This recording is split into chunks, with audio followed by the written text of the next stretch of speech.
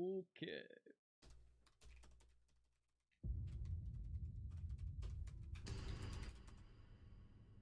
Morp 73 was first.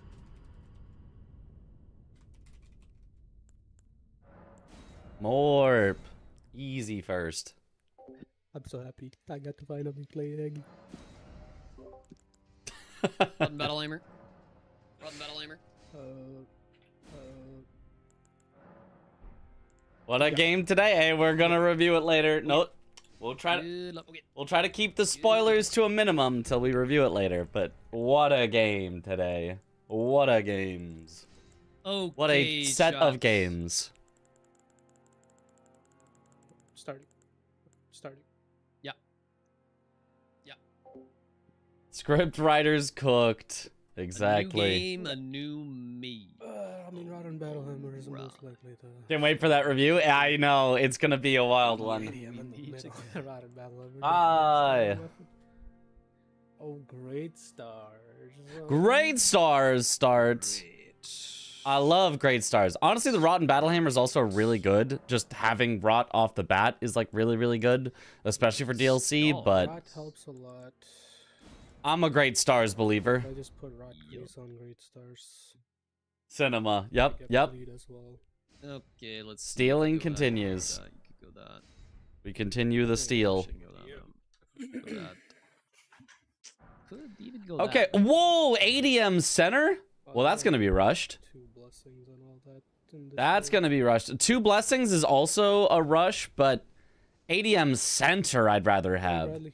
Two-handed you could go for early. Larval Tears you could go for early. Queeland and Bellarat you could go for early. Mariga you could go for early. 23-12.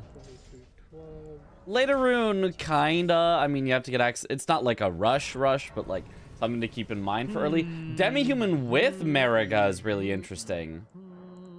I'd probably go ADM, hope my opponent goes like Blessings of America, Larval Tears, and then hope that my ADM is enough progress that I get Demi-Human Swordsman and Mariga, is probably what I'd do on this board.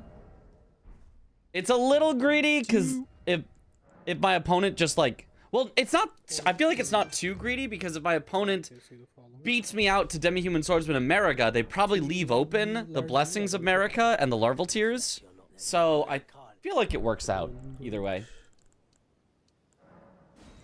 Are the countdowns different? Because their streams have the lag of their streams? Or do you mean of the two players, in which case it's just natural lag? If I keep refreshing them, they'll get close to being synced up between the two of them, but like small bits of lag just add up and you're, you know, you go from, oh, I'm a frame behind on Aggie's stream because one frame lagged, to, oh, I'm behind by seconds because multiple frames have lagged. So, Why is it morning? if you notice it, you can always tell me to refresh the streams real quick, and that should fix it, but it's not a big deal either way.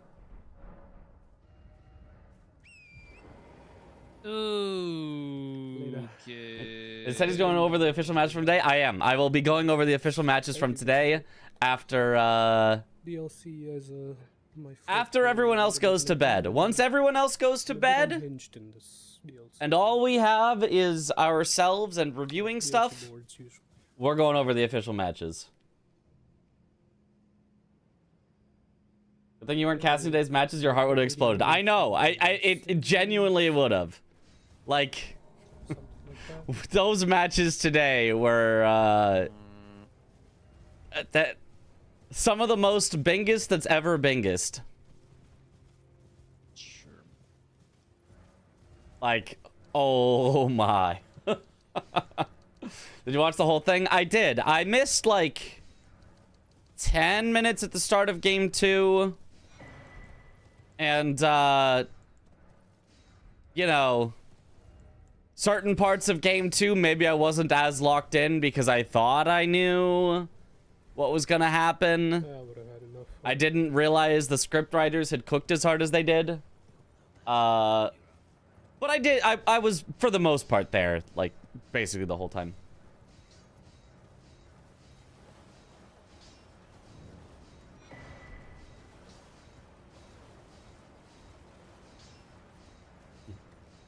Make sure to eat your cereals. I love cereal.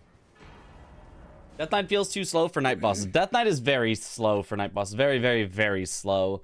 Like, the thing though is night bosses is kind of slow in general, so I actually don't hate going for a Death Knight got the as a knight. Like, I don't mind actually doing a Death Knight as your first boss with knight in the name, then finish with other two. But I hate doing two other bosses with knight in their name, then going for the Death Knight and hoping you don't get sniped. But if you go for Death Knight and your opponent takes 3 bosses with knight in the name, you're like, oh, okay, that's fine. I still get 1 square out of this, whatever. So, I'd say there is still potential synergy, just, like, don't greed it too hard. That's all I would say. Who's best after Edred and Solitary Jail Knight? Well, Edred and Geru are the 2 best. Solitary Jail Knight you only do if there's synergy, such as mausoleums, NPC bosses, NPC dropped weapons, or DLC armor sets. He's got a ton of synergy, but if no synergy exists, then you can what exactly is going on here? Instead just do Geru and Edred. It's Bingus. Aggie actually skipped up a little faster here than Nike, but Nike's going for ADM. Larval Tears and Blessings? America right now. Okay, Aggie is going Larval Tears, Blessings of America. So he's taking the opposite line to what I would have taken. I would have been taking what Nike is doing here, the ADM rush. But both reasonable things. Rolana, Rush Blessings of America. If you're strong, Rolana is quick because she's quick to get to, but she's much harder and much more incident prone than the Black Knights. So Sure, if you hard rush it, you have it. if you want to rush bosses with knight in the name, you should do the Black Knights. If you are doing it later in the game because nobody has gone for it, then yeah, Rolana is a good idea. You just need to be strong enough that you're not gonna possibly die to Rolana, and or just have a really slow Rolana fight. Nice skip by Aggie. Good TLEA skip. Pressing question I sent you in Discord, and hello. Pressing question. Is this FPS dependent? How would I know? I don't know what skip that is. Hold on, let me take a quick look at it.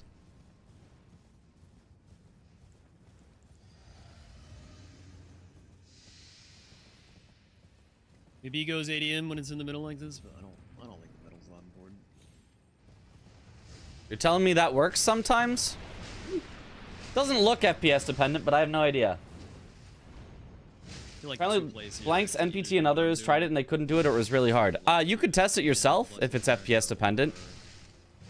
Grab the FPS fix from speedrun.com and test it out yourself. Okay, nice 2 Blessings America by Aggie. I like it. I like it.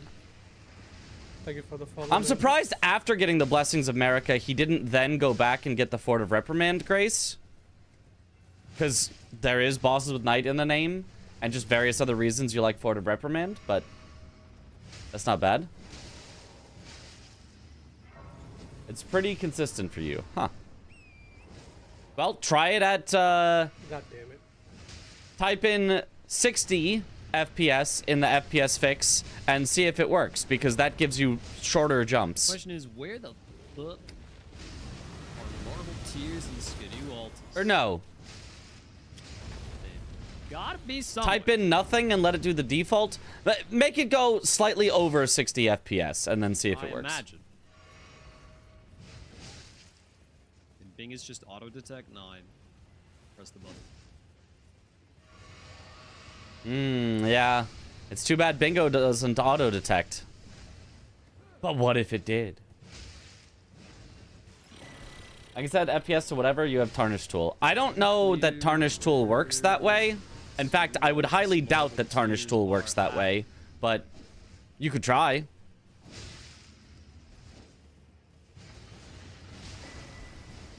I mean, like, there has to be. That sounds There more has like to be Tarnish Tool would someone. give you an unlocked FPS rather than Tarnish Tool would blue. change the entire way the game operates to make sure your game stays at a certain frame rate. I highly doubt that it does what the FPS fix does. It would be kind of silly if it does. There's ADM boss for Nike. Very nice kill. 1-to-1 with Nike already having Southern Coast access, or Southern area access is really good. Is he gonna go from here? directly for Demi-human. demi-humans? Yeah, that's what I thought. Where's Aggie headed? Is he headed for Death Knight? Chat, is this real? Death Knight does have good synergy with both Catacombs and bosses with Knight in the name, so like... It better be. Maybe, but... Seems a little odd to me. No, he's heading back for Larval It Tears? better be, man. Oh, he went a weird... He skipped all the stuff. He's going back for Larval Tears. These are not the fastest Larval Tears. If so... Maybe it's some synergy with Death Knights. He's grabbing this, and then... I gotta... If this is for Larval Tears, we gotta tell him Betting on it. that this ain't the way to go. He did that just for a perfume bottle. Which, there is one. But, like, you don't need that now, Wait and right a there, on the skidoo? way to the church. Weird. That's what we're saying. There isn't a game on Sunday, correct. Correct, there's no game on Sunday. Next will be Thursday. Yes. Alright, have a good one, Max Stank.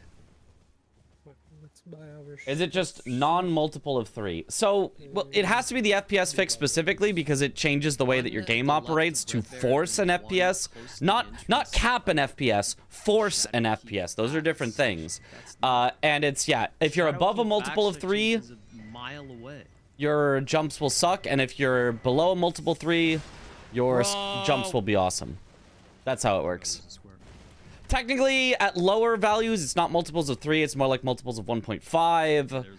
because it's like, actually, technically, that's the way it scales. It's actually by, like, percentage. It's like every 5% or something. Really not a fucking... But whatever. There's not one by the church? Close enough. Are we sure? You see the games today? I did, and we're gonna review them. We're gonna review them later. We're gonna review them later. I did see the games Is that Church today. of Crusade? Is that what that is? Oh, they were. Is- okay. They were. Holy shit! Fucking. Oh, thanks, Ria. Can you explain how skips are related to FPS? Like why some skips are affected and some not? Every jump in the game is always affected by FPS. Great knowledge. However, some are lenient enough that it doesn't matter that your jump might be short. Short jump? Oh well, made it anyway. Not seeing If I have to jump across a gap that's this big and my jump goes this far, I'm gonna make it every time.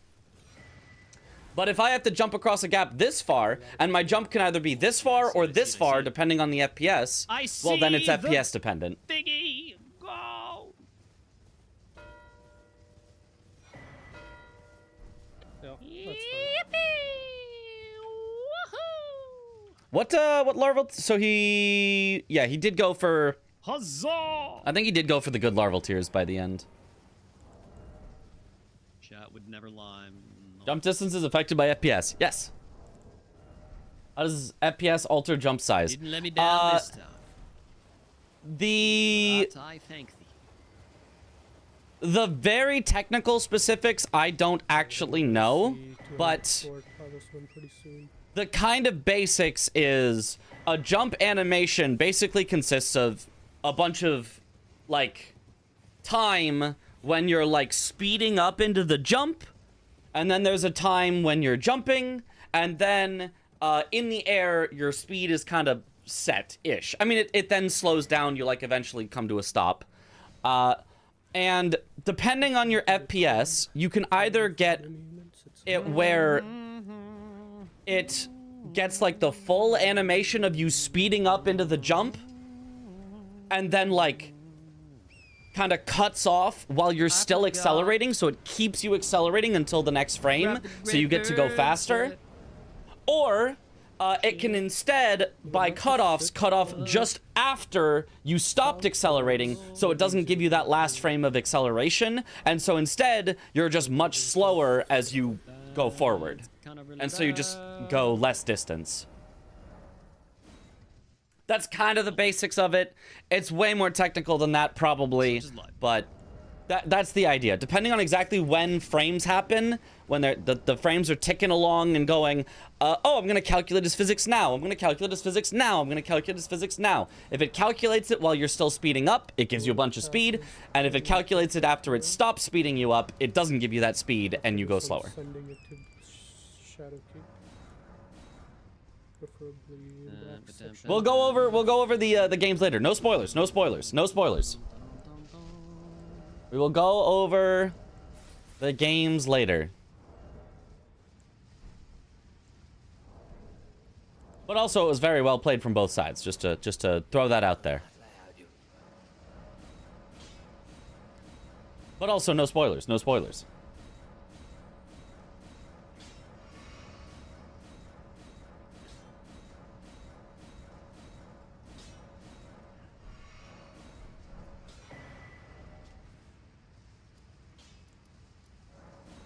Okie dokie.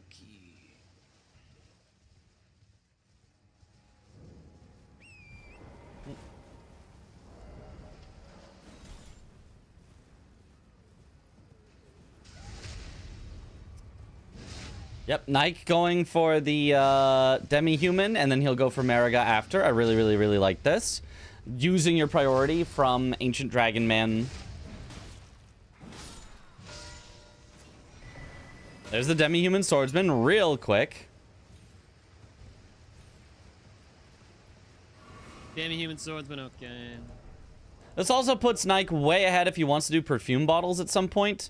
Making the perfume bottle that Aggie took a ton of time to go back for really less important.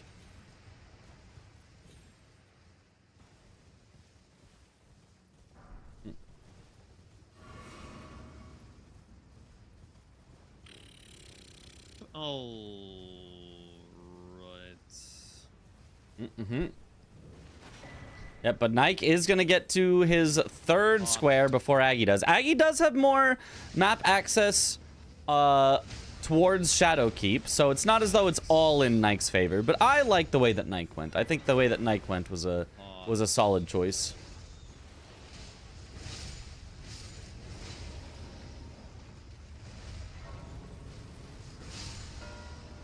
Chat, is there a hefty crack spot by two-headed sword? Bong. 3-2? Say that there is. Today's games were indeed some of the games of all time. They really, really, really were. We'll go over them later. Someone possibly please look that up. Games were amazing today, but it's low-key pissed me off how toxic a lot of the audience members have been about the whole thing. Yeah, yep, yeah, no. Does anybody maybe know? It is unfortunate that a lot of chatters will be like, ah, somebody lost? That must mean that they're bad at the game, and I'll say, you know, haha, how bad they are to have lost. Ha ha ha ha. It's like, baby. shut up. Oh, fuck. I had pump 33 strength. It's like, obviously, really good players making really good plays. Somebody has to win and somebody has to lose.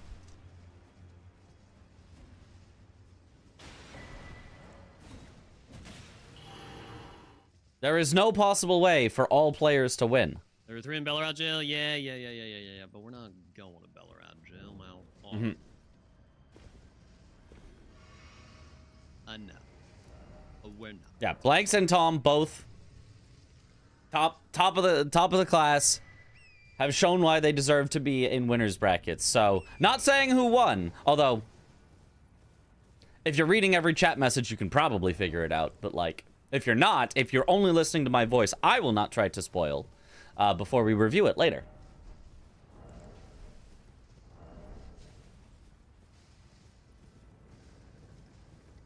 Do you have a preference for watching DLC or base game? Surprised there's not. I think DLC a bit, but a lot of that comes down to I understand DLC more, so I can better feels like there would follow everything that's going on because I've played DLC bingo. Don't you think, chat? I don't know that I'm like, oh, DLC bingo is better, but I think I do like watching it more at this point.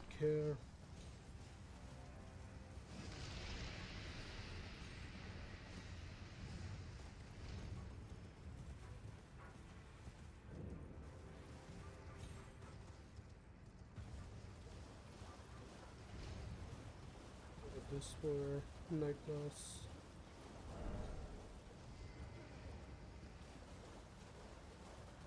Vibes. Also, can I just say, it still annoys me that Nike has not turned on his UI, and it keeps just going away and popping back and going away and popping back. And it's really annoying visually, and I hate the way that it looks. And I can't believe that's the automatic thing that Elden Ring starts with. I genuinely think it looks bad. I do not think it looks good whatsoever. The number It's unhinged.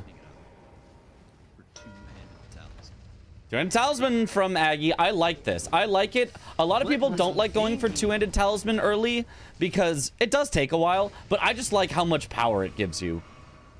It's free talisman, which is effectively worth, you know, a bunch of runes that you didn't have to spend, but it's also like the best talisman in the game. Like, just the best talisman in the game. Okay, I thought it was. So you're going to be faster on everything from then. Even if you possibly lose really just doesn't out on a square because of it, everything sent from then will be faster. Or circumstance about it. Found quick parkour near the Grace for it. Oh, really? Lo and behold, it just is one. Auto hide HUD was done so well in Sekiro. I wouldn't know. I have the HUD on at all times in all games because the whole point of a HUD is so that at any point that I'm playing, I can have the information. That's the point. It's a heads-up display. As in, it should be displayed whenever I want it, that I can just glance over and see and go, oh, okay, I understand now. The point of a heads-up display is not so that it can be not there and only appear when I'm actively in the middle of getting hit, and then I could go, oh wow, I just got hit. Look, my health isn't full. I want to know right now. But immersion, it takes me out of it. Do you guys disagree? It takes me out of it whenever I notice it going away or notice it popping in. My eye gets distracted and I look over, and that takes me out. I have less immersion with auto hide by a lot. I hate it. Also, why did Aggie go Turk Talisman? Oh, because he's going Chief Blood Fiend. Ah, I stopped paying attention for a second in my rant. Oh, okay, yeah. 6 Skidoo already? That's fucking nuts. Chief Blood Fiend feels like a slightly strange one to go for right here. It feels a little slow, but it's not horrible. I just feel like I maybe would have done it like 3 or 4 squares later than this. Like, I'd do it before a lot of these, but I just don't think I would do it before some of the others. I agree with Mitch on this rant. Thank you. New solution, disable HUD and make a new one with weak auras. Now that's a World of Warcraft player if I've ever seen one. Don't need to look at my HP bar if I don't get hit. What about your stamina bar? Huh? You need your stamina bar.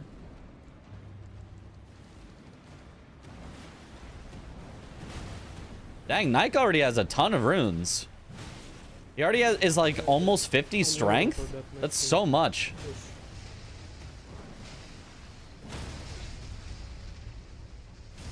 Okay, both of them in a fight here. Knight going Hippo, I think just so that he can get later rune. There's no real need for Hippo that I noticed. It does also help you get a bit towards level 10 Skidoo. It's not fine with me, bro. Terrible for that. But I think this is probably more of a backside Shadowkeep game because there's Giant Hand and the Finger Ruins Dio. It actually can be about as fast for getting to like Mesmer for the Sealing Tree.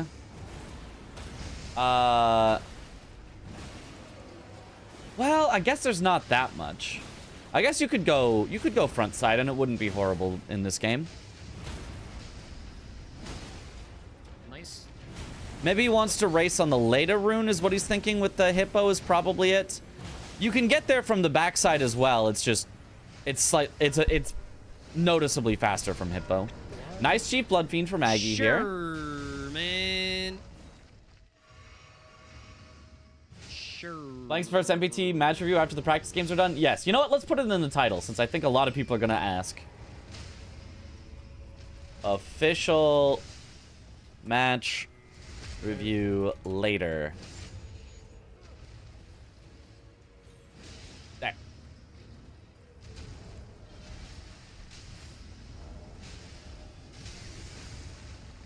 I remember having to keep twice as much of an eye on stamina and Neo. Yeah, Neo is a different beast. Neo is Neo. Very different. Game. Oh, he pivots out from Hippo. Well, it's probably for the later rune. So he does the Hippo first. The reason you do the Hippo first is multi-layered. One, you have to break the rune in order for them to talk to you and for you to activate all this dialogue. Two, if you get sniped, you'd rather have Hippo dead rather than have dialogue done that means nothing. And three, you're going to already be heading into Shadowkeep, so you might as well do Hippo there, and it saves you warping. So that's all we talk about these days. It's just so good job by Nike to recognize the fastest ordering to do this in.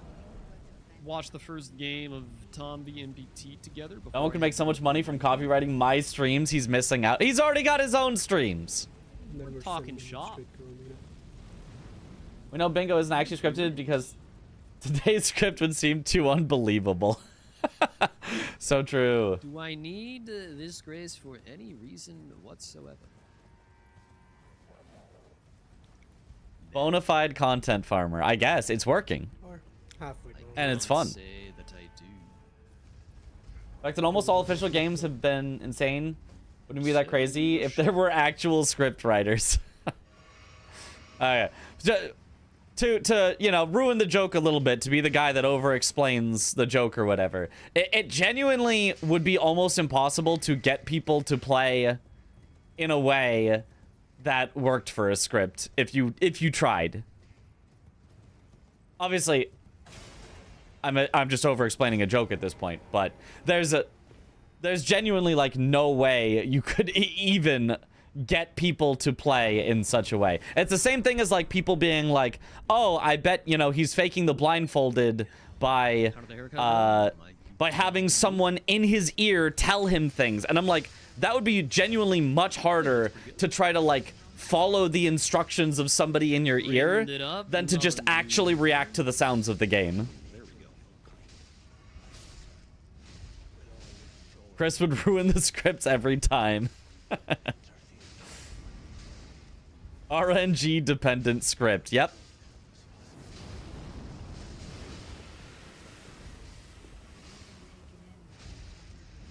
Yeah, the script says you get unlucky on this fight and lose the square, whereas the script says your opponent gets really, really lucky and wins the square by 1 second because they get really lucky on attacks. Can you guys make that happen? Pre-recorded then, surely. Surely. I believe there's Bingus prize. Can I sit here? Oh, well, all right, Parky. I guess you can sit here.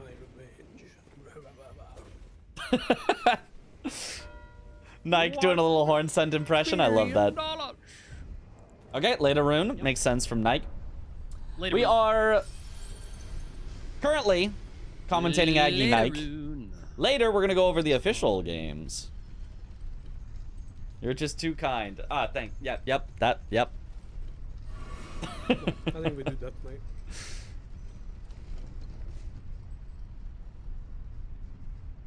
Obviously, the Bingus mod is just seeded with perfect RNG for all the boss fights. So true. That must be what it is. Why didn't you commentate your matches? Well, because I was napping. Because it wasn't my stream time yet. I was watching your matches, and then I was like, holy, I got up too early for Bingus. I need a nap. Excited for you to go over Tom vs NPT. I'm excited to go over it as well. I mean, I've already seen it. I know everything that's gonna happen, but like, exciting matches. I'm stimming. And what did you think? Sorry, Joe. I think that what I said holds. That the first and foremost thing you need to be able to do bingo is you first need to know and have confidence in all of the individual parts before you try to put it together. You need to practice every boss with terrible weapons that you might be forced to use in bingo because it's weapon randomized. You need to... Ooh, 5 hefty pots for Aggie. Very nice. He didn't have to do any of the slow ones either. Very nice. You need to practice all of the squares individually, all the different places they could be so that you have those all in your mind. Because if you can't kill a boss, then your plan while you're playing is going to be like, oh, I'll just not do that square. But now you're making bad plans. And if you don't know where every like place you can go is for the squares, then you're not making good plans because you're not, you know, going to get all the synergy you need. So I think you can only practice planning and playing once you have mastered all the individual things you need. You have to start small, then you have to build up. I think that's how you practice any speedrun ever, and this is effectively a speedrun. I would agree. IMO. But only to an extent. Well, to the greatest extent you think you can. Like, if you don't think you can get any better at a boss, then yeah, practicing it more wouldn't do much. But if you can practice a boss and get much better at it by practicing it, then I think that's like always worth. Ooh, I like Aggie going for Romina here because it's got synergy with burning the ceiling tree, so we can hold progress. 9 total. And I like Nike going for Death Knight because it's got synergy with Catacombs and bosses with Knight in the name. Yeah. Yo, lovely to see you, Sarah. Couldn't practice all the bosses for the next 2 months. Would be better than everyone. But no idea how to look at a board then. Yeah. I just mean the order of operations. You're gonna practice bosses, right? Presumably you're not going to not practice bosses at all. So it's just like the order that you should do things in should start with the boss practice, whether that's 1 week or 2 weeks or whatever it is, and then work on the planning. Because I just don't think the planning is going to be very effective when you don't even know what you can do yet. Like if CBD says, oh, the optimal thing right here would be to go kill Vike, and you're like, well, I can't really kill Vike, then like, it's like, oh, well, never mind then. Whereas if you can kill Vike, now all of a sudden that's open, and if you're thinking about the plan, you go, oh wait, Vike would be good here. You get all the possibilities in your brain. That's what I think. Does Elden Ring have a practice tool akin to something like OOT? Not quite like that. Cat alpha buh. Alpha buh. Alpha buh. Alpha buh. Yes. Play a game, bozo? Nah. Wait, what is up? Not when I can farm free content. We've got thank you for the prime, dude. That's crazy. Honestly, once this preseason is over, I think I want to get better at Dark Souls 3. I think I want to do some Dark Souls 3 speedruns or randomizer speedruns or something. Parky has that emote. Infinite content glitch. She uses it all the time.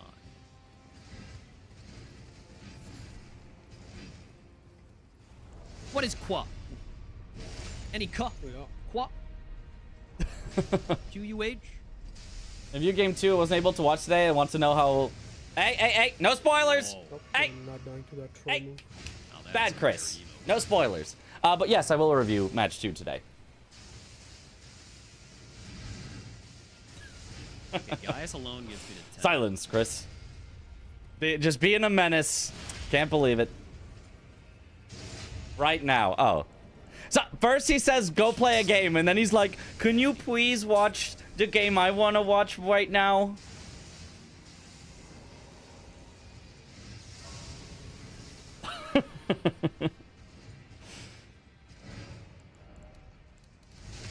We'll definitely go over it later. It's gonna be a fun watch. If you have not seen it, it's maybe the wildest game yet. And there have been some wild ones.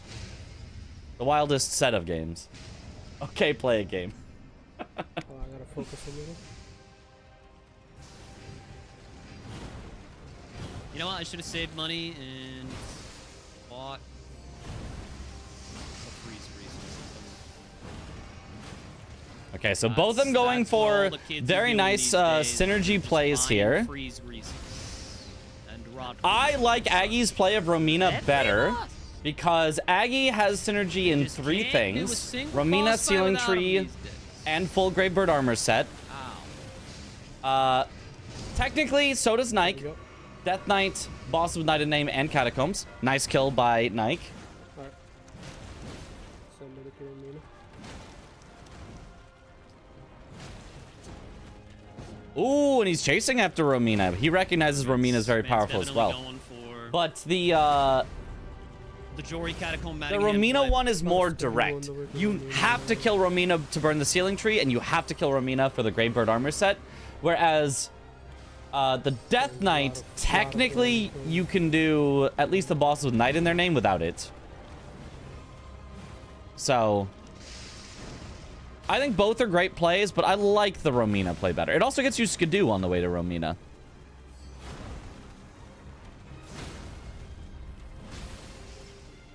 Try to lose years of your life to the stress, yeah. I often feel like Bingo could use some chat interaction. It's casual, but in real games, it's too hectic in reality. Yeah. Technically, you can chat.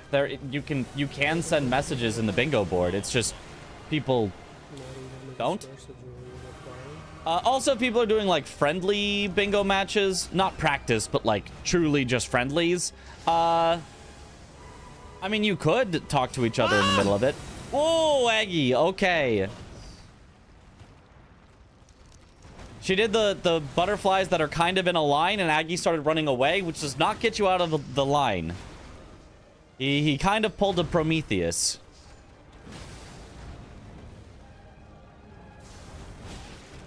Ooh, not quite the right dodge there. No throwing, no throwing. I don't think I wanna send Jory. Just heal here? Yeah, Unless yeah. he marks Romina like right now, then I'll just send Jory. I love Romina. Romina's a really good boss. What country is Nike? Nike is actually just a ref. I say just a ref, but like, the refs are really good. Oh my god! Stop! Just knock it off! There it is, 6-5. Nice job by Aggie. Jesus! Nike is sick with it. Yeah, Jack crazy, man. obviously did great in the preseason. I need to send Gray, now a competitor for Team Serbia. Yo, happy Mother's Day party. Nike, I guess, just not. Knew he was going towards Romina when he marked Hefty Pots. Scratch give That you was a his call. last one. Doesn't fit in one of the current countries. I don't know. I don't Or one know. of the ones. Does he have motion blur on too? But Do I think see instead of motion Death Knight, if I blur? just sent Romina as well, I would have got it. Okay, you know what? That's why he wasn't invited to Bingo Brawlers. You can't have motion blur and Pretty long auto fight. hide your UI on and expect to be taken seriously as a Bingus player. Bastard. You just can't. That disqualifying right there. Ew. If I remember correctly, Nike is Indian. I think that's actually correct. So maybe if there was a second player for a Team India, That's Maybe? not bad at all. depth of field, chromatic aberration, motion blur, bloom. Let's get some lens flare. Oh god. And so Nike actually heading for a second catacomb, I think is what he's doing He's definitely here. ahead on that on companion, so Which Bingo is line is Jory, not which also gets him the Matting Hand NPC. So it's getting more priority. It gets a second square and gets him priority on Matting Hand. I don't mind this at all from Nike. I think this is neat. Aggie, on the other hand, heading for the Giant Hand and the Finger Ruins Dio. A great, fast one to do. I think both of them have chosen really, really good squares so far. Neither of them seems to really be threatening any lines, but I think that might just be kind of how they play. I don't think either of them thought of a line at any point in this entire game. Like, even a little bit. So as far as a majority game being played by both players, I like the squares they're going for. Any reason to have a grace? Aggie and the Giant Hand have beef, yeah. He's wearing armor this time, though. Yippee! A message earlier this week, I was looking at the correlation between marking a square first and winning the match. You said 20 matches would give statistical significance. It's been 20 games if you're interested in the results. Too much early stuff out of it and do you want me to actually do the math? I don't remember off the top of my head the exact calculation I have to do for it. It's the square root of p times 1 minus p over for the to find the standard deviation. I guess I could look it up. I could just remember and look up the standard deviation not getting that heel skip really hurt of a proportion. Sure, give me the results and I mean, I'm sure it's statistically significant, but like it just kind of genuinely has to be with with the fact that, of course, the person who marks the first square is more likely to win. Because there are going to be matches where somebody just runs away with it at the start. And it's not those tombstones. Somehow. Does Bingo have the availability to do stuff like 2v2 and such? Yes. There has been, in fact, multiple full 2v2 seasons. I hate the way that Nike's game looks. 4 more. Oh, on an elevator, it looks so bad. You shouldn't even have motion blur on an elevator. There's not even relative motion to the camera, so there shouldn't even be motion blur. It looks so bad. I love FromSoft, but they are not.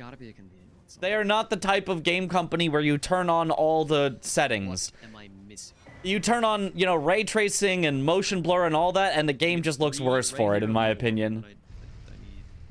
Tom Blanks earlier with cinema. Yep, we're gonna watch that later. I'm planning on getting the Mesmer one. And then I need one more besides that one and this one. What's the proportion we want to test? 14 out of 20? The proportion would be 10 out of 20. We want to test the null hypothesis that there's a 50-50 chance that whoever wins the first square wins the game. Which, of course, is a silly null hypothesis, but the only one that can reasonably be kind of stated. Because otherwise, you're just making up some random percent for what percent you think it would be. Whereas 50-50 at least is something we can be like, is there no correlation between winning the first square and winning the game? The answer is no, there is some correlation.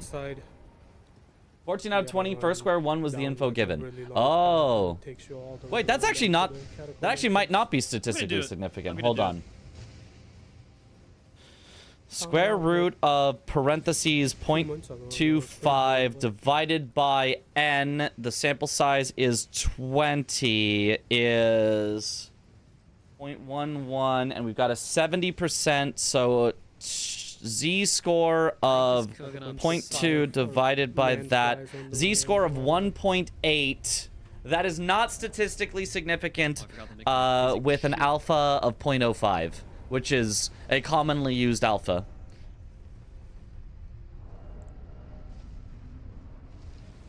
It's less than 2 z-scores away. And if you have no idea what I was saying, don't worry about it. Math stuff, statistics stuff. I should have spent my money. We would actually need more data points to say for sure that it's not a coin flip of who wins the game based on who wins the first square. I walk in, we're immediately talking stats. My people. 0.05 is the universal p-value to hit. It depends. It depends on the purpose of what you're doing. Ooh, Aggie trying to take away bosses with Knight in their name. Shit. Oh, he got his block broken. Good thing Lad of the Solitary Jail does not know how to riposte. Otherwise, Aggie was definitely dead there.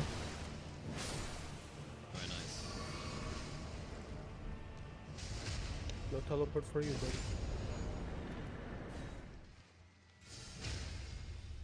Now this is a bit scary for Aggie because he doesn't know what Nike has been doing. Nike could have been going for a second Death Knight Catacomb to get the No teleport for you. bosses with Knight in the name.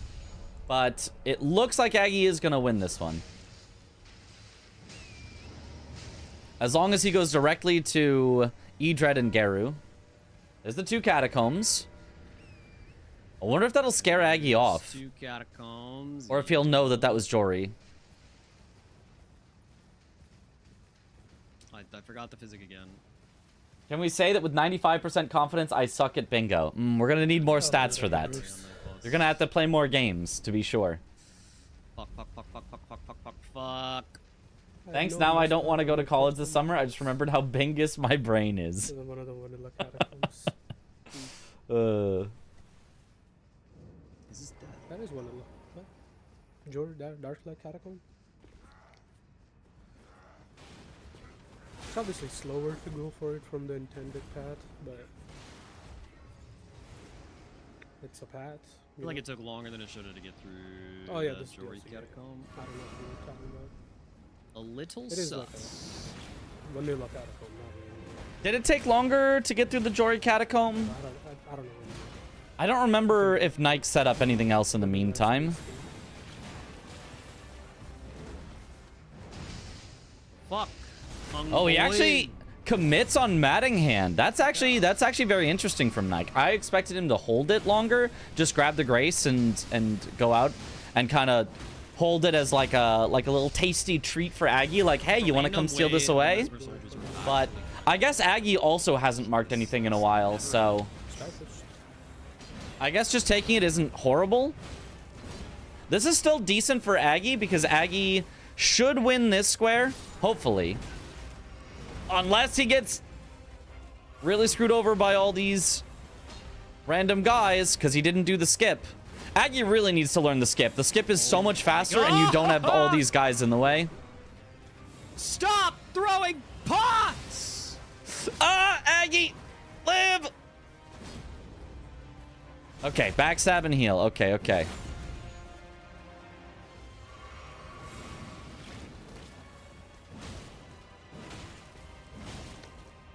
I think that was dumb of me to not grab the castle for Grace a little You bit. fall down there.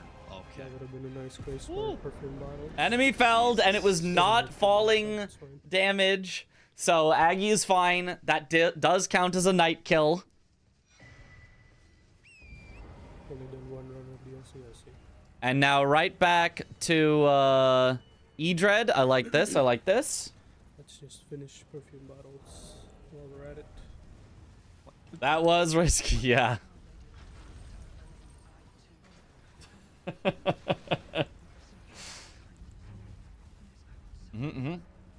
Narrowly dodging the refs. The refs being me. I'm the ref.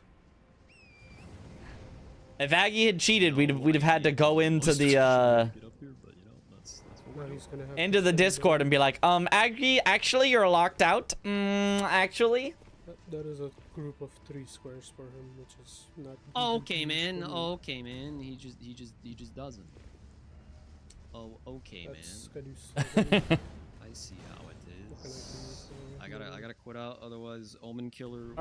Actually. Got him. That's really cool. Had it died from fall, that's a lockout. He just wouldn't get credit for it. He wouldn't be locked out of the square. He would just have to know that his count would still only be at 1.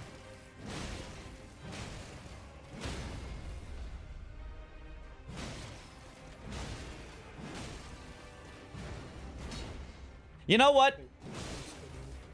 I keep saying I am happy about my decision not to be in the season, but I kind of wish I was in the season only for one reason, so I could show people how strong actually getting set up and getting like Blade of Mercy is. Perfume bottle, which is gonna be the one by.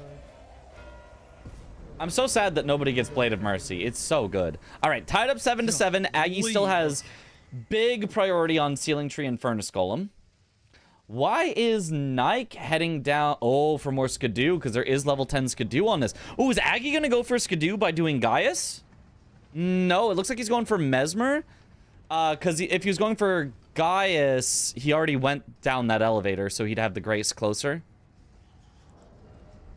Aggie playing with a little bit of fire, holding off on progress on Giant Hand, Ceiling Tree, and Gravebird armor set. That could possibly get sniped away. But it looks like it's going to work for him. Looks like Nike... Oh, wait, maybe not. Nike may be heading... Although, even if he gets all the way to Romina, that's not going to let him burn the Ceiling Tree until he gets Mesmer. So Aggie's still way ahead on that. Then do it. Play a game. We have to punish him. How am I gonna... I'm busy today. I'm busy. Study 10 at this point is Gain. important. You know, when you get back, if you need practice and you want to match me in specifically DLC bingo, because I would not be helpful at all in base game bingo. So dumb. This is actually so dumb. Then sure, challenge me. Challenge me when you get back. I thought of a scoop. I did it. Alright, he just did 3 now. Potential bingo man. I'd also No, be wait, I willing already to do some matches with Parky if she wants that for practice, or just coach. I'm also down. It doesn't have to be like we're facing each other. I'm also down to just be like talking her through or showing her things or stuff. Or honestly, any of the competitors. That's easy. That's low stress. Playing games and probably losing a lot because I'm very out of practice is like, man, now I have to practice just to help other people practice is like such a daunting task, it feels like. Near the curse blade. Yeah, I got that pot, dude. Mentor Mitch. See, that's what I want. Like, the idea of helping people get better appeals to me. The idea of practicing bingo myself to get good at bingo myself, to play bingo games myself, to try to win is like, eh. It's alright, I guess. Wanna greet it with a But helping people get better, that's my jam. Too much of that teacher mentality. Coach doesn't play. Study can be marked whenever. Is there a perfume bottle near Romina? No, the 5 perfume bottles. There's the 3 basic ones, which are in front of Fort of Reprimand. Oh, well, Aggie just died. In front of Fort of Reprimand. Had to have been a better skidoo to get than that. I Positive. got so distracted by Aggie. Buy from Tialier. Next to the rolling giant lightning ram. Those are the 3 basic ones that everyone would go for. And then for your 4th one... God damn it. Oh, wow, he already got level 10 skidoo? Wow. What it do? Is either in the Lamenter jail, which sucks, but it is a jail. There's 2 jails on the board. You know what? Okay. Or Midra's Manse, which Nike has access to because he's gone down past Jory. That diagonal blindness, So, it'll get you. in this game, I highly expect Gotta watch out for that. it to be the one in Lamenter jail. Highly expect it to be the one in Lamenter jail. Might be walking myself into a snipe. Who knows? But I can feel that. It can be more fun to help and watch than to have to be the one doing it. Yeah. It's mostly just like, I'm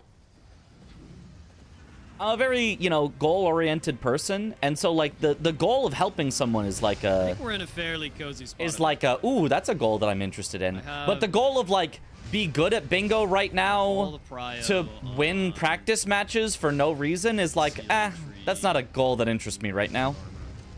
Right, winning a bingo season, now I'm into practice, right? That's a goal I'm in for, but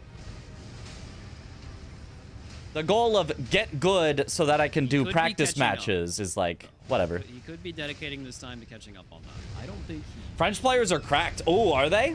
I haven't seen them practice maybe yet. After this, I mean, they're obviously cracked. They're cracked, like, just in general playing the game. Like, they are just some of the best players, period. But I haven't seen them bingo yet. I really wish I got... If you craft strats with Parky, that would be fun. Parky could be lethal, yeah.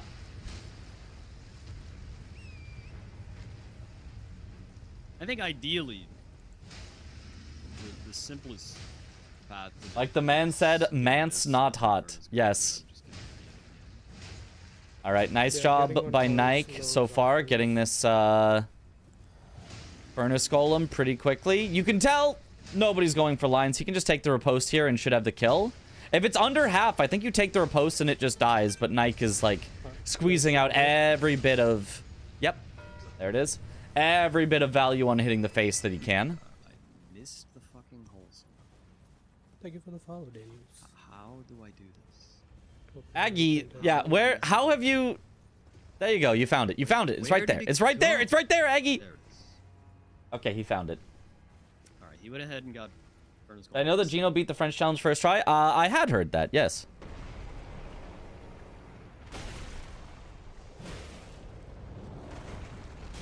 I heard that there basically wasn't even any, like, things that you normally see in the French challenge of, like, oh my god, this super scary moment, because all of a sudden there's, like, an aging untouchable that he just kind of had smooth sailing. It's like, oh, wow, that's fortunate. But I don't know, I didn't watch him do the this whole guy thing. doesn't I'm not actually watching a finish 20-hour the run or does however long it took a him. lot of fire damage. Whoops. So all I have is secondhand accounts of what How long happened. does it sleep? I Like knew 30 that was gonna seconds? happen. Do you think more players should go for lines rather than just As soon majority? as I accidentally I got think it that hit, depends. I knew I Also- should've followed up with that. I should have just chugged and prayed that I got it off in time. Rip Aggie, what happened? I looked away.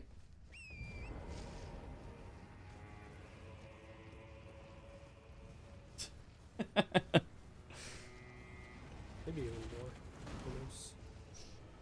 Was that the official match? Yes. The official match is the Yeah, it doesn't give you iframes. if Tom you versus call Blanks, the torrent NPT versus Blanks that we will look at after this. while running, but you get iframes for calling torrent and getting off torrent while being neutral.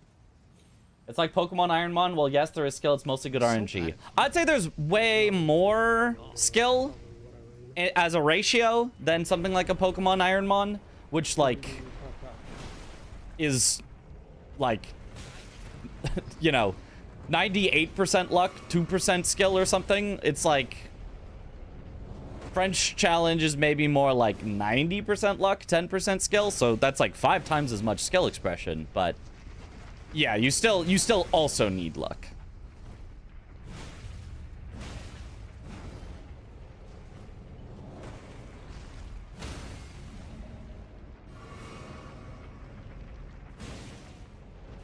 Should you watch the official match or watch the official match? Up to you. Up to you. Do you want to hear my commentary on it, or do you want to hear the official casters? Because I will probably do it muted and just talk through my own thoughts. I think. Either that or we will pause every so often, because I don't He's in back section. usually like talking over the commentators. I feel like it gets muddled. So we can either pause a lot, or I can go through it muted, and then I don't have to pause as I'm talking through stuff. Waited specifically to hear your commentary instead. Aha.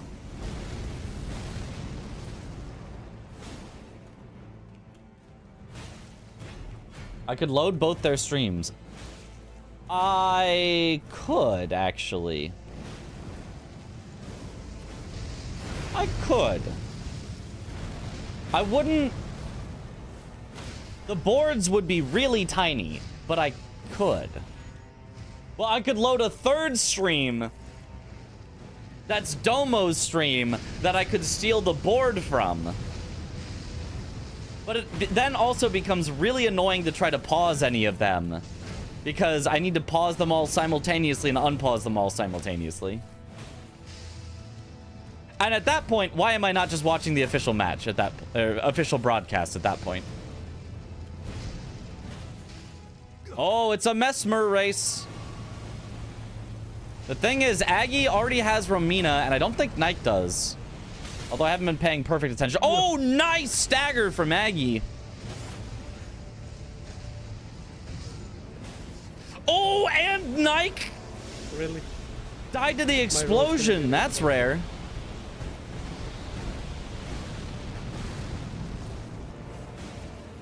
Not only did it get hit, but I didn't even think it would do that much damage. Well, now Aggie definitely is going to at least win the Mesmer race. I mean, I think he was going to get the square for Burn the Ceiling Tree first anyway, but... Also, I think I forgot to mention, there's Ceiling Tree, there's Graveyard Armor Set, there's also Leda and her companions. So Aggie will be ahead on all of them. That puts Aggie to 12 squares, so all Aggie has to do is get one more and then take the things he has priority on, and Aggie actually just wins. This is a great spot for him. Mesmer!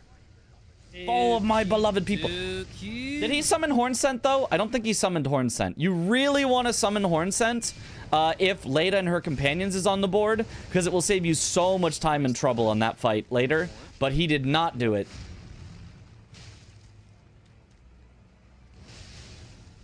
Mesmer is so hot. Literally. Imagine going to Bellerot first time through Enir Ilim. Oh, wait, maybe he is going to do that for Queeline in Bellerot? That'd be fun. Nice Burn the Ceiling Tree by Aggie. 10 to 8. Is this Nessanetta alt account? It must be. Now Nike is in a weird spot where he either has to try to win everything that's not in Enir Ilim, or he has to continue to Enir Ilim just to try to take one or two away from Aggie. Hornsent shouldn't be a problem with Great Stars.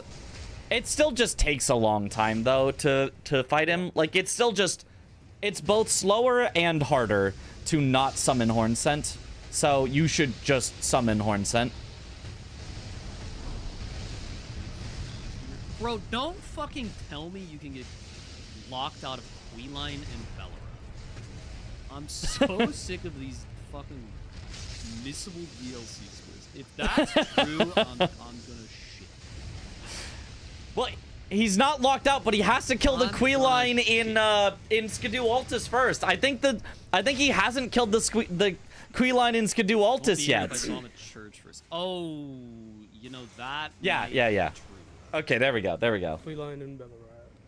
Okay, as long as it's not locked out via the Ceiling Tree. Oh, now Nike going to chase on that. Aggie should be further ahead on this. But Aggie still has to go for the Skidoo Altus one, so... Aggie, you do not need 80 strength. But, What's up, Luffy? How you doing? Aggie, 80 strength literally doesn't do anything. I mean, I think even everything above 66 strength literally doesn't do anything. The iris, of course, you won't be here. Bro, you can't give him the iris until you... Because if you're if you're two-handing, that puts you over 99 strength, which doesn't affect anything, right? I don't know why I'm grabbing Skidoo. I don't need it. So 66 strength is the max strength that actually does anything if you're two-handing? No. I think Parky's right. It goes to 99 times 1.5? Oh, okay. It still has got to be for basically nothing, right? Aggie still doesn't have enough endurance to wear a shirt. He could get 3 more levels of endurance and put a shirt on. Aggie, cover up. Cover up here. Still does something, it just sucks. Okay. Nike didn't talk to Hornsent after the fight. Oh, and then if he leaves, then he's also locked out of getting Hornsent away from the Leda fight too. So they both kind of made a mistake there. They're both going to have to go through Hornsent if they want it. I mean, maybe Nike pivoted out and he isn't planning to do Leda ever, in which case you don't need to talk to Hornsent, but if you were going to do Leda and her companions, you I could have got the should talk to Hornsent. The map advantage that he had, just let him... 15 endurance and plus 99 strength seems okay to me. Surely. Yeah. Oh well.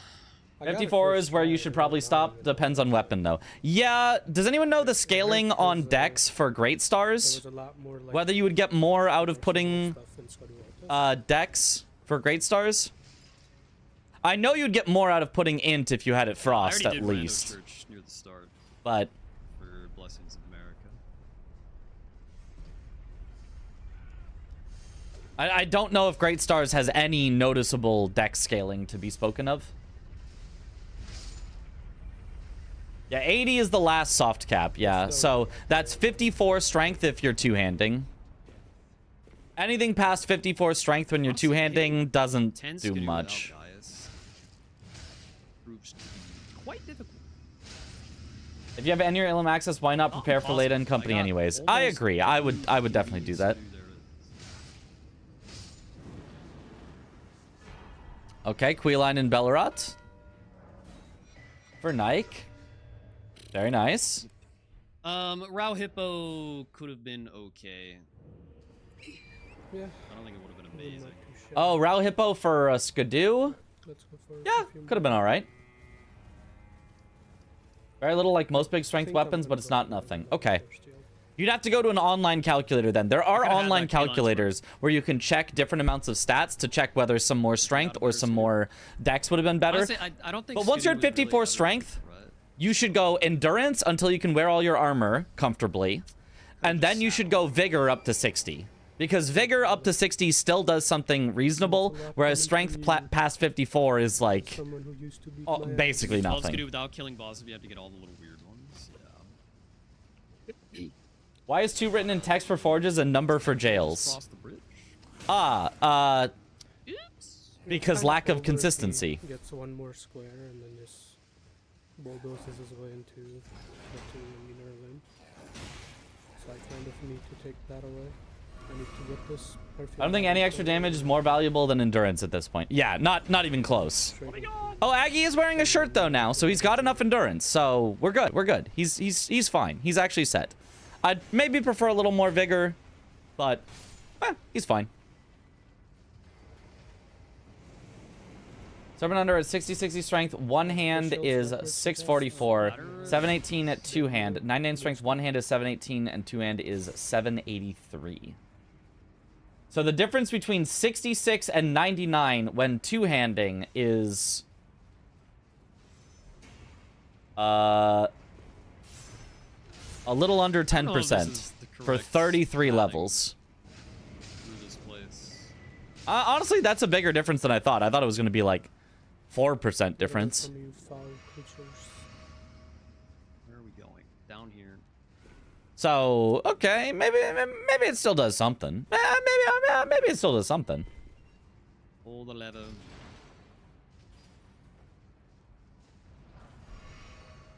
Endurance is kind of damage also since you can keep aggro longer. That's true. The stamina that you get from endurance is nice. 4 perfume bottles, unsurprisingly, in the Lamenter jail. Nike is probably going to finish out the jail. But all Aggie has to do is finish the forge and then go for the Gravebird armor sit and Leda, and he wins. So, unless Nike, you know, can snipe away one of those, which would be really tough, looks like Aggie's game. Yeah. 10% is the value of a sword talisman, so worth, I'd say. Yeah, except, do you know how much runes it costs to go from 66 strength to 99 strength? That's probably like 3 million, 4 million? Just as a random guess? No way you Definitely several million. I don't think he's killed 80. If you have the runes to spend, I mean. Yeah. But for those same 33 levels, you could probably increase your amount of stamina by can't believe I just forgot. so much that you can get more attacks in, probably more than 10% more attacks. You could increase your health by way more than 10%. Elbozo. You probably get 10% health in like 5 to 10 vigor levels rather than 33 strength levels. If you have any reason to cast, you could get some mind, which could be worth more. Depending on, you know, if you're actually using your Savage Lion's Claws or whatever. I think in most cases, 33 levels in Dex probably gets you more than 10%. Temple Town Grace, I could get the fast chest pieces. Or if you made it Frost, you could get more than 10% damage from 33 levels of Int. Like, it's just... It's not that it's nothing. It's just that it's worse than everything else you could do. Also, Aggie is making a mistake right now. Who can tell me how? Pop quiz time. Pop quiz, everyone. Pop quiz. Who can tell me why Aggie is making a mistake right now? Pop quiz. Matter. Efficiency pop quiz. But it is stupid. Hello. It is awful stupid. How do you practice bingo solo? I'm guessing the point is to bingo against someone. You practice the individual, like, squares and fights and knowing where stuff is and stuff like that. It's actually can be much more productive to practice solo than it can be to practice against somebody in some situations. Not in every situation. Depends on what you need practice with. If you just need practice with fighting bosses, you will get much more practice solo than trying to match with somebody.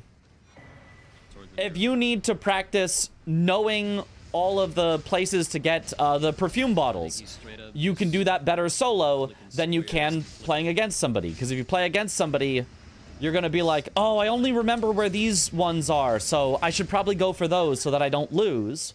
Whereas if you're solo, you're free to say, well, I only remember these ones, so let me try to figure out where the last one was. So Bird armor is in a near limb. Solo is more helpful when you're starting, and then against someone is more helpful when you're already really, really good, and you just need to work on the mind games and the snipes and the stuff like that. He's guaranteed to lose. Aggie's wearing full armor now. Am I happy? I'm very happy.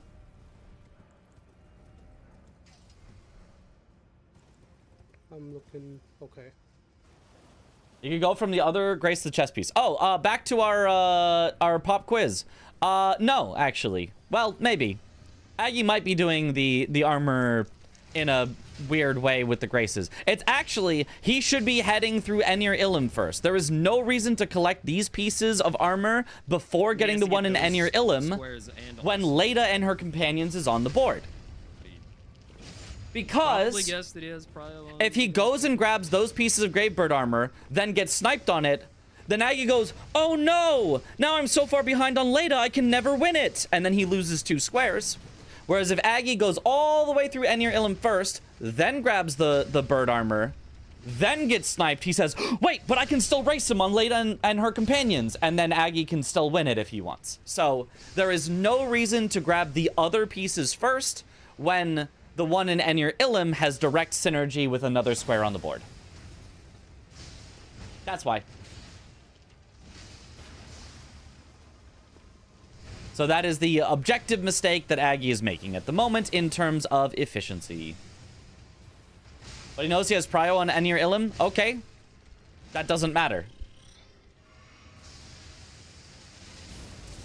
If you do one thing, you win 98% of the time. If you do something else, you win 99% of the time. You should do the thing that makes you win 99% of the time. I know he'll still probably win doing it this way, but that doesn't mean it was correct to do it this way. He still made a mistake that lowered his chance of victory, even if his chance of victory is still very, very, very high. Oh. The forges was totally fine. Doing the forges makes sense. You got priority, go get another square. It's only the Gravebird armor that he went for before doing Enir Ilum that was a mistake.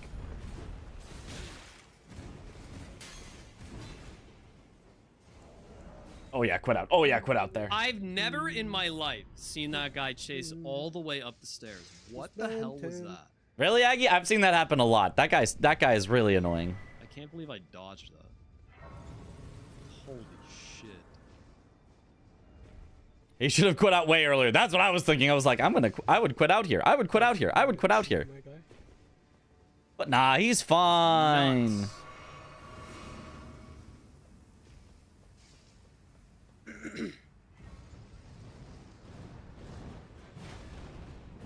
I know I should be like...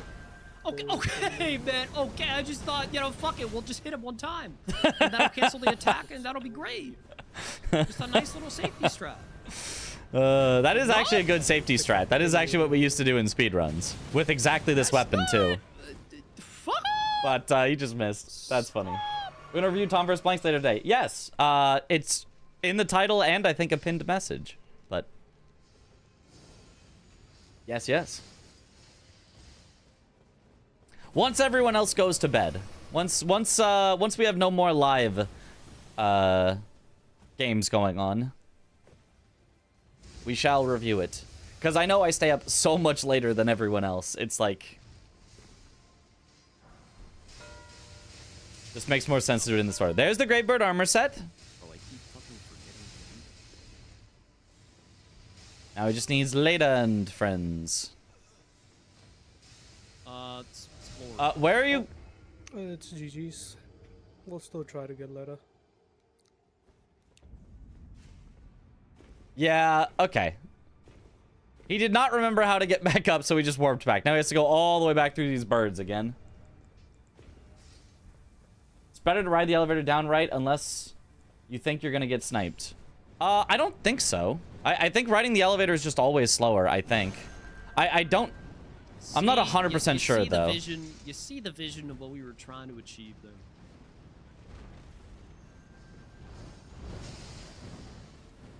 I just think what I would have done... and maybe this is too much cowardice from my side, but I would have gone all the way to the Leda Grace and then gone backwards to the Greybird armor, grabbed it, and then ported back to the Leda Grace. I think that's, like, faster overall for getting both squares done, although theoretically could have gotten me sniped, so I don't know. I guess really lucky Nike died there. Yeah, Nike actually would have been caught up, like, pretty much exactly. Well, then, yeah, I guess I should have...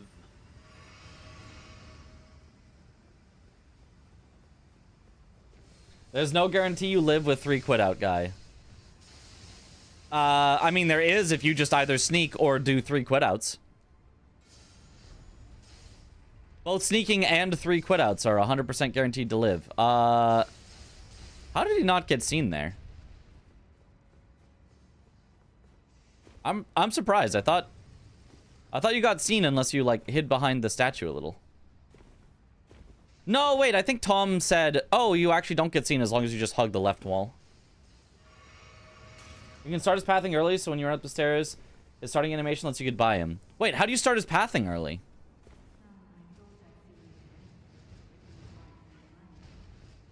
Yeah.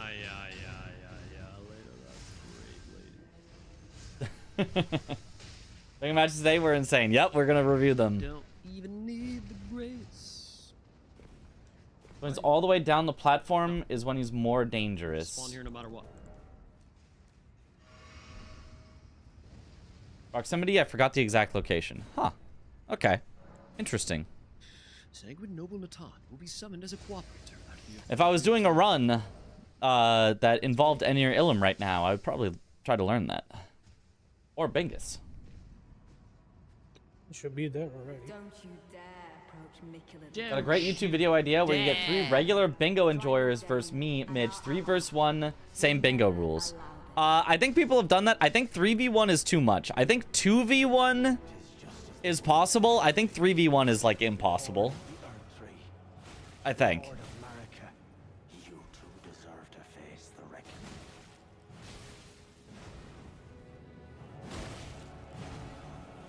Yeah, and Aggie did not summon Horn Scent, so now this is what makes it scary and also take longer. Okay, nice. He's got Horn Scent down at least. Idiot. Look at him. Well, woo! Okay, first off, I roll. Second off, Well, 3. well. The fuck do you mean through 3? Yeah, he throws a lot. He can just keep throwing them. No, wait, Nike. Nuts. That's where you... Nike ahead now. That's fucking nuts. Nike. I've never seen that man do that. Well, okay, never mind. He has to go through the chatting. We know we're gonna lose. Nike not ahead, but Nike not that far behind. There really was an R2D2 as noise.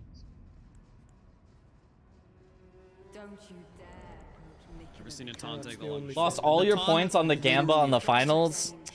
Unfortunate. He's a little bastard. Nike has a chance now. Fucking lackadaisical bastard. Unless he's just... Also, I didn't know that Horn Scent can't be rotted. Horn Scent can be bled and frosted, right?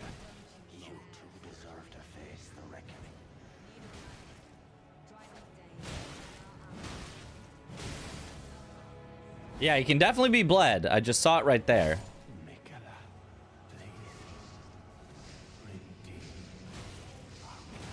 We're not gonna throw out 6 more, Dane? No? Not today? What? What's going on, Dane? Oh, there you go. Yeah, there he goes. His new move. Cool, man. Yeah, both of them having trouble with Hornsent. If Nike had actually talked to Hornsent, he might be ahead at this point. But because he didn't talk to Hornsent and had to kill Rotted. Hornsent and didn't get to skip straight to Dane, he's behind. He actually might have been able to get this square if he just remembered to talk to Hornsent after Mesmer.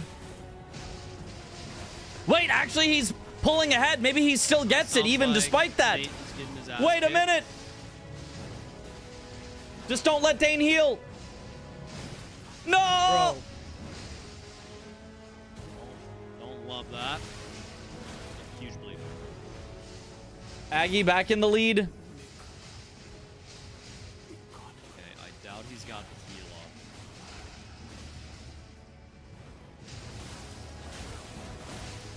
Aggie should have this as long as he doesn't die. He's way ahead at this point.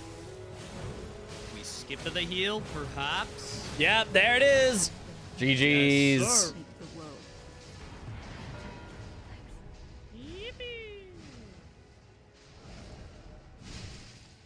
Oh, what a mess. Yeah. GG's. GG's. Yeah. GG's. Were you close? Oh my god. Yeah, Dane was the one hit, but then he got his flask off. That bitch. The voices. Yeah, I guess this time I fell for the ADM trap. Yeah, did you die to him? No, I didn't. I was first try, but I didn't get the heal skip. Yeah. Which That sucked a shit's little slow bit. as fuck. I don't know, there's a lot you can accomplish without fighting Dane. I felt like Nike had a solid start. Yeah, I realized like the 3 squares. Just kind of that fell don't even behind a require little like more in the really mid game. fast. Like the Romina versus Death Knight. Romina was definitely the better play. I'm guessing you set up a shadow keep a little bit in between, or did you go south? No, I didn't go south. Yeah, Dane was basically dead. Shadow keep. I genuinely think if Nike had In between. talked to which- Hornsent after Mesmer, I think The he sniped that level away pierce from and the Maggie. I two-handed think. sword. Oh, yeah, I set up pots actually.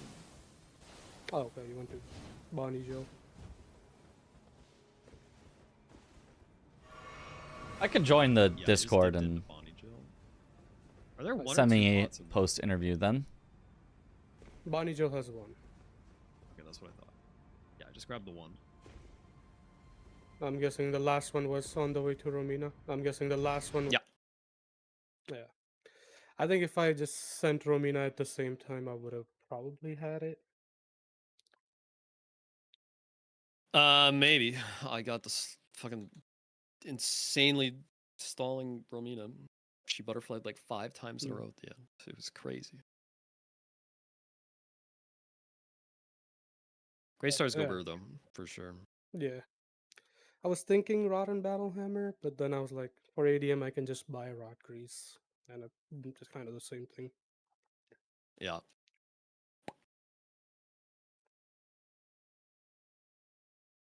Yeah. Well, that's it for me. Yeah. Thanks for the Thank- games. Thank you for playing me. Though you were the only one I never got to play.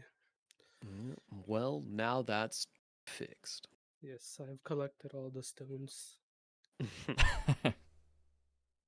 Hi, Mitch. Hello. No. Any notes, Mitch? There were a few. Neither of you talked to Hornsent after Mesmer when going for Leda, which I thought was interesting. I don't For me, even it was think like a rush Hornsent's situation. so- that bad. He's not that bad. Yeah. I think it's just faster. Like, especially Nike was already summoning him. So talking after is just faster than killing him in Leda. Yeah. It's literally, yeah, it's like 3 seconds or something to talk to him versus the time it takes to kill him. You can't summon him in Mezzer without talking to him before, though, right? Right, right. You only have to talk to him the one time. You don't have to do the full dialogue like for later rune. You literally just one time at High Road Cross after the thing is broken. Breaking? Yep. Yeah, okay. And then which larval tiers did you go for, Aggie? I did the one at the very start, and then the Yep. 2 in Skidoo Altus. Okay, yeah, that's what I thought. Those were the good ones. I got initially confused because you went back for the Grace in front of Ensis, and I was like, Yeah. what is he here for? I was just getting some progress. Also, I wasn't sure where the larval tiers were. So I Oh wasn't yeah. positive if I had to go to the usual 3 or not. Yeah. I assumed there would have to at least be 1 in Skidoo Altus, though. And Mhm. then there were 2, which were quite convenient. Yeah. Those ones are pretty good.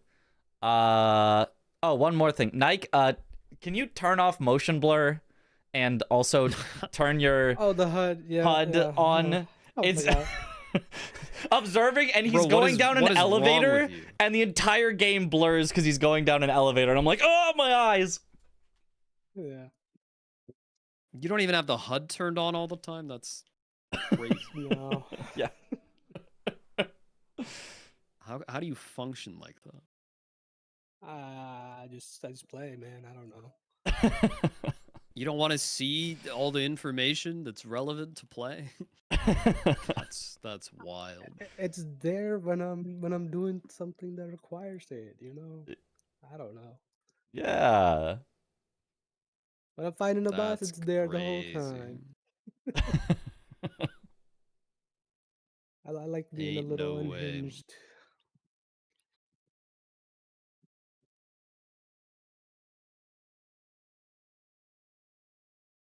Oh man.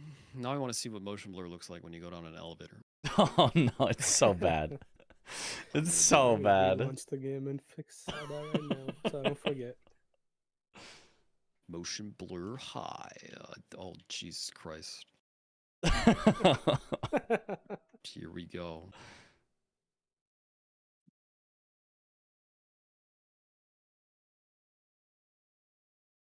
Well, I feel Agus like it's not isn't that doing bad it. Going down. Maybe it's a different This is setting. fun. Nike had something on. He was heading down towards the Jory catacombs, and the whole game was just blurry. Ray have motion tracing blur on maximum. low. Mm. Yeah, it must be something else then. Maybe that. I'll just turn it off. Don't know. I don't know. Where's this HUD on always? There it is. On. There we go. Okay, fixed. Wahoo. Yippee.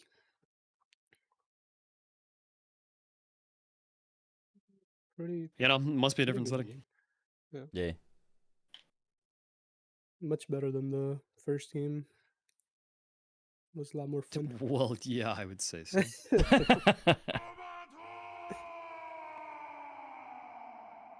All right, I'm out of here. Yeah. GG's. GG's. Ta-ta.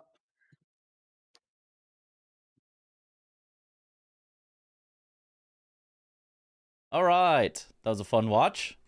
We've got others we can look at. I don't know, is Sirius streaming right now? Because Sirius, there is a practice match going on, and I haven't gotten to observe Sirius yet. But like, I don't think he was streaming. Serious challenges. Yeah, he's just not streaming. How am I supposed to steal content if he's not streaming? I can't observe him.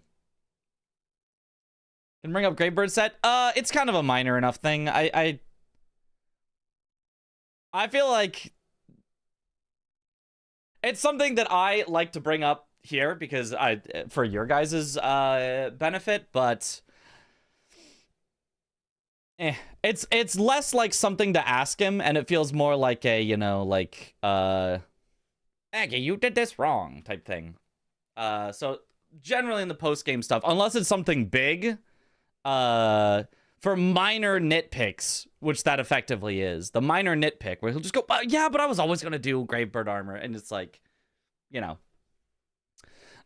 In the same way that when I brought it up, some people in chat were like, wait, but no, he has to do that anyway. That doesn't matter. Like, things that are minor enough that you don't go like, oh, that was a big planning mistake, that are just like these minor, like, technically you could have slightly better efficiency if you did this in this order, is things that I don't like to bring up in that post-match situation, just because I think it's, I don't know. It's a nitpick.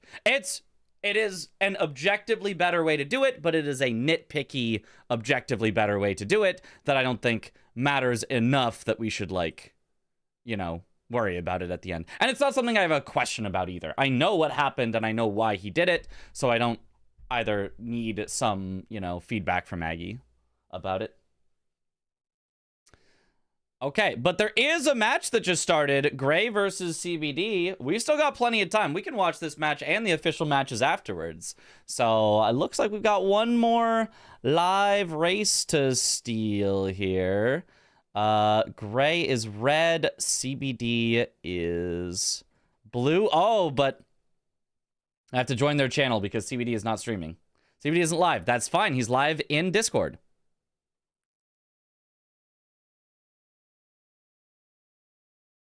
Watch stream. Pop out. CBD is... Which one did I say CBD is? CBD is blue, so he'll go on the right of my screen. And then I just need to turn on the Discord, pop out, and then move it here. There. There's CBD, blue, that side.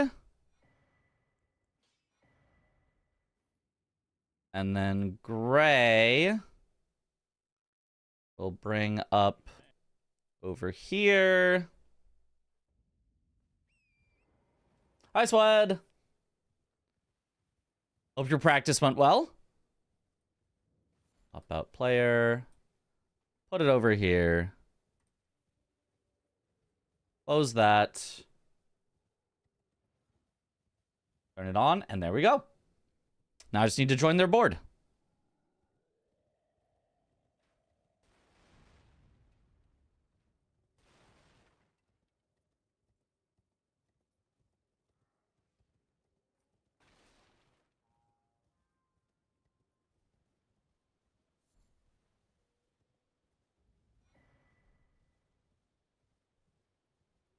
Today's official match review gonna be long. It was a set of epics. Yeah. It will be long. I think we've got time to watch one more though. I'm down to stay up late to review the official matches. I don't have anything going on tomorrow that I can recall. So, all right, here we have it. Gray on the left, CBD on the right. Gray with the first square already. Did you miss the review of today's series? You did not miss it yet. We're gonna do that. We're gonna do that probably after this match. I expect everyone will be heading to bed after this match. Ooh, is that Death's Poker I see on both people's screens? Holy. Well, this is gonna be quite a match. Margaret with 6+ parries so far for Gray. I'll assume that CBD is more set up because of that, but we don't yet know. Middle colossal armament only. Ooh, that's scary. You just go do Radon, or... Yeah, there's even Radon's Great Rune. So you get a 2-fer. You could even do Radon Hitless. You could get a 3-fer. If you can do Radon Colossal Hitless. Yikes, what a Radon-centric board. Wow. I think this match could use a little more motion blur. So true. We should all turn on our motion blur to high. Well, I have a mom to call. Yes, I will call my mom for Mother's Day. Might even just head over to their house and just whatever tomorrow. So I guess I do have something to do tomorrow, but like, that'll probably be more for like dinner time. They know that I stay up very late. I don't think my mom is expecting a 6 a.m. Morning Happy Mother's Day. I think If I call in the afternoon, they'll understand. It's right when I woke up. When are you going to commentate Tom and Blank's match? When everyone else has gone to bed, so there's no more live matches. Or if everyone somehow is practicing super late into the night, then as soon as it feels like, okay, you know, I'm not going to have time to finish watching it unless we start it now.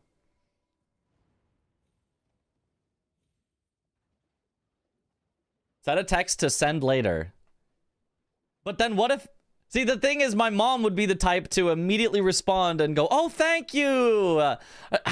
You know, how are you doing? You coming over today? You know, like, and then I'd still be asleep. So I feel like that would feel worse because then my mom would think I'm awake.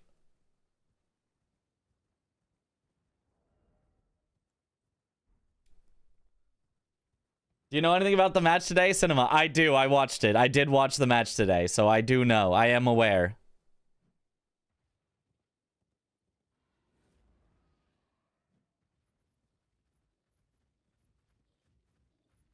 For anyone who is not aware, you're in for a treat.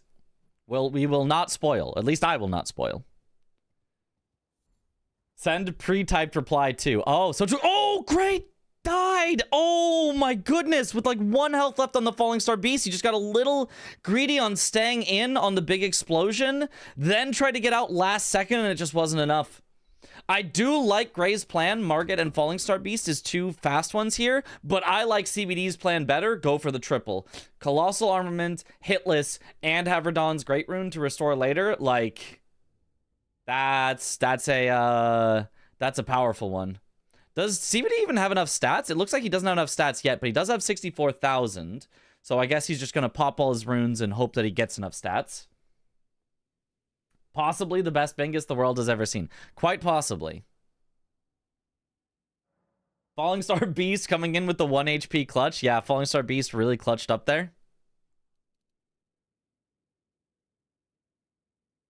This was a GOAT Bingus match, yeah. You know what? Let me do a quick little poll or something. I wanna know what you guys think.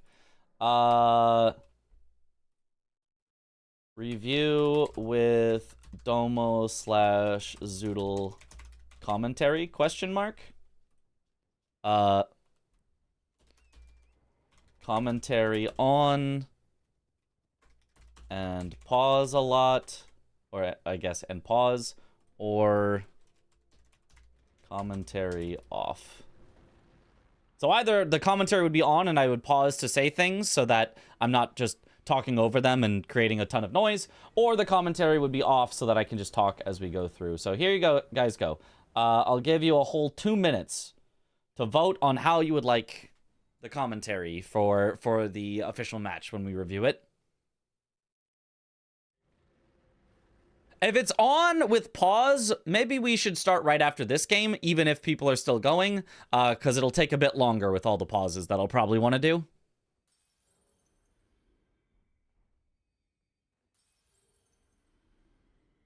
The Domzoodle commentary was insane. They were freaking out. Yeah, it was good commentary. It was good commentary.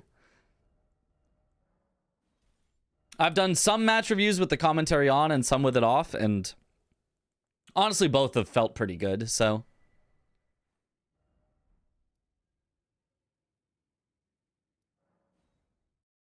Oh, commentary off is actually winning.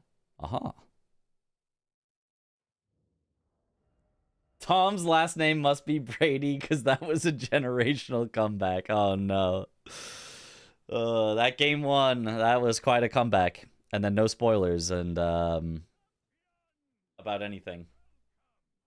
I guess I already slightly spoiled, but I will try not to read anymore. That was so good. I forgot that I was trying to say nothing about any of the matches, but sorry, I minorly spoiled.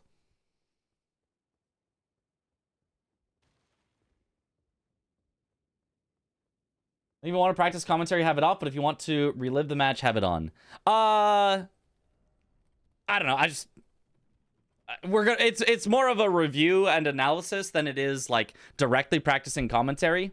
Today, like I don't have enough energy after watching it live to Although maybe it will suddenly be reignited when we watch it. But I do not have enough energy right now to be like yelling about the matches that are going on in front of our faces, because like I already was yelling internally watching the matches earlier.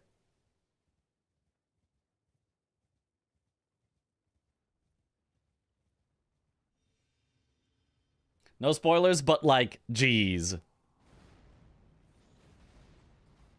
First match you caught live this preseason, very glad you did. Yeah. You literally just missed a bingo day and all of a sudden the best match ever happened. Yep. Okay, so CBD is going for Hitless Radon here because he wants to get the triple square that I've marked. Colossal Armament only. Get access to Radon's Great Rune and Killer Remembrance Boss Hitless. If he gets it, this is going to be really, really, really good for him. Gray did not actually commit back into the Falling Star Beast after dying to it once, probably because no Rock Grease was going to make it really, really, really long, so he wants to set up instead. He does have time because CBD's not going for it, but CBD, really, really nice weapon on this this Great Club here. Really nice damage. With the Magic Grease, it is doing quite a lot. I'm a little surprised that he didn't do Rot Grease. Maybe he doesn't actually have to because he's gotten so set up already that his damage is actually great. Phase 2, though, is where it gets scary. Phase 2 is where you have to be a lot more careful for Hitless. If he can get a stagger here, though, it's pretty over, but he's got to be careful of his stamina. Okay, he does not greet it. That's a good choice. Okay, runs away so that he can properly see that. Ooh, this is a very scary attack. Okay, manages to avoid it. Oh, that's a scary attack too. Gets hit. Is he going to reset or is he just going to take the not hitless? Okay, looks like he's just going to take the not hitless. Very unfortunate to lose that square though here. That was a really good opportunity for him, but he just got some really bad attacks from Radon. He's not even healing. He says, I'll get it hitless from here, I believe. Oh, but just not getting good attacks whatsoever. Okay, avoids the meteors. Jump over. Oh, Torrent got clipped. That would also have broken hitless. Oh my god, and now this too? Radon literally just saying, I'd like to do every worst attack possible. Okay, manages to avoid it. Nice job. He'll be one hit away. He has to dodge this. Dodge, nice. Okay, and then he can finish off the square. Okay.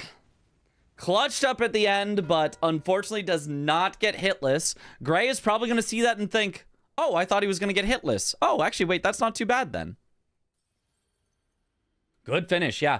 Because this still then allows Gray, if he wants, he could do Godric instead hitless if he, you know, wants to. Or CBD might have to do Godric hitless, but then it would be hard to get in cant only. So, my YouTube title is behind. That is true. That YouTube... it treats it like a video, so when you change the title, it changes it for all parts, whereas Twitch changes it for the individual sections that you're doing.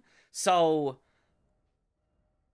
it's really weird to YouTube. You have to change it while you're live, and then you have to change it back to the first title at the end of stream so that people that try to watch the VOD later know what it starts with. It's really annoying. It's really, really annoying to try to deal with YouTube. YouTube sucks for live streams. Pot friend, no! CBD also went for the 30 int. Not surprised. CBD very much a enjoyer of the spend your runes. I actually hate this, by the way. I hate that he did this because Memory of Grace with 65,000 plus runes is on the board. And that's, I think, just the objectively better square to go for first. I think maybe it costs about the same amount of runes, but at least your levels don't get messed up for the rest of the game. And it would be much easier for Gray to snipe Memory of Grace with 65,000 plus runes if he happened to be going through, like, you know, Haligtree and getting those runes and stuff. The 65,000 plus, I've seen people do without... going through Radon. So I do not agree with CBD's choice to do the 60 int here, even though it's on the diagonal, because I don't think CBD is actually going to push that diagonal. If he is, then fair enough. You know, you got it, CBD. There's your play to put pressure on the diagonal. Fair. But if it were me, I would have done the Memory of Grace 65k plus, which also is on another diagonal. So... Yeah, both are Hydrate. corner squares. Thank you for the hydrate.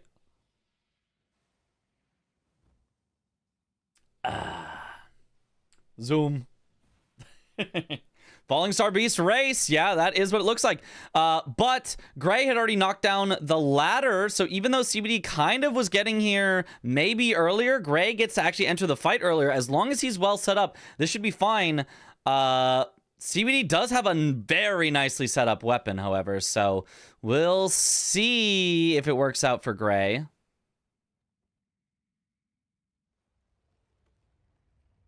I mean, he's got a solid health lead, at least at this point. Ooh, does get tagged by the tail, though. Gray has absolutely been a DLC monster. He has not done as much base game. Ooh, gets hit again. And, oh, CBD. Oh, my God. CBD's damage is so much higher. Did you see that slam? Oh, never mind. CBD easily wins this. Yeah, Gray just not as set up as CBD, and it's kind of coming back to bite him here. The Falling Star Beast, Gray will probably still finish off just because it does help with setup, but CBD just takes it away. Just that easy. CBD is chunking, yeah. Yeah, and Gray does commit here on the Falling Star Beast. It does still have the Somberstone Bell Bearings 1 and 2. It does still have the Somberstone drop that you just want from it. Oh, Wild Strikes Flambears. I actually love that. I don't think I've ever seen somebody do Wild Strikes Flambears before. That looks really silly, and I love it. That's awesome. CBD going for Bell Bearings. Yep, makes sense, makes sense. You got the Falling Star Beast already. Is Gray gonna contest it? It looks like he is. He's going to be too late, though, because he lost out on the Falling Star Beast and also has a less upgraded weapon. And also, CBD has Strike, which absolutely wrecks the Crystallians. This is easily CBD's square. I feel like DLC is easier to learn the base game solely because how much stuff there is in base game. Yeah, 100%. I agree that it's easier to learn from the bingo perspective, assuming you're already really good at all the fights in the game. The thing about DLC is, if you started from nothing, you could learn base game bingo because it's, you know, it's not that hard. It's just a lot to learn.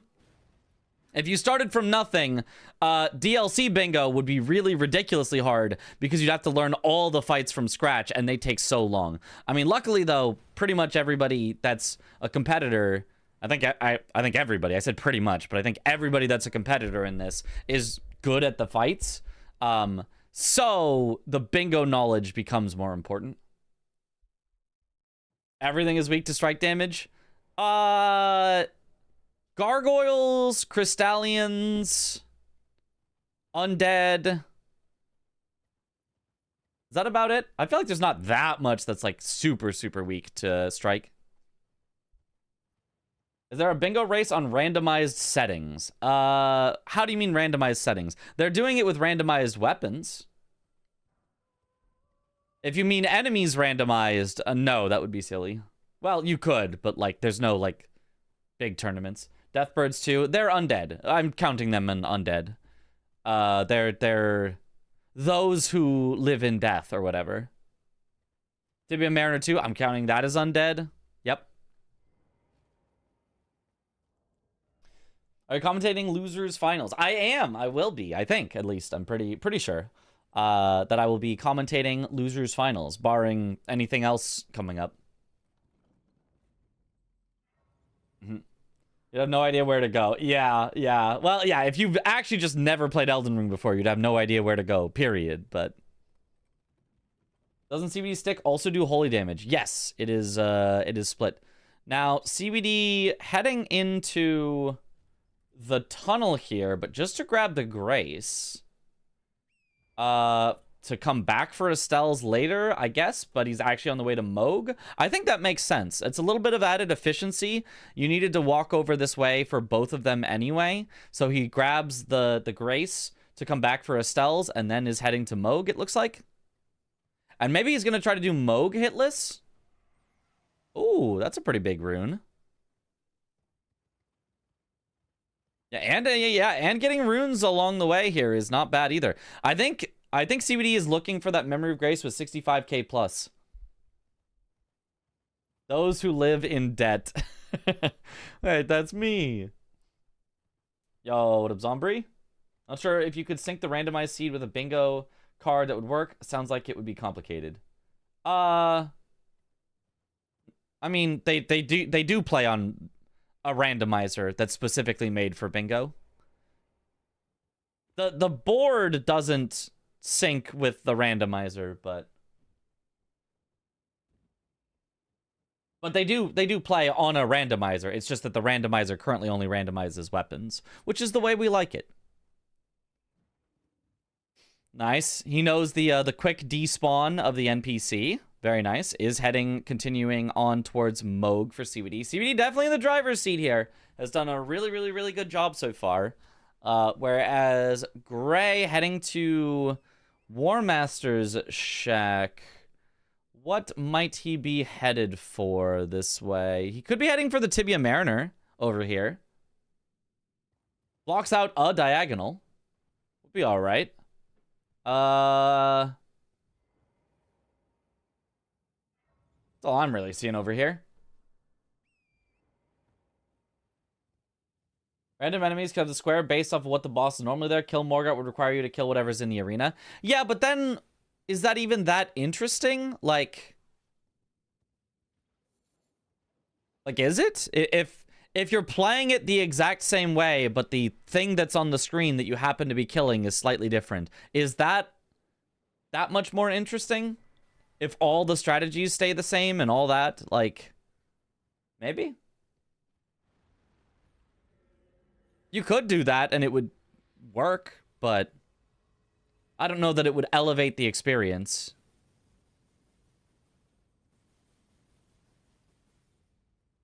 It's fun enough in normal rando. Well, you also do key item rando in normal rando though. So the point is both that you are seeing random things, but you're also seeing them in random locations that you have to go search for. I think without key item rando, I think only enemy rando with no key item rando is kind of meh in Elden Ring, personally. It's like, okay, yeah, sure, you're fighting something slightly different, but like you're just going the same way anyway. It's not like a scavenger hunt anymore.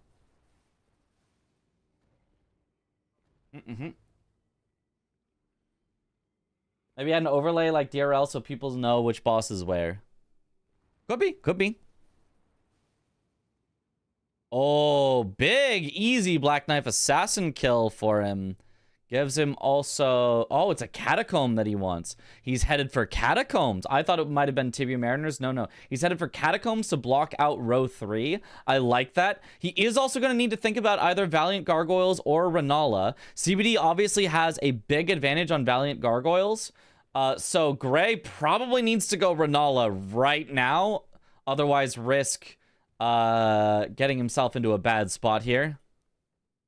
CBD still heading for Moog. Doesn't look like CBD is really pushing for a line at this point. 30 int not wasted since Death Pokers has some scaling. Yeah. I mean, CBD hasn't been using Death Poker so far, but he will be, I assume. I think, in fact, the Ash of War on it, I think only scales with int. Maybe that's why CBD chose to do the 30 int square. Just because he has Death Poker. Maybe in a different world, he would have made a different decision with his levels. All the follows for Gray. Such a wholesome story from the Binga season. Heck yeah. Oh, that looks like the slow rot. I think CBD... Is that... No. I don't know if that's the slow rot or the fast rot on CBD. He tried for the slow rot. I guess it wasn't because he goes back. He wouldn't have gone back if that was the slow rot. He would only go back for the fast rot. Oh, yeah, there's the slow rot. Now I see the difference. Yeah. That's much slower. Never mind. I think CBD has enough runes in his inventory to just get 65k and Mog. So I kind of expect that to be what he does next. Like, he set up Moog, but wasn't actually, like, worried about it. There's the Catacombs for Gray. just because it also gave him a ton of money.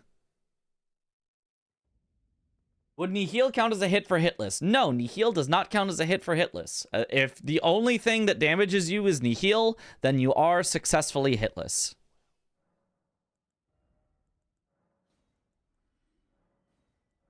Oh yeah, he's got way more than 65k. So he's going to upgrade Death's Poker first, all the way to 10. I really like that, actually. Then he's probably going to spend a few levels, and then he's going to Mog it all away. Shout out to Greg, because I see they're listening to Linkin Park. Yep. Oh, you can Mog in, there it is. There's the Mog. I didn't actually know if you could Mog in Roundtable Hold, but he gets it there. Very nice. Threatens another diagonal. CBD's doing a really good job of keeping up the pressure on things. And yeah, Linkin Park. That's I do like me some Linkin Park. Linkin Park is fun to karaoke, I gotta say. No Linkin Park here. Here, you can get 0.2 seconds of Linkin Park so that I don't get copyright striked. I hope you enjoy your 0.2 seconds of Linkin Park. What? Wait, I didn't hear it at all. Is it not playing? Oh, there you go. There, yep, I heard it. There's your 0.2 seconds of Linkin Park. If I go any more than that, the VOD's gonna get auto-muted.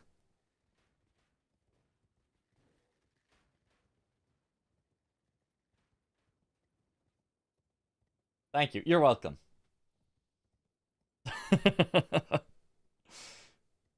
Plus 10 Death's Poker is usually a 07 to enemies in rando. Yeah. No, it's he's gonna be shredding things. So is Gray, although Gray isn't as fully upgraded. But they are both definitely gonna be shredding things. Notice a lot of runners put weapons in their left hand. Any particular reason for it? 2 reasons. 1, if you come across a Mimic tier, which... This is not randomizer, so you're not gonna stumble upon a Mimic tier. But if you were playing randomizer and you stumbled across a Mimic tier, if your weapon is in your left hand, the Mimic tier gets very confused and tries to punch you with the right hand instead. So it's a safety strat for rando. And 2, if you ever want to equip your weapon while on torrent, like CBD is currently on torrent and doesn't have his weapon equipped, if it's in your left hand, when you switch to it, you'll be two-handing it. If it's in your right hand and you switch to it, you'll only be one-handing it. So, if CBD wants to pull his weapon out while on torrent, you can only two-hand it if it's in your left hand.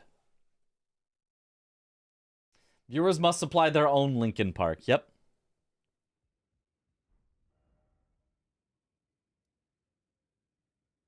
They auto-mute so early, I thought the limit was 6 seconds legally. That's a mean setting. It's probably 6 seconds. I'm just not taking the risk. I don't know how long it is, so I'm not taking the risk.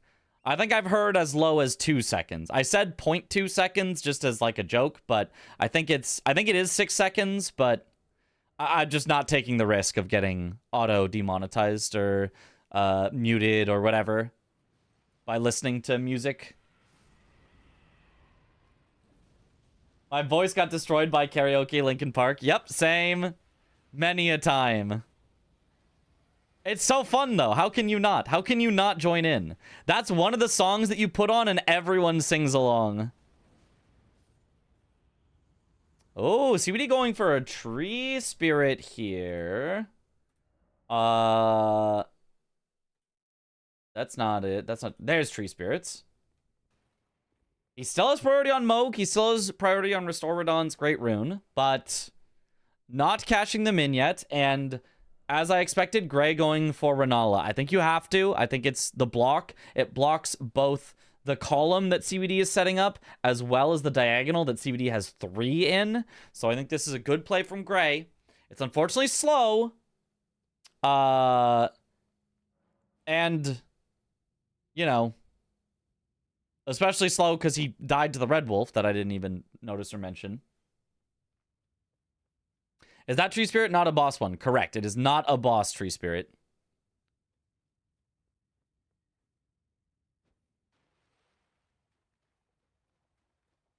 Oh! I'm surprised he did not pick up his runes there. His runes are gone. I don't know how many he had. Probably not that many if he wasn't worried about them, but... Yeah, Gray having some trouble with the Red Wolf. You can kind of see he has been a DLC specialist. He has been always grinding on that DLC. And so he's learning the base game. And he's already still, you know, quite good, but definitely I would say not yet at reaching his final form. I'm sure that by the time we see the full season come around, he will have ascended further beyond. Because this is, you know, he's still doing well, but yeah, this is a boss that I think eventually he'll be able to do hitless consistently.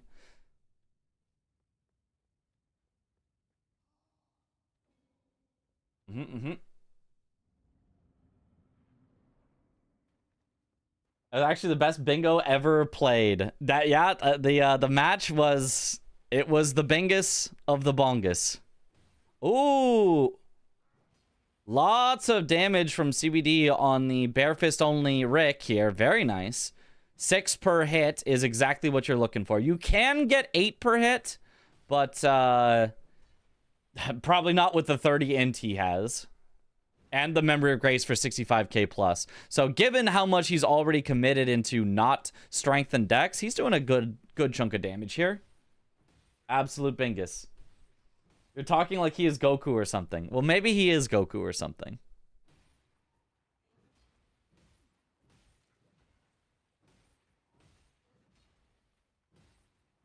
Yeah, the Rick kill, honestly, not that slow. It feels slow because it's so repetitive, but like, if you actually look at how long this square takes to do, it's actually not that bad. Oh, Gray dies again! Ah, that's not good. The longer he takes to get this Renala square, he'll still get the block eventually, but the further behind he's gonna fall in majority. They should have made Rick a remembrance boss. True! Hit harder, not smarter. Yes. I feel like Night Rain helps with hitless Red Wolf. That's he only does his most annoying stuff. Maybe, but you also need to learn the punishes from his least annoying stuff. I feel like the best practice for Red Wolf in Elden Ring is to practice Red Wolf in Elden Ring, not to practice Red Wolf in Night Rain. Like, practice exactly what it is that you want to practice rather than something else that's slightly different. Okay, there's Rick, bare fist only. I wonder if CBD is actually going to set up for any of these lines here. He's headed back to Tree Spirits. Very interesting. He's not going for Moga or Radahn's Great Rune right now, so I'll unstar them for the moment. Okay, Gray looking really good on this attempt. Ooh, gotta be careful of those little glintstone blades, though. Nice hit. There we go. FromSoft should do some homage for Rick. Man's a legend. True. Does Ritual Sword or Blue Dancer have an impact on bare fist attacks as well? As far as I know, they absolutely should, but I don't know how rounding works. So if you got 10% more damage and your damage number is 6, I don't know if it would round up to 7 or if it would stay as 6. CBD heading all the way down, not taking the shortcut? Where's he going? What's up here? Is there something up here? What's CBD grabbing?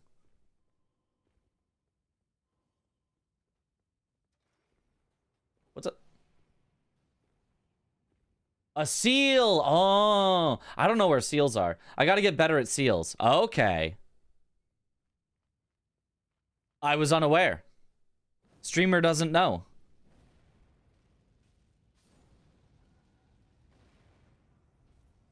Well, that was grease. There's the seal. Okay, nice. 4 seals for CBD. That does put Gray into quite a tough spot here. He's got lines to block on lines on lines, and he's behind on majority. Now he's going for Tree Spirits. Oh, dies! Oh, dies on the way down. I mean, that's not a disaster. That's going back from the start isn't too much slower, because like he had to go kind of back up, so he would have had to go all the way back down, but definitely slower than not dying. Lacey also has prio on imbued sword keys. Yes, Gray does have priority on the imbued sword keys, being in Raya Lucaria at this point. So definitely, you know, not a disaster here, but you can't give CBD too many more free squares. Otherwise, CBD will just, you know, have the majority pretty well locked down. So, yeah, CBD has already stopped any potential line from Gray. Gray is mostly just forced into blocking. Which I think both of them are okay with. CBD, obviously, very okay with the majority of game. But I think even Gray is going to be happy to get out of this without, you know, a big bingo line threat, if he does. And then it's just going to come down to the fact that CBD is just currently ahead by 5 on majority. Has there ever been a kill the chariot square? I don't think so. Not that I can recall. Ooh, I like the wild strikes that... Oh, so much damage. Easy one cycle from Gray. Really, really nice. Really, really, really nice kill. Goes for the wild strikes on Renala. I'm not sure that works. You might be able to stagger her with it a bit. I'm not sure. Nice. Nice job getting out of that. Going back in with a hit. Gets the stagger even. Takes the riposte. He's kind of doing too much damage. He has to stop hitting her. You need to wait for the 4 summons. There's currently 0. Now it's just a waiting game. Oh, she's just not summoning, though. Okay, there we go. There's the first summon. We can count it up. 1 summon. Only problem I'd see is every game would make players want to rush. Not an Act 2 rush every game. Oh, Hollow Knight bingo. Yeah. Currently exists, but it's not lockout, I think. Well, you can always make it lockout. Lockout is just a setting. Like, saying lockout bingo doesn't exist, but other bingo does is like, wait, what? You can just have the setting be lockout or not, and it's just what ends up more fun to play. And in a lot of cases, non-lockout is more fun, but... Alright, there's at least 2 summons for Renala. CBD heading for his 3rd Tree Spirit here as well.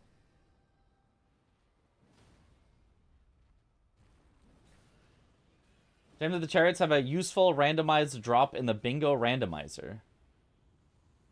That'd be cool for that square. That they don't have? Oh, that they don't have. Yeah, okay. That could be kind of cool. Okay, nice Renala kill by Gray. I stopped counting at a certain point, but I'll assume he got 4. Ding, ding.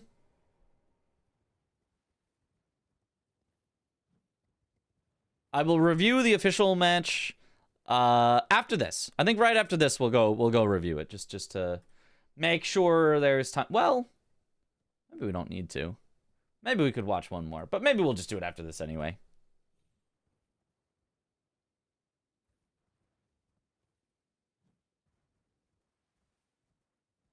DVD is a beast, yes. You got 4, even all unique ones. Aha. That does seem to happen way more often now that it's no longer a square. When that was a square, I swear she would do the same one over and over and over and over and over again, and you just wouldn't see all 4. But now that it's no longer a square, every single time she summons 4, they're the 4 unique ones. She was just trolling. Bingus riders are rigging it. Yep, even in practice matches. When are the Bringer Brawlers seasons? Every few months. Depends. It's whenever Dom has an idea for a cool season and puts it all together. He needs a break after each season because obviously he would need a break after each season. He is doing... he's not only doing so much work, he is doing literally too much work. Like, an unsustainable amount of work that will cause undue stress that will be bad for his health, probably. Okay, imbued sword key for Gray.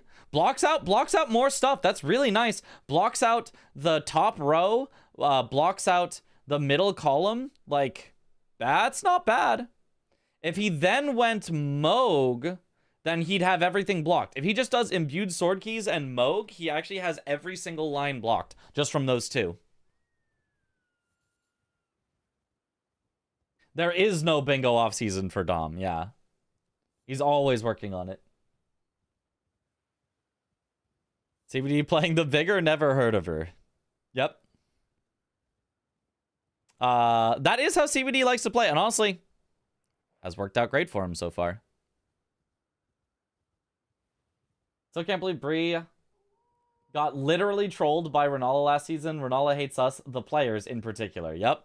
Yep.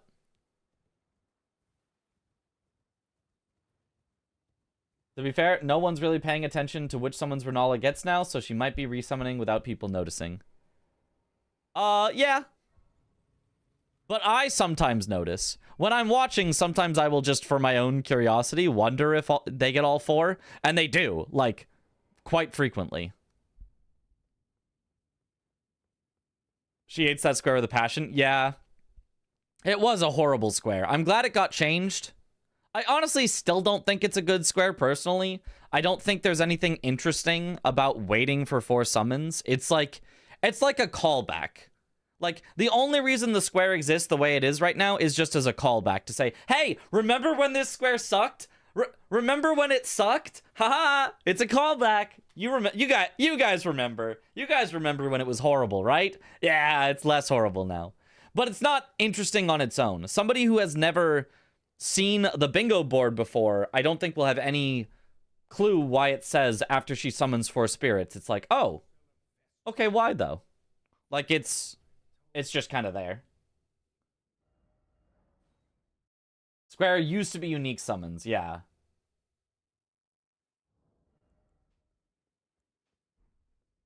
Like, when it was all 4 unique summons, that, like, had a purpose, although it was horrible.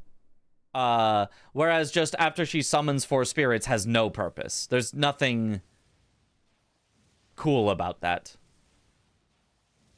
There's no challenge, there's no intrigue, it's just, okay, so I wait? So, I still think it could be changed for the better. Oh, so much damage on Death's Poker. Half of the damage of the Crucible Knight in a single weapon art. Oh my.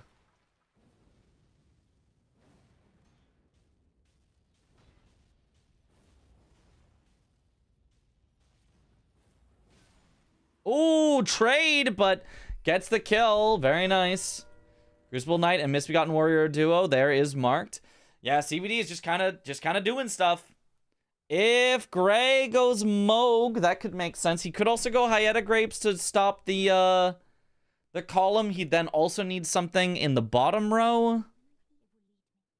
Oh, but CBD is actually going Hyeta Grapes. And CBD has progress on Moog. CBD is actually going and trying to just end it with a line here. Gray would have a really hard time probably stopping either of these. I don't know that Gray can stop either of these. I think it's over if CBD just presses on it. Could you beat Renala without killing any of the students? Technically, yeah, you just punch the students. That wouldn't be fun or interesting either, though. I mean, I guess you'd have to avoid them with your attacks as well, but, like, that's not really fun either. That's... I don't know. I still think that would be kind of lame. After that spoiler game, I believe in anything now. Yeah, anything could happen. Bingus, bongus, commentary. What about kill Renala before X summons? You know, I don't love DPS race squares either. Obviously, every square is a DPS race square because it's bingo. You're racing. Go fast. But the idea that if you don't have enough DPS or if you get trolled by Renala chain summoning, you just lose the square is not something that I'm particularly in favor of. It already sucks whenever Renala summons way too much because it's like, Okay, every summon takes forever. So the idea that if she does it enough, you also just get locked out of the square for that attempt is not... I don't know. I'm like, eh. I assume that is the second grape. I think you have to give her 2 grapes to then unlock the ability to get the third grape or something. Someone was saying. I never remember where the 3 grapes are. The one is obvious after Godric, and then that one right there was obvious because it's right next to her and it's at the ruins where she's at. So those 2 I can remember. The third one I never remember. What if it was just kill Renala? Yeah, I think that would be better. I think you might be able to come up with something interesting for Renala, but most of the suggestions that people come up with, I'm not super thrilled about. So if it just said kill Renala, like, that'd be also okay. When you give her 1 grape, then Edgar will spawn in at Revenger's Shack. Oh, okay.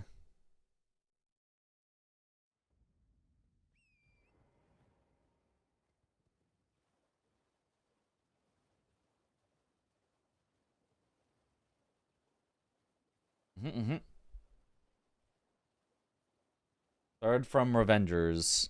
Yeah. And I don't remember where Revengers is, so I guess we'll see when CBD goes there. Invader near Shack. Yeah. It's not the Crab Shack, right? Can we have Majula music? You know, that's probably copyright free. We probably could. Near Bowls is Evergel. Oh! On the, like, under the cliff where the Erdtree avatar is?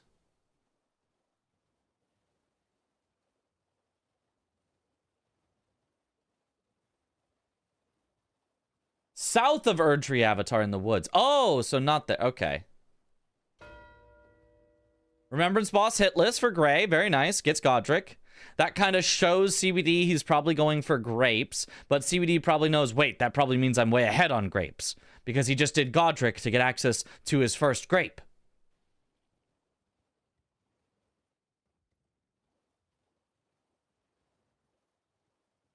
So over near the tower, but not at the tower. Okay. It has been a long time since I've been over here, because you don't do it in any, like, all bosses runs or anything.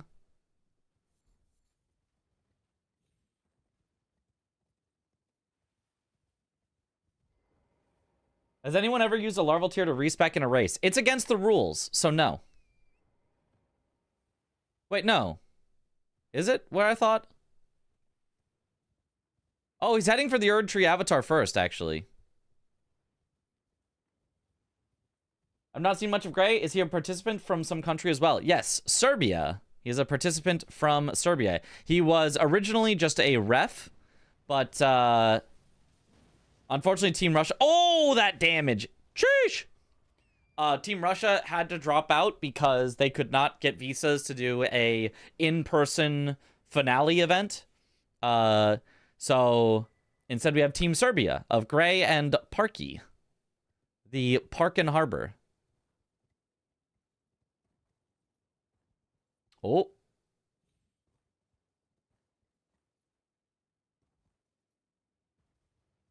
Okay, okay. I think it is where I thought it was. It's north of the Erdtree avatar. Yeah, it is where I thought it was. Okay, okay. Yeah, it's this one.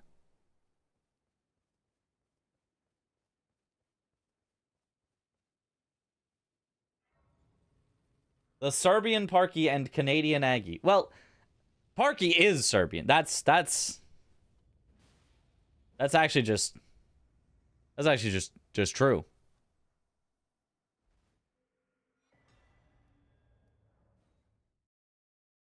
That's poker. I hardly know her. Yeah, I mean, I don't mind this play from Gray. Try to block the 2 lines by going Remembrance Boss Hitless and Hyeta 3 Shabiri Grapes. It just happens to turn out, oh, CBD was going for Shabiri Grapes. Too late. Bang, there it is. 10-5, and CBD has progress on Moog. He can just head right there and finish off the game.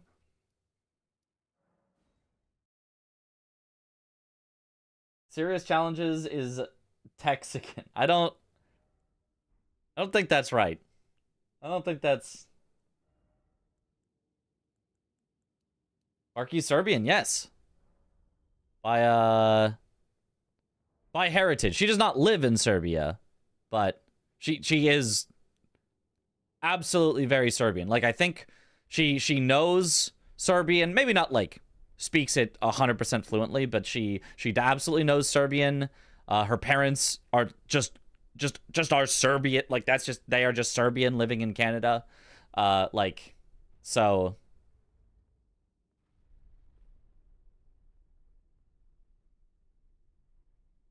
Automod doesn't like Moog. Why not? You're an amazing announcer and make the game so much more entertaining to watch. Yo, thank you. She does speak Serbian, speaks it with her parents, she said the other day. Okay, yeah. I knew she spoke Serbian, I just didn't know if it was like... spoke it versus like knows it. Oh! CBD with the slight over-rotation. Gets clipped and dies... instantaneously. The classic from Moog. Moogers. That was just her dad is Serbian because she said her dad would be proud, but I guess that was just fatherly pride mentioned. I think so. I think both of her parents are Serbian from what I know. You can ask her more about it. She might be excited to talk about her her Serbian heritage, but I don't know like super the specifics. I just know she is definitely Serbian. She definitely speaks it. Her parents, or at least one, is definitely very Serbian.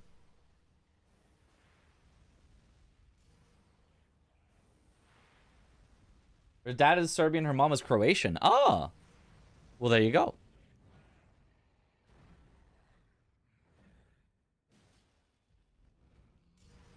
So she could have also been on Team Croatia. I think she identifies more. Oh, yeah. No, that's the problem with Death Poker. You can get too greedy with it. You go for the weapon art and you really want the follow-up because that's where the big damage is, but it's just a little too long.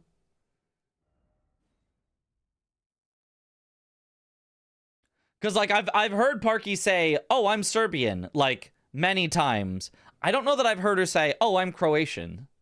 So I think she really identifies with the, with being Serbian more. Ooh, Gray got absolutely blasted by the lightning orbs on the way over to Moog. I don't know the path over there, so I don't know if he took an unsafe path or if that's just can happen. No British team? Surprisingly few British Elden Ring challenge runners, speed runners. So, like, surprisingly, basically none. There's, like, zero Lenny? He's not Britain, he's, but, you know, the United Kingdom or whatever. Hob? Yeah, Hob. I don't think Hob would want to join for Bingo Brawlers. Maybe he would. It would be really cool to have him, I think, but...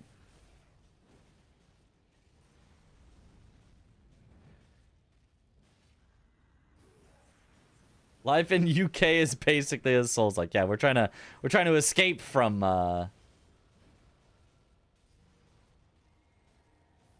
Okay, knee heal. Knee heal. This ain't Bloodborne, Bingo. Her father is Serbian and mother Croatian. Aha. Domo for Italy? Isn't Domo German? We already have a Team Germany, but...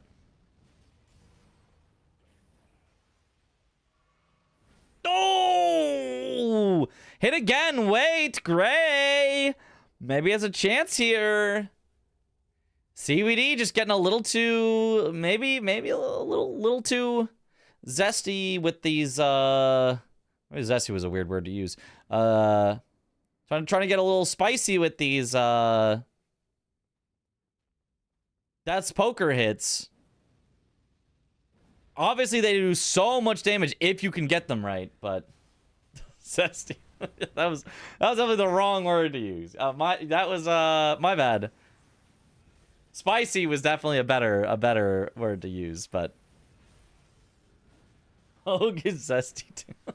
Oh no. Do you have any Asian representative for the bingo tournament? Unfortunately, no. Domo tried to get, I think, runners both from China and from Japan. Oh, and then, yeah, and then Gray died. He didn't successfully despawn the invader, and then tried to fight it, and now he's gonna have to run all the way back again. I mean, I think this is going to be a really, really good learning game for Gray. I think he's discovered a lot of places where he does still need some practice. And so I think the next time we see him, he'll be a lot better at a lot of this. I think Gray is a really, really good at recognizing, you know, spots that he needs to improve and improving on them. So, yeah, I think he will take this and he will be much better for it.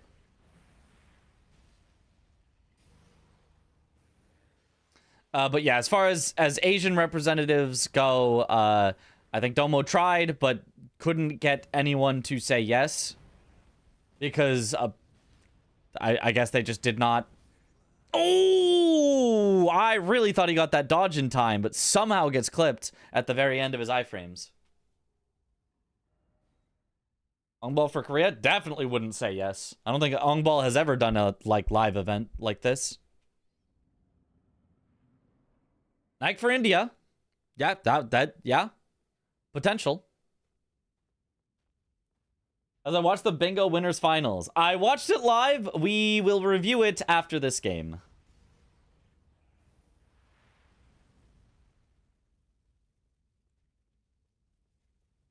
Lazy Helios. Oh. Oh, yep. Yeah, saw that coming with the Death's Poker. I hardly know her.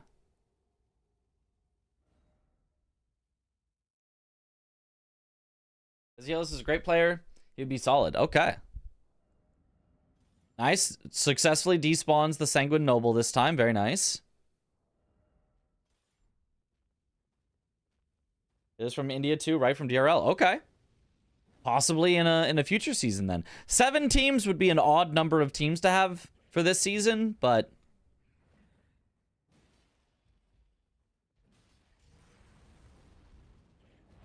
for future, I mean, I could see it.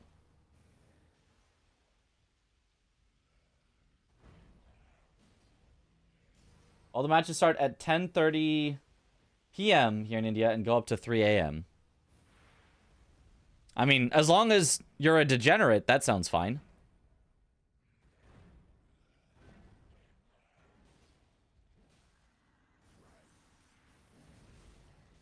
Today was the first biggest you missed most of, so you're excited for the commentary. And it was quite a one to watch as well. Gray still just catching up while CBD is not quite getting it.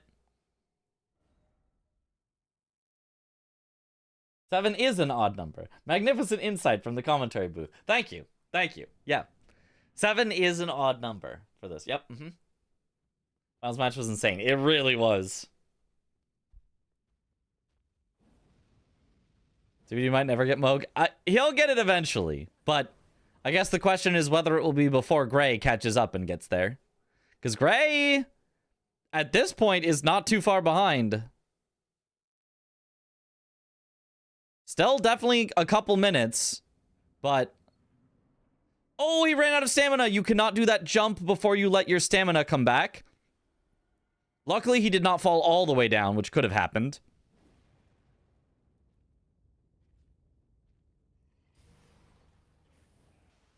Gray can survive a hit. I actually don't know. Moog does hit very hard.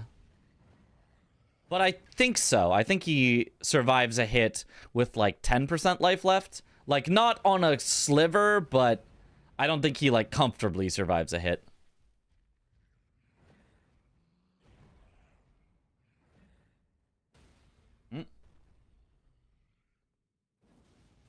One is the loneliest number.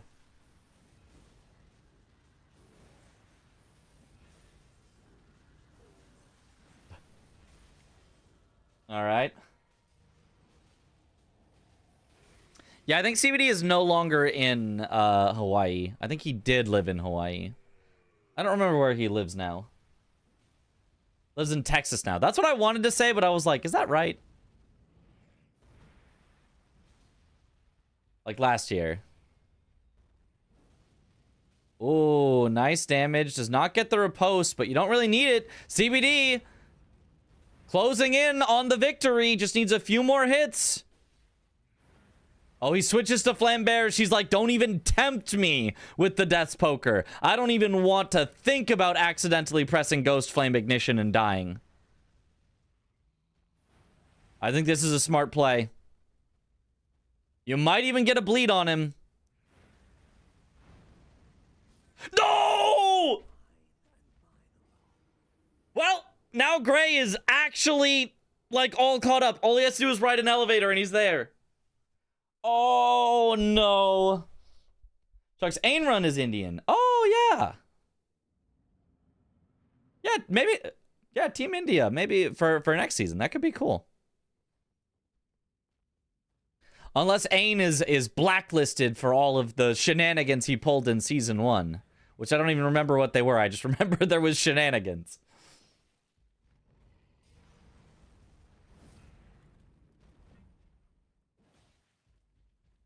Look away for this attempt. All right. Not looking. I'm not looking. I'm not even going to peek. I'm just going to listen. Okay. It sounds like it's going well. It sure... Unas. Okay. Uh-huh. Nihil? Nihil? No, I'm looking at chat. Chat's on the chat's over there. I'm looking at chat. I'm not looking at my primary monitor.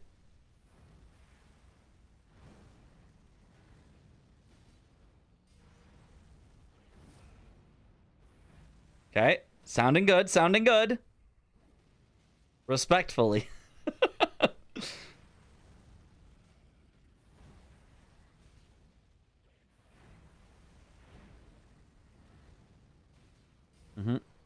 He complained about Gino Googling the location of the Pate in Stormfoot and said he didn't know he could do that, and made it a point during the broadcast to make Dom say that he didn't say it, making Dom look bad.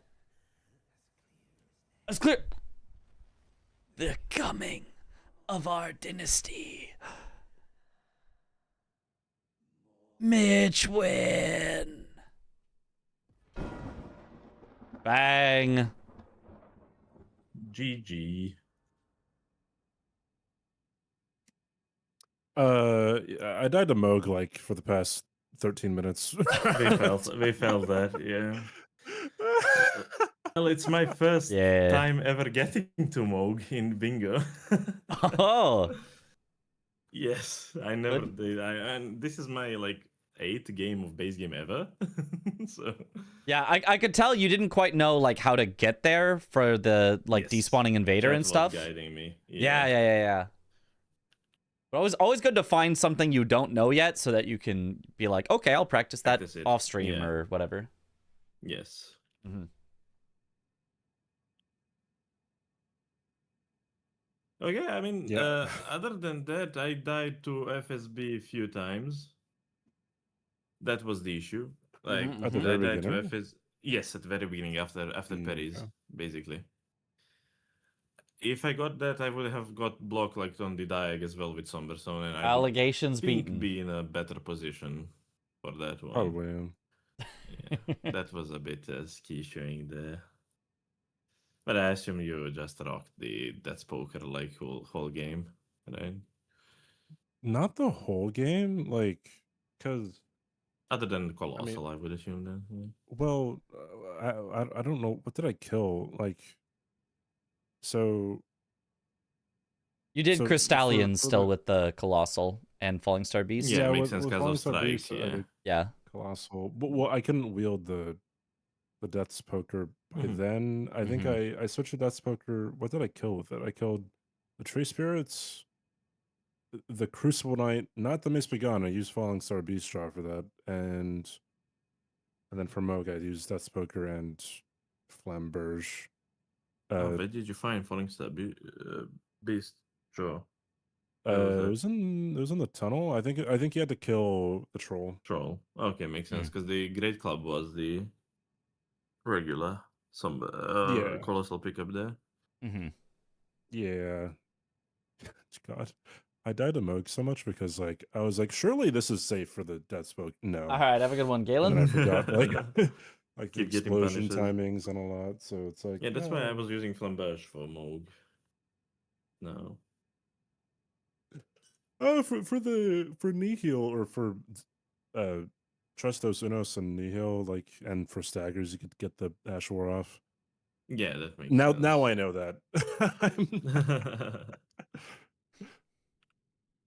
Yeah, that makes sense. That makes sense. Yeah, the chat was saying that I could like take off the cold infusion of Flamberge and maybe rot grease it, and then use that poker on face transitions and then those openings.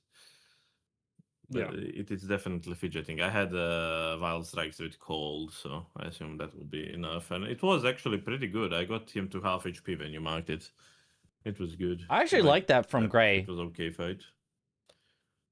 Getting the cold infusion and wild strikes just to put it on his weapon, that's actually really neat. Considering the fact that I had to go first time through Mogwin and to get to Mog. Yeah. Do you a lot know of things. The skip? I did a skip. Okay. Cool. Not at the beginning. Did not do first like where the Abunarics are, but did the one where the skeleton is shooting at you. Yeah, that's the one everyone does, I think. Okay. I know that there is one more, but I did not remember exact lines that I can take. This one is even quicker that drink showed me, but I don't know which one that is. Here you go where these albunarics are. Mm-hmm. If I remember, you jump here, then you scale this whole ledge down until you get down. Then you have to take exactly straight line, if I remember correctly, somewhere here where the bird is. Yeah, here. Yeah, you have to have exactly straight line, I think, from here, to avoid invader. No, I did not. I think it's to the left side of this tree, then exactly straight line to avoid invader. Then you scale up this with the tree, or just scale up the rocks. Oh. And then you do the rest of the skip, basically. I saw Drink and Blanks doing this one so far. Ah. Yeah. But just matter of practice, those lines, pretty much. Like, I saw it once from him. I knew approximately where to go, but I knew that if I get invaded, I'm definitely forfeiting, like, a chance there. Apparently Tom does that skip a lot, apparently. Oh. I saw Blanks do it in one. Actually, versus you, CBD, when you were playing one game, when you were, I think, dying on Moog, and he took it away for bingo line or something like that in that game, like last week. He did a skip, I saw, but he didn't do this first part of it like Drink does. I don't know how he did it, but I remember we've done an 8x8. You don't have to have a center. Tree jump there. I think I've also done 9x9. Okay. It is tricky. It is tricky. I have a shit ton of things to learn. No. I think I messed up with going for hitless on. Did I do 9x9? I don't remember. I think Inkat's square was much better square for me than hitless. Yeah, you also want to save Godric for Incans. Yeah, exactly. Yeah. Because now I don't have any remembrances that I can do Incans pretty much. Maybe Astel, though, but. Did you kill Radon? No. But he's tanky. That'd probably be your next bet. Again. If not Radon, then Ancestor Spirit. So sad CBD isn't in the main season? Yeah. It's unfortunate. Yeah, actually, Ancestor Spirit is not. Because he is very, very, very good. Like, auto upgrade with Seal, so it will actually do pretty decent damage. You know how many total squares there are? 100. Yeah, if you get a holy 20, then it's 5-ish, something like that. Oh, that's nice. Yeah.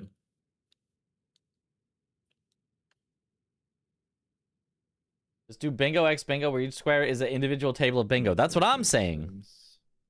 And then Did you have to just win threaten Colossal that Armament table whole of time at the bingo beginning, or- to mark that Yeah. square in the overall bingo. That took a bit longer than I expected it to take when you were not marking it. So- And like, it was stressing me out. Did Sekiro bingo become a thing? Kinda. So I went to the it like tunnel. is a I thing, but went to Halleck Tree because gonna need the runes, Yeah. and everyone's really good. Someone just had to lose. and, Yeah, went through Shifra, and then I had to pick up the ones. he'll keep the But, like, chatters I in check. couldn't Yep. wield Falling Star Beast jaw right away because that's what I wanted. But then I had to use the. But I keep Great finding Club, other things to and I had do. pick up Yeah. more money. Sekiro bingo would be a in, fun thing to do uh, after this Mountaintops. after this So, yeah, season or that after the preseason is before the not regular right season. play. I mean, I guess it got me a bit like, longer, but yeah. Yeah. Yeah. It was a bit long, but yeah, it got you. I pretty It'd be much fun to watch the called it Sekiro bingo event. earlier I that agree, was down but for 13th as well, and I was like, oh, awesome! I'm already in. all these Falling Star awesome Beast, what could people possibly go wrong. don't play Sekiro at like Then I ski shit quite a bit. the on same Falling Star level Beast. that they play Elden Ring at. Like it's just harder to find Like I just woke up, but I was practicing Falling Star people. Beast yesterday, and it was going okay. Put you in Today, Sekiro I keep Bingus. rolling into Well, one of the tail moves. I dodge the tail move. you know anyone but I can still Bingus. get like hit by tail Oh, the getting base to the of neutral it. position. Yeah, Yeah. base of it. Yeah, exactly. That was Or at weird. least I a don't few know what people to do. interested. I think Are Matt there? told me to jump it, maybe. But I'll try. I think Sekiro is too You linear can for jump Bingus. the No. tails, yeah. I mean, When they initially it would be, sweep. but Swiped over just you. like Yeah. in Elden Ring, it's a little too linear. Everyone has to go Dectus Medallion. Let's give everyone some graces so you have places you can go off the bat. Same thing in Sekiro. I still think Give people I'm some using it idols more off the hard bat, 'cause and then you've got everything that choices. is in this game of the squares, because I didn't do Moog like in the bingo setting. I did Moog a lot of times, but in bingo setting and everything. But I felt that if I Since got I definitely watched that. FFB Yeah, and, it's fun. It's fun. bell bearings, that I could at least try It's to fast, play around though, 'cause my Sekiro squares, just not is chase fast. your- You can get every boss in not just chase Sekiro done in your, under an hour and a like, half. box, So basically, all time. kind of no matter how late game you make the board, it still is just never going to go in general past Not even gonna like 1 hour. Start learning somewhere. Don't say anything about I mean, DS3 I bingo. think I don't the know. actual best thing to do on this board is just to go to Falling Star. I know Beast and Nessa's pretty sure Aggie is Summer somewhat Stones, and interested. Josh Cherry might be. then, Perhaps. Didn't Wormdog do bingo recently? Yeah, I mean, okay. From Or is there, that not it's kind of Sekiro, perhaps? more I don't know. I don't know if peculiar. Wormdog did I it. guess then go for Wormdog, Colossal, but Wormdog I'd be scared of Colossal, accepting yeah. into Sekiro bingo because, like, what if he's genuinely just too good? Like, and I know that's probably a weird thing to say, like, oh, don't invite someone because they're too good, but, like, correct play. what if Covers, like, genuinely Yoro, covers he died with actually the just Sunder.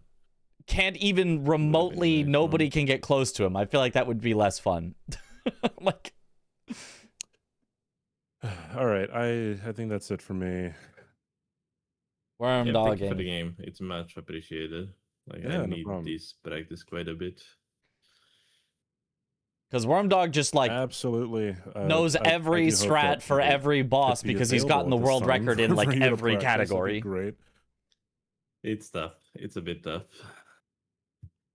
Hopefully, EU players will start doing EU hours at some point. Yeah, that too. All We right. shall see. Well, have a good rest of your day. Bye bye. Bye bye, Mitch. Bye bye, Mitch. Bye-bye, bye-bye. Bye bye. Not 99 AP, though. Yeah, it's true. We do still have that I one. assume you will go review game. You are not playing Mitch, right? Yes, that is the plan. Go review the official Okay, one. so yeah. Good luck with that, man. Thank you, thank you. Bye bye. Bye-bye. Chat. Oh, he was raring for another game. Gray is like always down to do games. Bye-bye, Gray.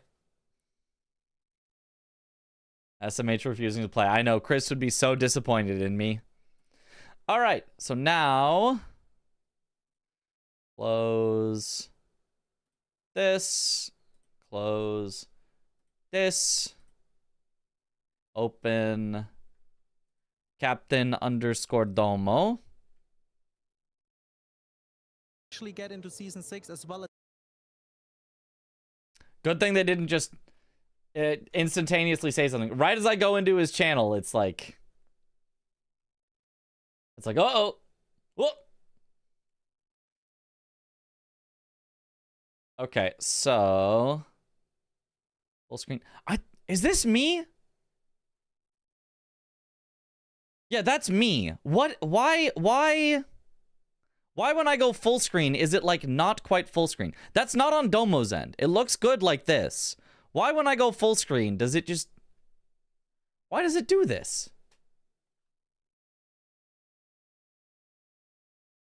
Very strange.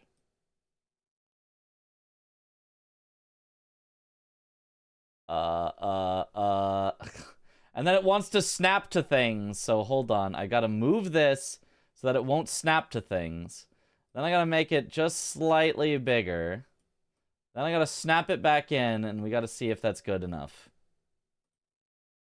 Good enough? Hopefully that's good enough.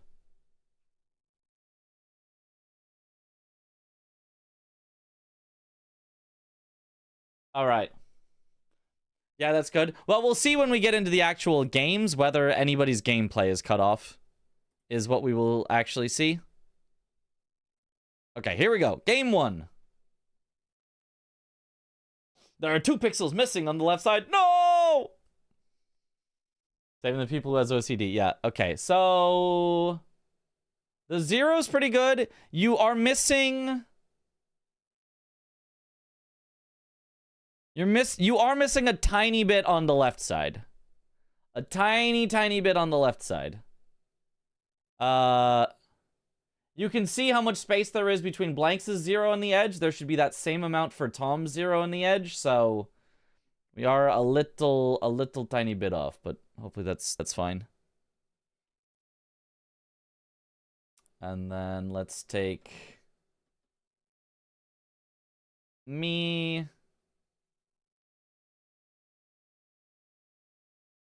And there I am, me, Zoodle. Everyone's favorite commentator. Zoodle. It is I.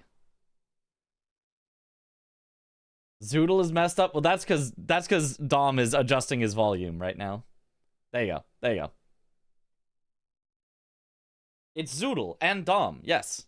The commentators. Stream title change. Yes, yes. Bring your own pixels. All right. Reviewing official match at Nuclear Pasta Tom versus at Blanks.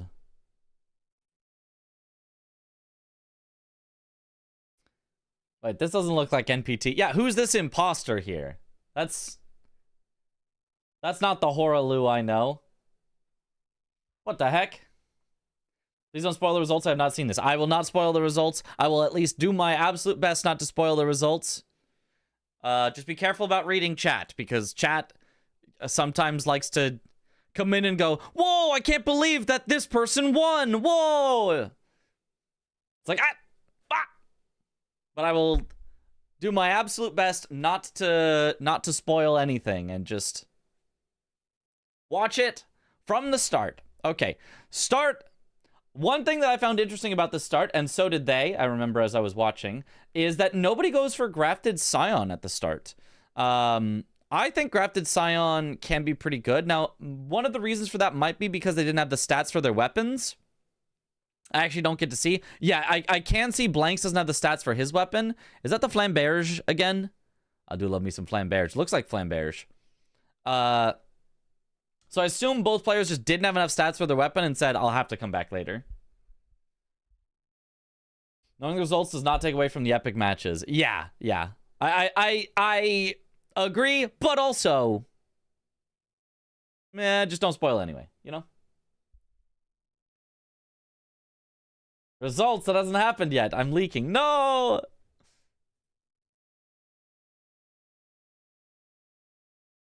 Slows you down, and there is a possibility you can fail it since you don't have heals, and that would put you really far behind. Yeah, but just, like, don't fail it. I think they're both fine at it. Well, there is Millicent Invader on the board. The one thing to say is there is Millicent Invader on the board. So if you can go for Millicent Invader and win that, you are off to a good start. Millicent Invader is probably about as fast or slightly faster than Grafted Scion, but does give you more runes. So... yeah, Millicent Invader is probably the play on this board, which also sucks because I hate when Millicent Invader is the play on the board because Millicent Invader is just too powerful. Millie Rush is big though. Yeah, I don't like that square. Neither does Aggie.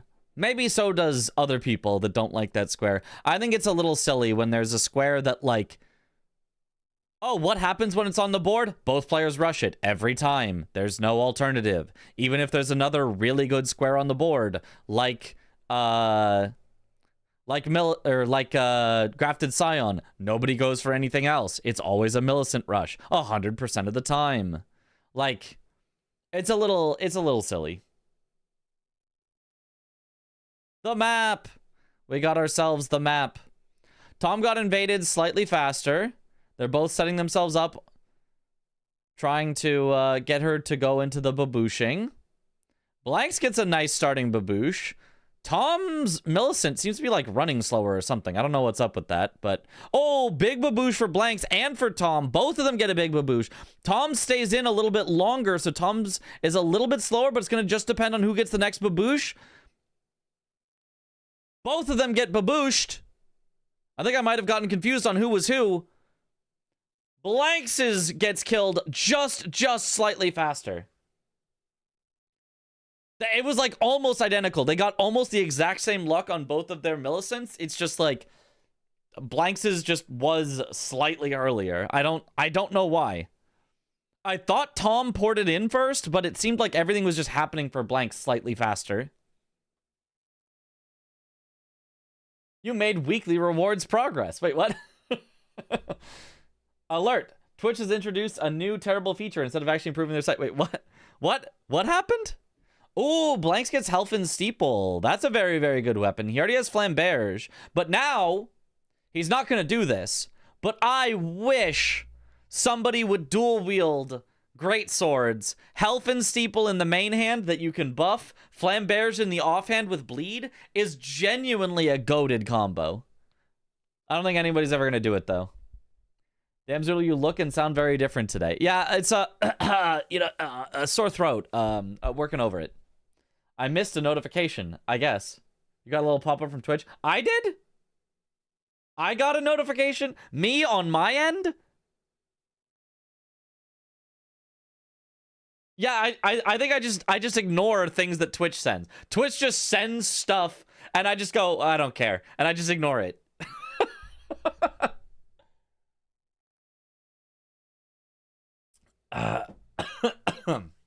Also makes the square a bit iffy if there's notable part of luck on how much the NPC runs. Yeah, but like you have to go for it. You have to hope that you win the luck, right? Excuse me. Because if you go for it, there's a 50-50. I swallowed the water wrong. I've got a drinking problem. You know, a problem drinking.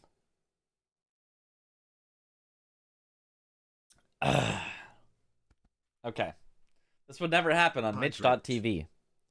Thank you for the hydrate.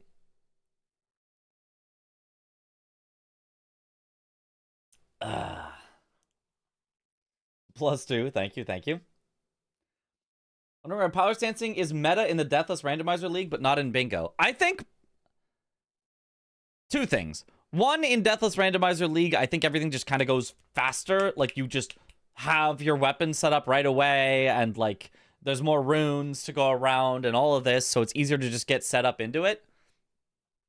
And then I think secondarily, I just don't think it's caught on Bingo. I think if we have Bingo season 7 and season 8 and all that, I think eventually there will come a season where people are doing jump attack builds, because I think they just are really powerful as long as you have power stancing.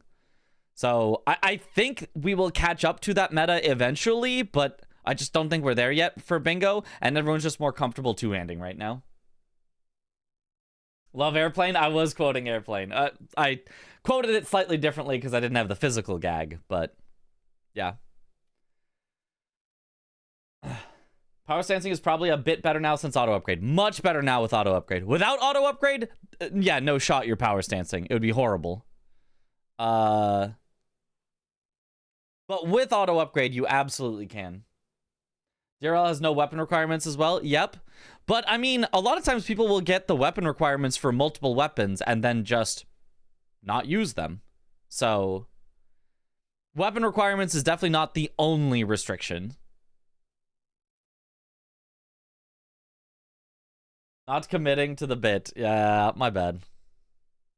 Incompatible second weapon of a useful type is also an issue, possibly. Yeah, but I'm saying if, in the event, like this game, where Blanks has 2 great swords, which are both great, and one has frost and one has bleed, so it's basically perfect, and, as we will see throughout the game, he does get enough stats to wield each of them individually, he still doesn't go for it. I'm not saying you do it in every game, that'd be silly. You have to have a proper setup for it, but Blanks literally has the full setup fully set up and could do it, and then doesn't do it. That's all I'm saying. Such a low tie I'm wearing. Yeah, it's one of those, you clip it on, but like onto your stomach instead of at your neck. It's a fashion statement. I think it's medium roll fear. Nobody goes light roll anyway.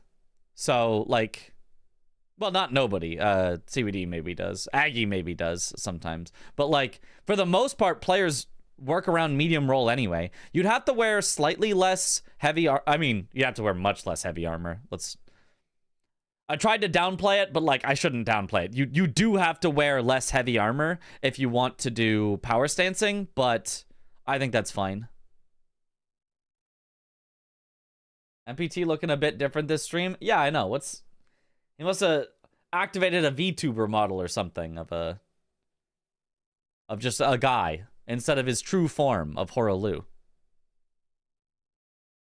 Belly button ties sure would be a choice. Yo, Baconborn, a nice name. Thank you for the Prime sub. Percent Ron put percent. Percent Ron put percent. Welcome to the bunch. Enjoy the emotes. Flesh tuber. Oh no. It just doesn't sound right. It's a shift of mindset. DRL is all about overwhelming speed, where Bingus is all about the strategy and making sure you get the squares you need. But how do you get the squares you need? By overwhelming speed. So I think it will happen at some point. I think it is genuinely a good idea to do the jump attack build in a lot of situations, and I just don't think it has caught on as something people have tried and practiced yet. I think it will at some point.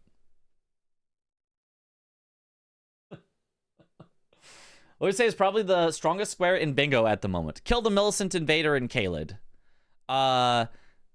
It's a rush square that everyone goes for every single time. It is that powerful. But outside of that, all the Radon squares are super, super good because they all synergize with each other, like, just a lot. And even anyone that doesn't even say Radon becomes a Radon square if it says a Remembrance Boss. So, for example, on this board, there's Killer Remembrance Boss Hitless. That's a Radon square. There's Killer Remembrance Boss Daggers, Claws, or Fists only. That's a Radon square. I mean, they can also be Godric squares. That's also fine. And in this case, there is kill 3 bosses with the word God in it, so maybe you do them on Godric instead of Radon. But in so many boards, Radon is super, super powerful. Radon, in this particular case, would be helpful for Valiant Gargoyles. You do need Radon eventually for Valiant Gargoyles, so getting an early Radon is a great idea.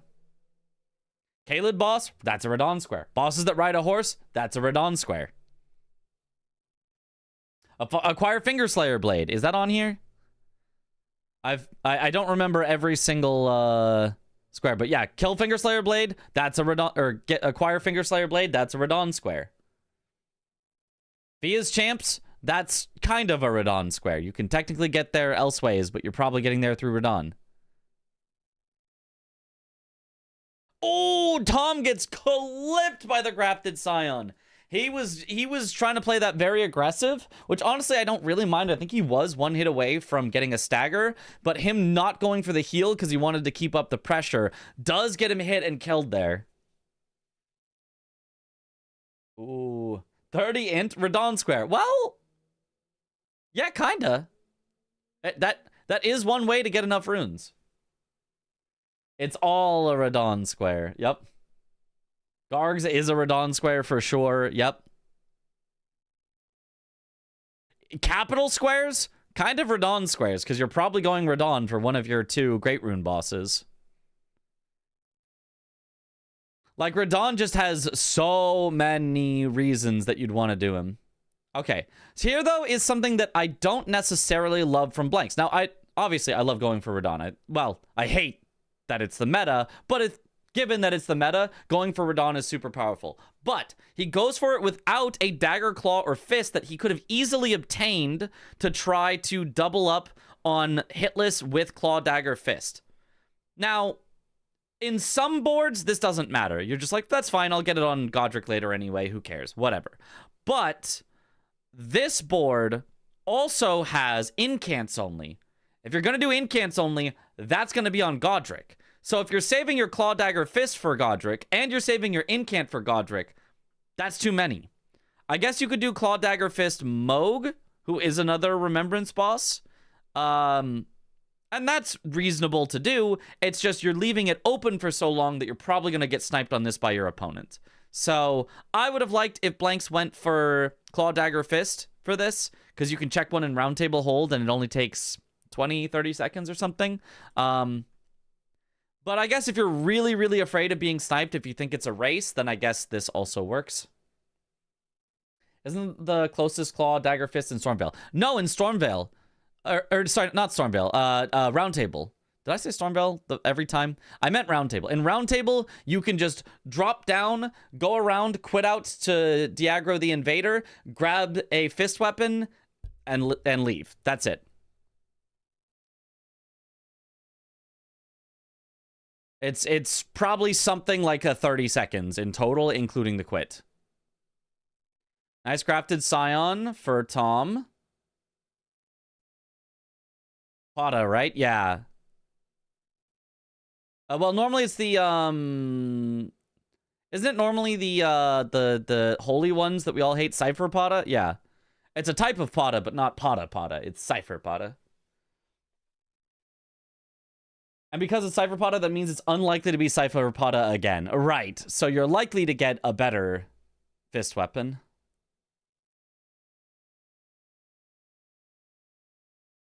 So that's what I would have preferred from blanks here. But this opening play, it's not bad. Tom going back for the Grafted Scion did feel a little early, potentially. It feels like maybe there was better stuff that he could have gone for. It was a nice, easy square. I don't hate it. And it maybe gave him some general progress towards, like, Top's key, because I assume he grabbed the key on the way. So, like, there's stuff for it, but I don't know that that feels like the fastest thing he could have gone for. Just because the walking there does take a while. Nice hitless, though, for blanks. Is it unlikely? Isn't it random? Every position has the same probability. So, it depends on the settings, but in Matt's randomizer, and this is a slightly different randomizer, but in Matt's randomizer, things are effectively never placed in their vanilla spot.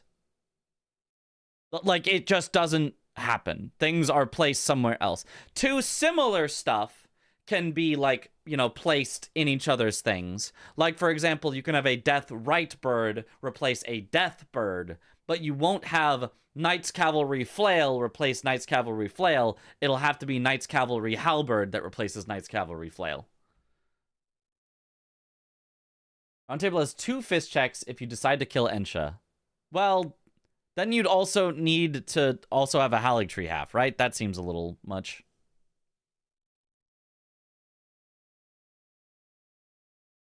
I see, that's really nice. Yeah, I don't know if that's how the bingo randomizer works, but I do know that's how the, like, normal, regular randomizer works. Not sure if you wanted to update the YouTube title as well. This match was insane. Yeah, let's update the YouTube title real quick. I'll just leave it. I was gonna say I'll change it back at the end of stream, but I'll just leave it. It's fine. Let me do that real quick. I don't want you guys seeing all my YouTube stuff while I change it. I don't know that I could dox myself on anything, but you guys would see my analytics and how much of a broke boy I am. So can't let that happen.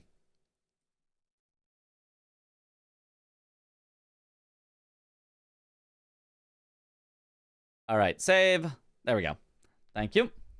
Release the analytics. No. All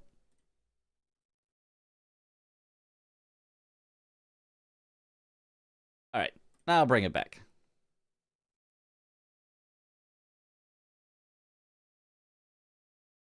Better safe than sorry. Yep. Just in case. But is streamer? Why not millionaire? Yeah, why not? Well, probably because I haven't released a video in 6 months. My editor has not gotten back to me, and I don't want to look for a new editor.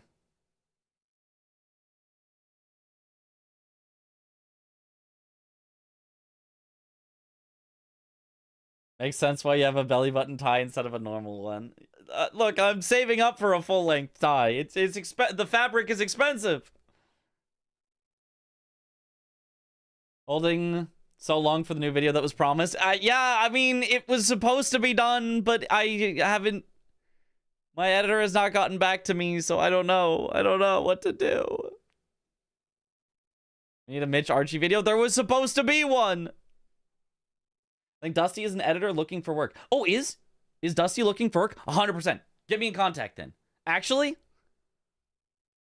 Dusty edits for Chris or Josh or multiple people. I'm so down.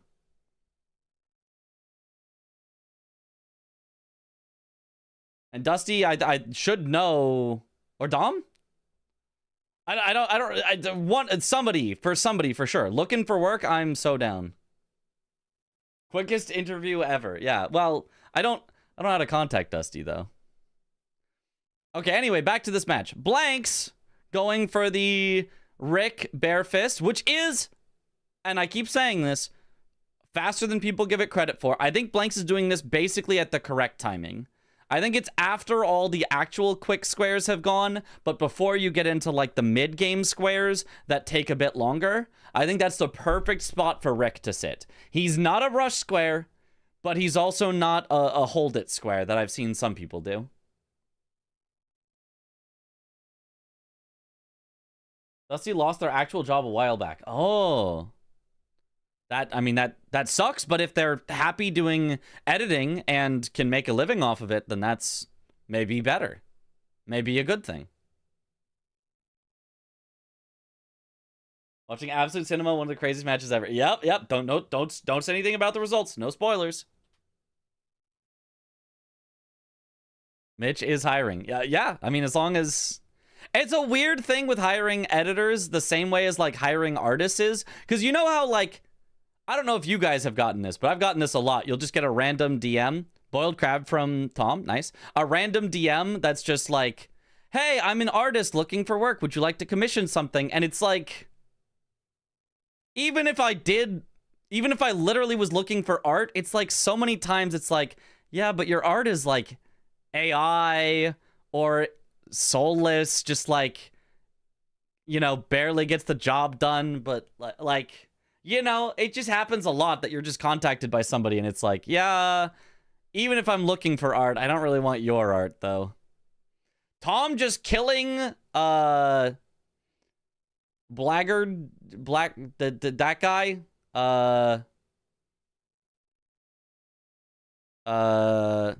Boggart, that's it. Blackguard Boggart or something.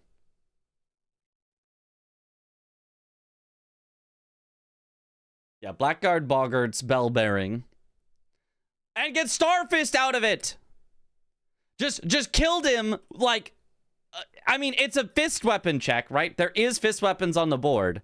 Does the fist weapon check, which took a while, gets rewarded not just with any fist weapon, but with the best fist weapon in the entire game, bar none. It's not close. You could not even argue a second one. It could be better. So, yeah, very, very, very nice for Tom. Will really help because there is Killer Remembrance boss, Dagger Claws or Fist only, and just every boss that he goes to and kills will now just be probably faster than Blanks' kills just because he happened to get Starfist. Arguably best weapon in Elden Ring. Arguably. I think some people would put it top 1. Some people would put it top 5. Oh, well, that was a little silly for Blanks. He grabbed the Grace and was sitting at the Grace and somehow died while sitting at the Grace. Very funny. Is Zoodle a lot more Mitch than usual? No. Very, very normal Zoodle. The light beams don't reset on sit down. Yeah. Makes sense. It just looked very funny. Oh, and then his runes get put all the way out of this cave here, so he loses time going back to grab them. It's only 20,000. Maybe he could have skipped them, but, like, that's really unfortunate for him as well. Tom now on the map. Well, now I can't see the board, so now I don't know what he's heading for. It could be Moog. There was Moog on the board. Moog with Starfist is pretty fast, pretty easy. Could also be for a double Estelle, which I don't remember being on this board, but I could be wrong. Need to work on my German accent. Yo! Lieutenant Tuttle! Yo, thank you for the $20 super chat on YouTube. Love your content, Mitch, especially this new arch of commentary. You're a natural. I hope that you become the Souls-like commentator. Yo, thank you. I hope so too. It kind of seems like I kind of am, because Domo has invited me to a lot of commentary. Parky's wanted me to do commentary for DRL, so yeah, it's been super fun. I'm glad that I committed to commentary, because I've always liked to do commentary, but like, you know, it's like a super side thing because, oh, what are you gonna do? Just commentate over people playing all day? And then it was like, wait, what if I actually do that?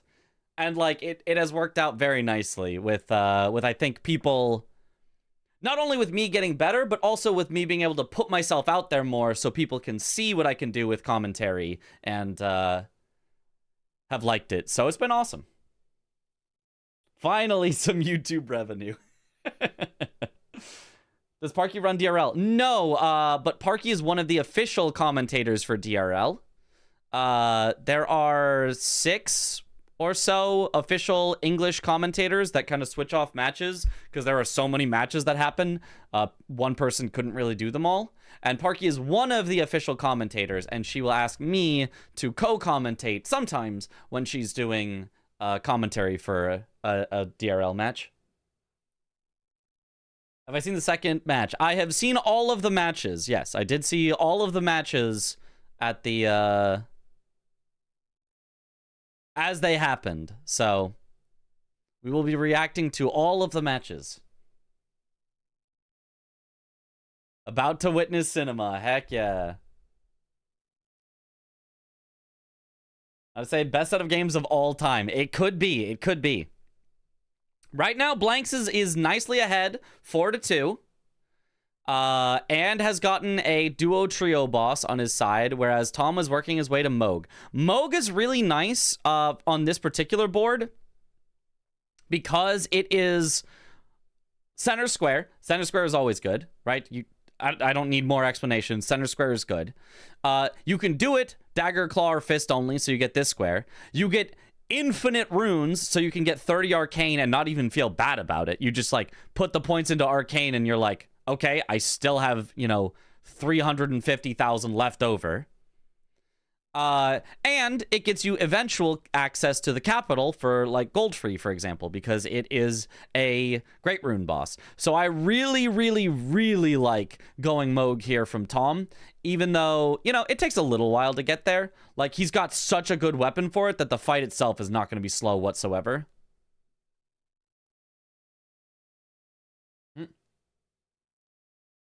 Give the script writers a raise. Oak skip that Gray talked about looks sick. Oh, did Tom do it here? Let me go back real quick. I guess I was not paying attention. Hold on. Let me see real quick.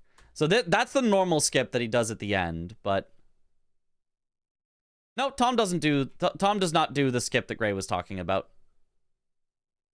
Tom is going the normal way. I think he has to go the normal way because he wants the like smithing stones and runes and stuff. Somber 9, yeah. Heroes Rune 4, yeah. So the alternate skip would be faster, but you'd miss all these pickups. So I think Tom wants these pickups. Okay, anyway, back to where we were. Somewhere around here. Here it was. Where Blanks was fighting the demi-human chiefs for his second duo trio boss. Very, very fast one. Very nice one. New to bingo, are the weapon loadouts randomized? The weapons are randomized within their category. So when you go and you pick up... Oh, and it's a cave or grotto. This is actually really nice from Blanks. I actually also missed that on rewatch. I think the commentators were saying it, but I missed it on rewatch. Yeah, cave or grotto done for Blanks, and he got another duo trio. Unless that was his first one and he marked it early, but...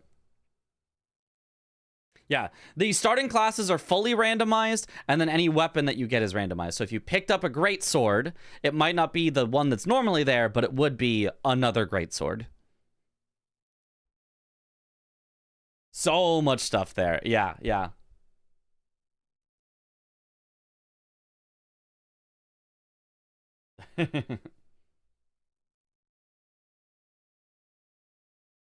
Oh, there's a membership that isn't showing. Hopefully it shows later, but if not, welcome to the bunch. Enjoy the emotes.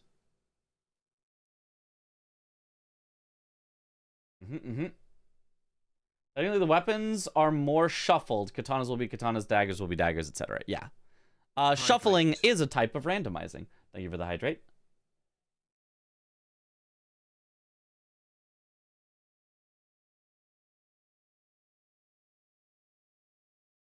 I don't know that there's a term for non-shuffle randomizing. Because randomizing can both refer to shuffling and replacing with something completely at random.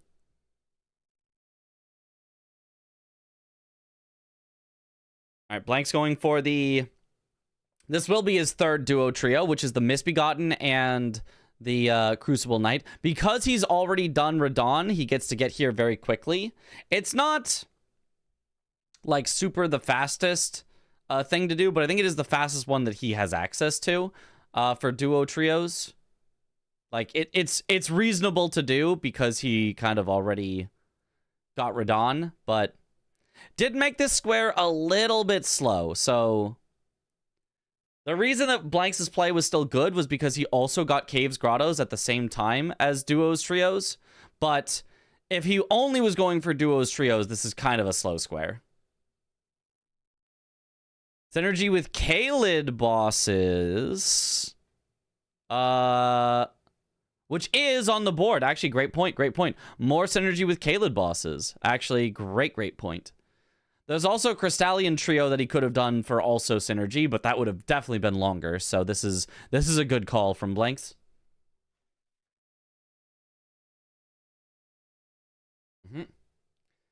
Mitch, would you want Dusty to contact you? Maybe we can make that happen. Yes. Yes, I would want Dusty to contact me. If you can make that happen, absolutely. I would 100% be down. In fact, that would feel even better because it would relieve my anxiety of reaching out to people. If somebody reaches out to me, it's like, awesome. I know for sure they want to talk to me. Alert. Mitch saw the message. Alert. She's in Domo's Discord. Oh. I didn't know Dusty was she. Maybe I did. I think I was supposed to know that, but I think I forgot. I think I was saying he earlier, so my bad. And sometimes Mitch even answers. Occasionally.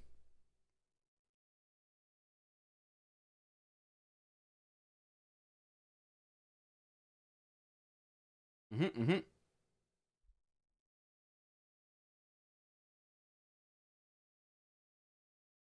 Stats are random too, to a certain degree. They rando within parameters to make sure they're not too wild. Yes. So the classes are very, very random set up in bingo. All right, now Blank's heading for more Dragon Barrow and Kaled bosses. Now, is this a good boss for him to do, this Falling Star Beast? I feel like this is a really long one, unless he also wants the upgrade materials. I don't know how upgraded Blank's weapon is. If he's doing this for the upgrade materials as well, I think this is a great one to go for, but he just grabbed a Somber 4, so I'm going to guess he's less than Somber 4 currently. In which case, this makes sense. This makes sense.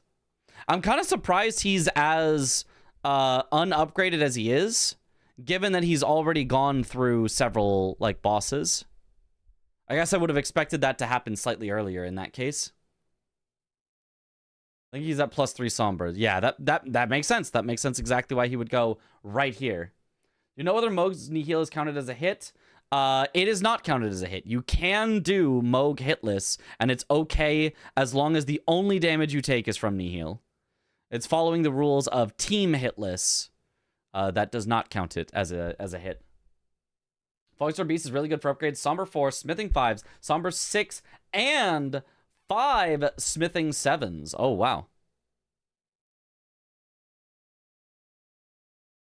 That's quite a lot.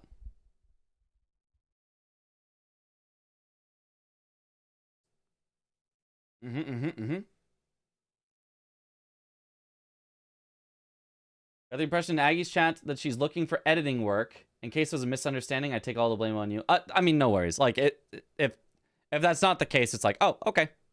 Like, there's no...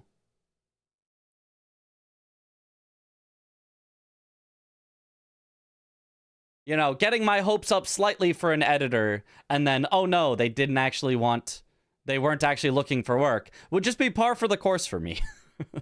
I've had a really hard time keeping an editor. I had an editor for a while that I really, really liked and was really, really good. But unfortunately, they have not... They got a lot of other editing work, and I think I have fallen to the wayside. And it's like, that's understandable. You were too good for me. Of course you would be getting work all the time. Gray was talking about it, that's why he went for Falling Star Beast. Yeah. Falling Star Beast is one that people will go for very often just because it has so many good upgrade materials. And getting also a boss in Kaled is also nice. I would not be surprised to see Blanks go for a duelist in Kaled. There is that cave that has the duelist at the end. You do like the skip, you like unlock it with the stone sword keys, then go to the end. But Tom going for duelist right here, so Tom gets it first as long as he rushes 2 of them.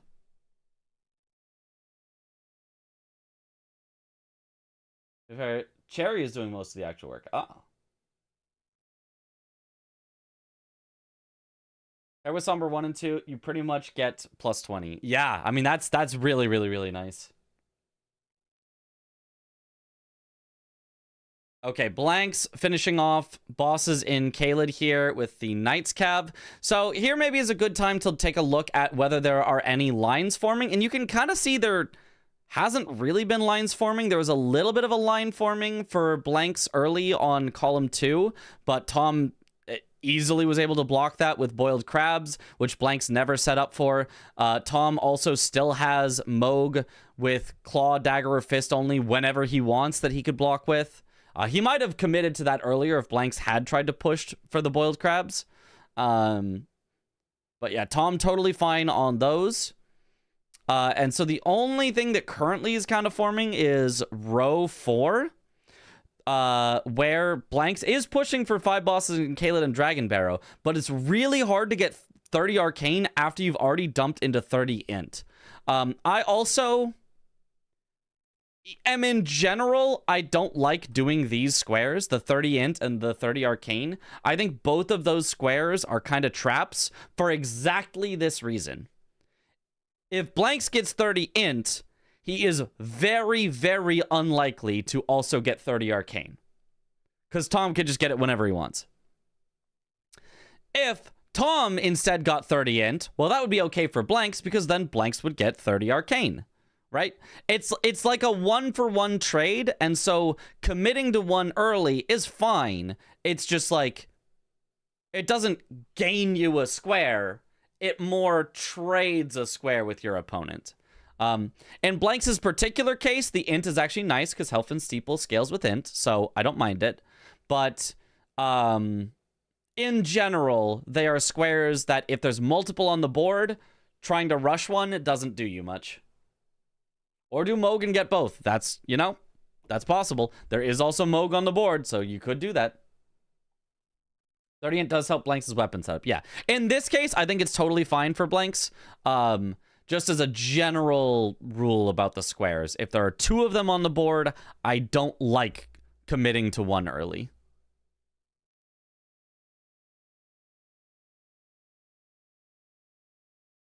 All right, Tom setting up all of his stuff. Is he going to go Radon with Claw Fist Dagger only instead of Moog? Looks like he is. Now, the reason he would want to do Radon instead of Moog, even though Moog is... well, that's just a square. He could just get it. Would be because he doesn't want to be too far behind on something like Valiant Gargoyles, if that ends up being a race. I mean, I don't really see it being such an important square right now, though. I maybe am thinking I'd rather have Moog than Radon, but he's going for Radon. Radon, still always a fine call. Always a fine call. There's never anything wrong with doing Radon. But the earlier I do Moog, the more I'm going to have infinite runes to do whatever I want and be way ahead. So I'd rather do Moog early, I think, because I think as Tom, you're very comfortable on Moog. You can probably do him hitless. And you've got an incredible weapon for it as well. There's the 5 bosses in Kaled and Dragon Bear. Blanks ahead 7-2. 5 square lead is a lot. I mean, Tom has set up a lot of things, right? We mentioned how Tom is set up for Moog, Claws, Daggers, Fists only, 30 Arcane, even has a Duelist. So, like, he's got stuff. He's got sauce that he can come back with, but it does look very good for Blanks from this point. You choose an Omen over a Rotting Demigod. Yeah. Tom not wanting to show his full hand just yet. Yeah, Tom almost seemed like okay with going down early in the way that he played. Like, I think most players want the score to be even. And they're like, you know, I'm going to go for things that it's going to make the score number be even right now. And Tom is more like, well, I don't really care about the number right now. I'm okay with going down now as long as I've got a plan for how to, you know, how to win it later. So he is very much setting up for all the things that will help him win it later rather than committing to, I need to get something right now. Blank's got early squares, but Tom hasn't really wasted any time yet by getting map progress. Yeah. I mean, you can see Tom getting pissed when he did small errors, but he kept his cool well. Yeah. I mean, it's hard. Bingo. There are a few people that can keep their cool in bingo, and otherwise everyone loses their cool sometimes. We were watching Aggie earlier lose his cool a bit. I lose my cool all the time in bingo.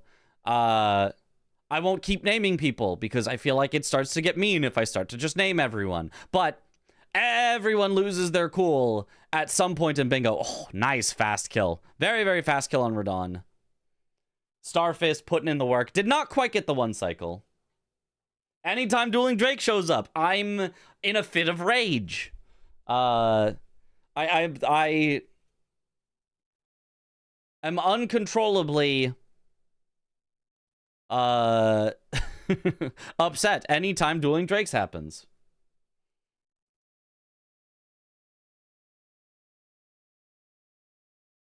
The point being, though, it's like, yeah, bingo's really hard mentally. It does not matter who you are. It's really hard mentally. And the players do a great job of keeping themselves together through all the pressure.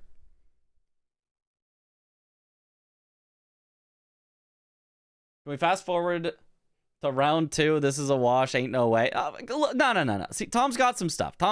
He's got it. He's got chances. He's still got Moog. He's still got Moog set up whenever he wants it. He's still got duelist bosses that he's killed one of already, that Blanks did not go for the synergy of duelist bosses with Kaled.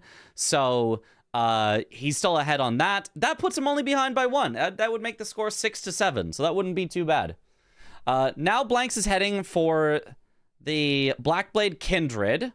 A nice fast square. Honestly, maybe somebody should have gone for this even earlier than this, although it is very scary. Blanks does have no health, so...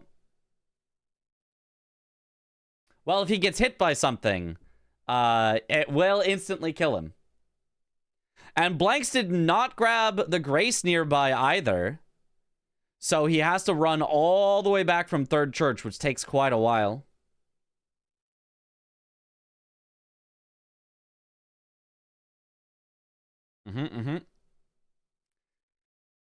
BBK is something of a farmer himself. Yeah, BBK is, like, theoretically not that bad, but the slope makes it really annoying, and it will one-shot you. It just will one-shot you, so you just have to play it perfectly. It's not too hard to get Blackblade Kindred hitless, but you have to not be greedy. You can never be greedy. If you're greedy even a single time, you just die. See, that hit there, even from Blanks, was like a little later than I would have wanted. He didn't get the hit right away, so him committing to it late was scary for me, because it's like, if you commit to it late and he goes for the instant poke, like, there's maybe a chance you just die. But he did get the stagger there. Very nice. Good dodges. That's a greedy hit! Yeah, you cannot go for that hit. You cannot go for the hit in the middle of his windup of his attack. That one you cannot do. A fast weapon you could get away with. A great sword is just slow enough. You cannot get away with that.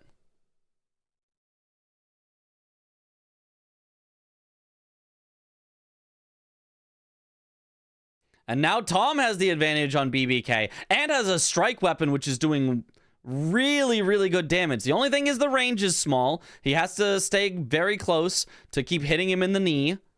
Oh, that didn't even stagger. I thought that was going to stagger for Tom. Well, this puts Blanks back in the lead, because Tom got greedy with it. Tom thought it would stagger. I thought it probably would stagger as well, but it didn't. So now Blanks has got it.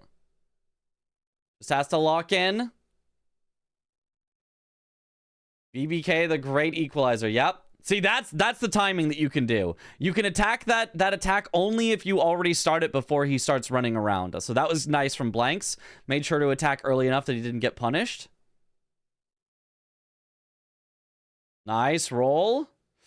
A little bit of whiff. He might be scared about the posture. Yeah, he was! And then he got greedy with the attack because he didn't want to lose the stagger. Yeah, yep. Been there. I called it. I even called it. I'm like, okay, yeah, he missed an attack. He's going to worry about the stagger. Because that's what I think. That's speedrunner brain. As soon as you miss one attack with speedrunner brain, you're like, I have to get more aggressive. I can't let him recover posture. But if you do, you just die for it. And then he just pivots out. So now it'll be Tom's as long as he gets it first try. Well, second try now.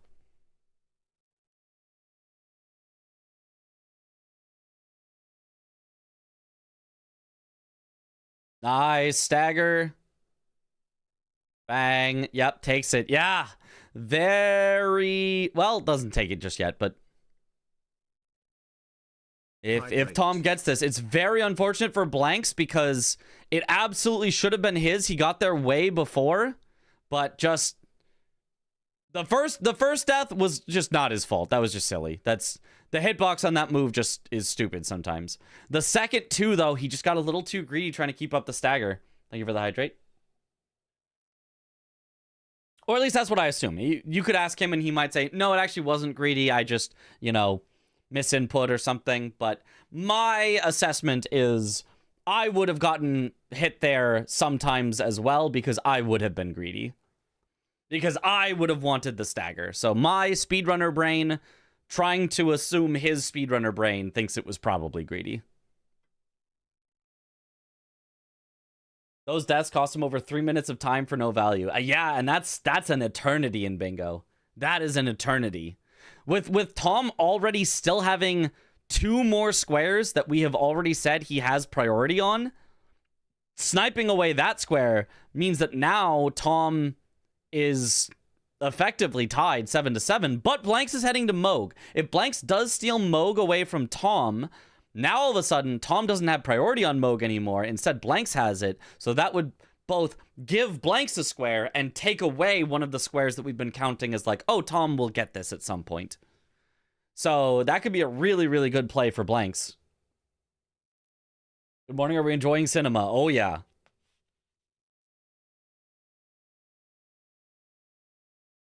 Tom heading for Bell-bearing Hunters. Not a bad square. 3 is kind of a longer number, though. I'm surprised he doesn't finish off Duelist bosses first if he's just going to go do something. Like, Duelist bosses, I feel like, would be really, really quick. He does have to reset several times to get Bernie to stop being pissed at him. Yo. How's the commentary training today? It's been good so far. Okay, nice. Yeah. Very, very, very fast kill for Tom. I guess if he kills Bell-bearing Hunters that fast because he has Star Fists, I guess getting to 3 Bell-bearing Hunters doesn't take that long. Oh, but he pivots right back to Moog? This is so... is this characteristic Tom play? We haven't gotten to see Tom play that much because he stayed in the winner's side, which does less matches, and he did have the only buy. Does Tom just do this? Does he just like... oh, I'll just get 1 Duelist, and then I'll just get 1 Bell-bearing Hunter, and then I'll come back and finish off my squares. Does he just, like, not finish his squares? Tom also got Death Poker from BBK. Oh, I see it there, Death Poker.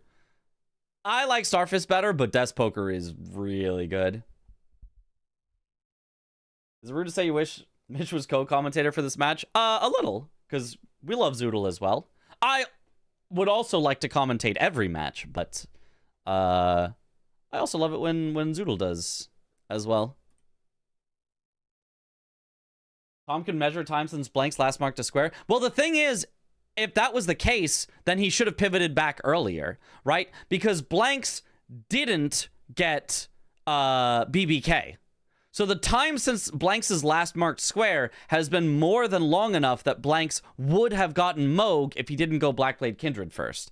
So the idea that Tom can just go, oh, I know for sure I can definitely get a Bell-bearing Hunter first, when he has no information that Blanks went for BBK, I think would be wrong. I think this has to just be how Tom plays from behind, which is risky and can work out, and looks like it will, because at least he's closer to Moog right now as long as he gets a first try Moog. But it is by no means just a like, oh yeah, Tom is just so smart that he knew with 100% certainty he'd get this square. Like, no, he definitely would have lost it if Blanks went here first. I don't know, 5 Boston Caleb, that's got to be the majority of the match. That took a while. I'm talking about after that. After 5 Boston Caleb, after everything else settled out, when they just both went to Blackblade Kindred, if Blanks, instead of going to Blackblade Kindred, had just gone straight to Moog, he'd be like 3 minutes ahead of where he is now, and he'd already be in the Moog fight. So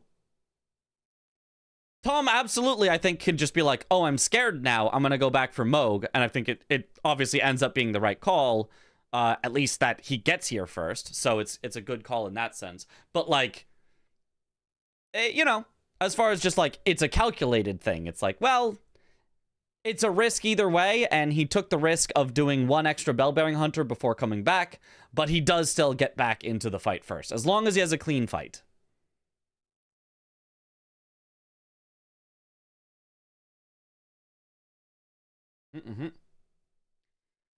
You should hear him think out loud when he plays. He times the squares to a scary degree. Well, I mean, in that case, I think he timed it wrong in this case. I'm positive Blanks would have beaten him to at least entering the Moog fight if Blanks had gone there first. I'm positive of that. Blanks does pivot out, though, for more upgrades. So I guess Blanks is not quite at full upgrade yet. I don't... You know what? Pop quiz time. Pop quiz time, chat. And I actually don't know the answer to this one. Is what Blanks did, the order that he did things in, correct? Going all the way through Mogwin up towards Moog, then going back to the Lake of Rot, or should he have done it in the opposite order? This is like your true, false, yes, no, but explain why. Maybe you wanted the money regardless and the +9. Makes sense. It doesn't matter, no? That's the question. Does it matter? Does it matter? If he's gonna go to Mogwin no matter what, regardless, then going there first is totally fine. You get possible access to Moog. You were gonna go there anyway. But if he only went Mogwin because Moog was still on the board, then it makes more sense to go Rot Lake first, because if while he's doing Rot Lake, Tom suddenly marked Moog, Blanks would be like, oh, I don't have to go to Mogwin anymore. So I don't know. Money and +9, but still doing half of the upgrade first should be better, at least getting the Lake of Rot stuff. I think so. I think he should have gone Lake of Rot first if he was going to pivot and upgrade before committing to Moog. I think that is correct.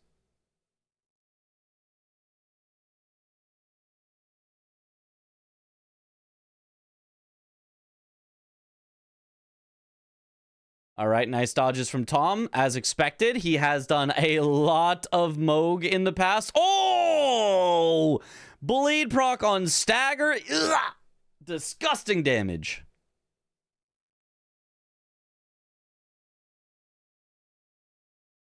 He wanted the +9 and the runes to upgrade. Yeah, it's just a question of would he have done that anyway, even if Moog was off the board?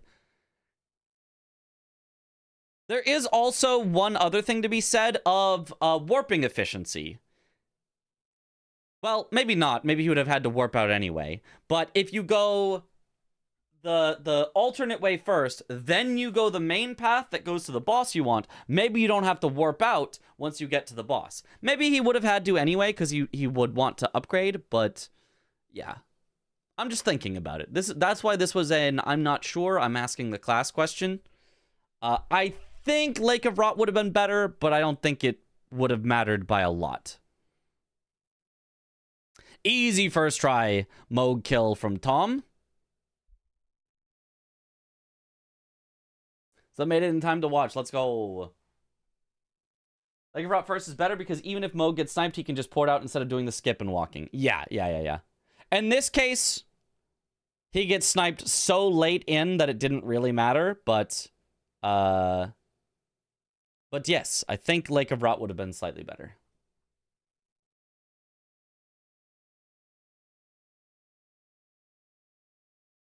Tom is making a comeback. It was 2-7, and now it's 6-7. So it's been 4 squares straight for Tom. It started with the Blackblade Kindred snipe. Was it before that? It started with Daggers, Claws, Fists only, which gave him enough for 30 Arcane. Then the Blackblade Kindred snipe. Then the Moog snipe. And Tom has some progress now on Duelist bosses and Bell-bearing Hunters. Blanks, on the other hand, heading for...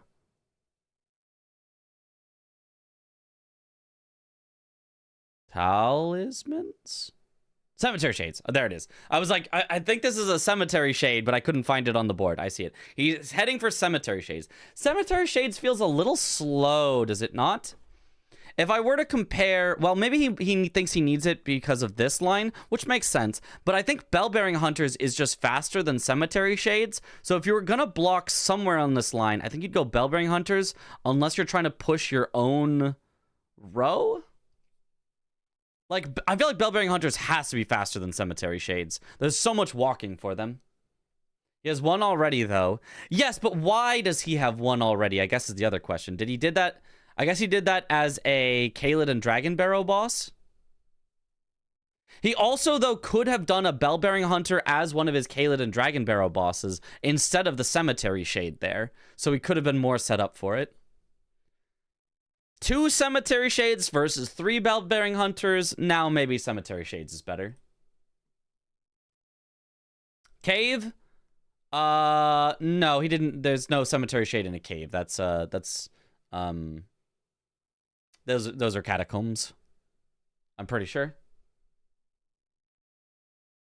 Tom has one Bell-bearing Hunter already. Blanks does not know that. Blanks would just have to take a guess as to which one Tom has progress on. But yeah, so if Blanks is doing Cemetery Shades instead of Bell-bearing Hunters because Bell-bearing Hunters is faster, and so he assumes Tom is working on Bell-bearing Hunters, that's a very scared way to play, right? If you're saying, oh, I don't want to go for the fast one because I think my opponent will get the fast one, so I'll let my opponent have the fast one and I'll do the slow one. That's a very scared way to play. And so I don't personally love it. I love going like, no, this is the good square. I'm going to take the good square from you. If you're going to try to hide priority on me, not going to work. I'm going to take it away from you. I like making the opponent work for it rather than giving the opponent what they want and just trying to go somewhere else. And sometimes you'll lose from that. I'm not perfect. I definitely would probably lose to both of these players by a lot, but I like that as a strategy. Upgrades mattered a lot this game. BBK Moog race, that changed the game. Yeah. Upgrades did matter a lot. Blanks did get his upgrades, but just like a little bit later than Tom. Just enough for Tom to get a few squares that brought him back into the game. Blanks still currently ahead, and he should get this 3rd unique Cemetery Shade. It's gonna be after, yeah. Look at how much faster Tom is doing Bell-bearing Hunters. He's gonna have this Bell-bearing Hunter while Blanks is still working his way through the catacomb. Now, it turns out in this particular match, this is the correct call for Blanks because he would have lost Bell-bearing Hunters, but as a strategy without information, I would rather go for the good square than go for the bad square. Because, like, there's always a chance Tom pivots, because Tom has already pivoted multiple times. Weapon diff as well. Starfists are just crazy. Yeah, the weapon. And not only Starfist, also he's got the Death Poker. Like, he's got a buffet of weapons that he wants. Where did he get the Death Poker, by the way? Did Blanks pick up Death Poker? I don't remember.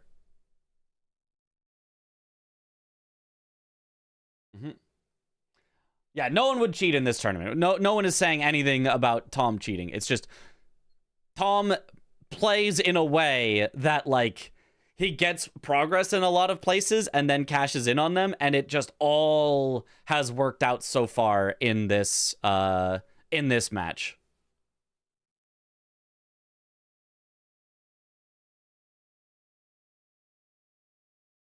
BBKB poker. Oh, yeah, because it normally gives Gargoyles Greatsword. Oh. So Blanks not only lost the square, but also lost getting a weapon that would have really, really saved him a lot of time throughout the rest of the run. Oh, man, that's brutal.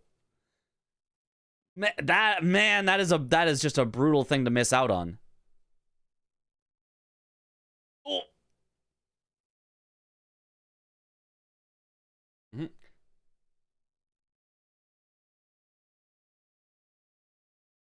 It's tied here 7-7, and Blanks is working on his final cemetery shade. But you can see in the time that Blanks is getting his cemetery shades, Tom got the remaining Bellbearing Hunter and is about to get the remaining Duelist. So it's just swinging more and more in Tom's favor as Tom does quick squares and Blanks is doing less quick squares.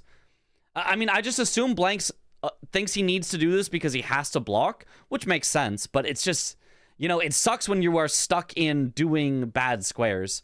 Like, he really had a nice start, and then since then has just gotten sniped, then forced into a bad square. That skeleton around the corner means business. It always does. Nice one shot on the shade, though. Was not missing a weapon for that. He had plenty of damage to one shot the cemetery shade, so that's nice at least. What is there to stop players from watching the official stream to see where their opponent is? In this pre-tournament honor, and the fact that it's usually pretty obvious.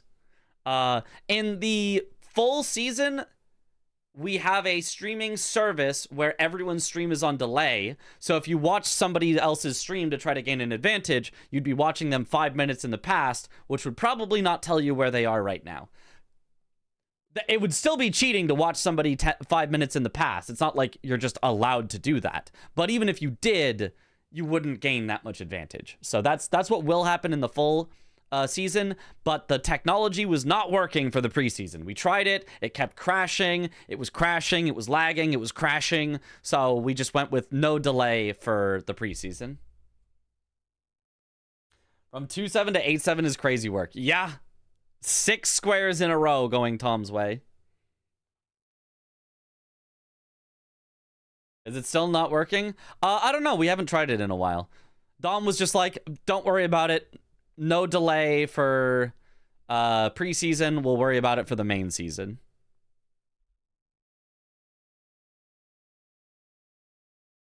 Surely it will work in the official season. Surely.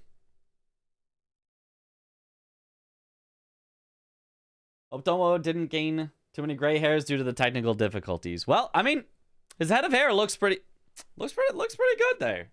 I'm not seeing any gray in there. I think he's doing fine. Hopefully. Streaming services are hard to make, but I believe. Yeah, he's like paying for a service. It's like a pre-made service that you pay for, and then it provides the services. And he has even like, not only is he paying for it, he has upgraded the service multiple times to their like super ultra deluxe premium package. We promise it will never lag. And then it crashes all the time still. So we'll see.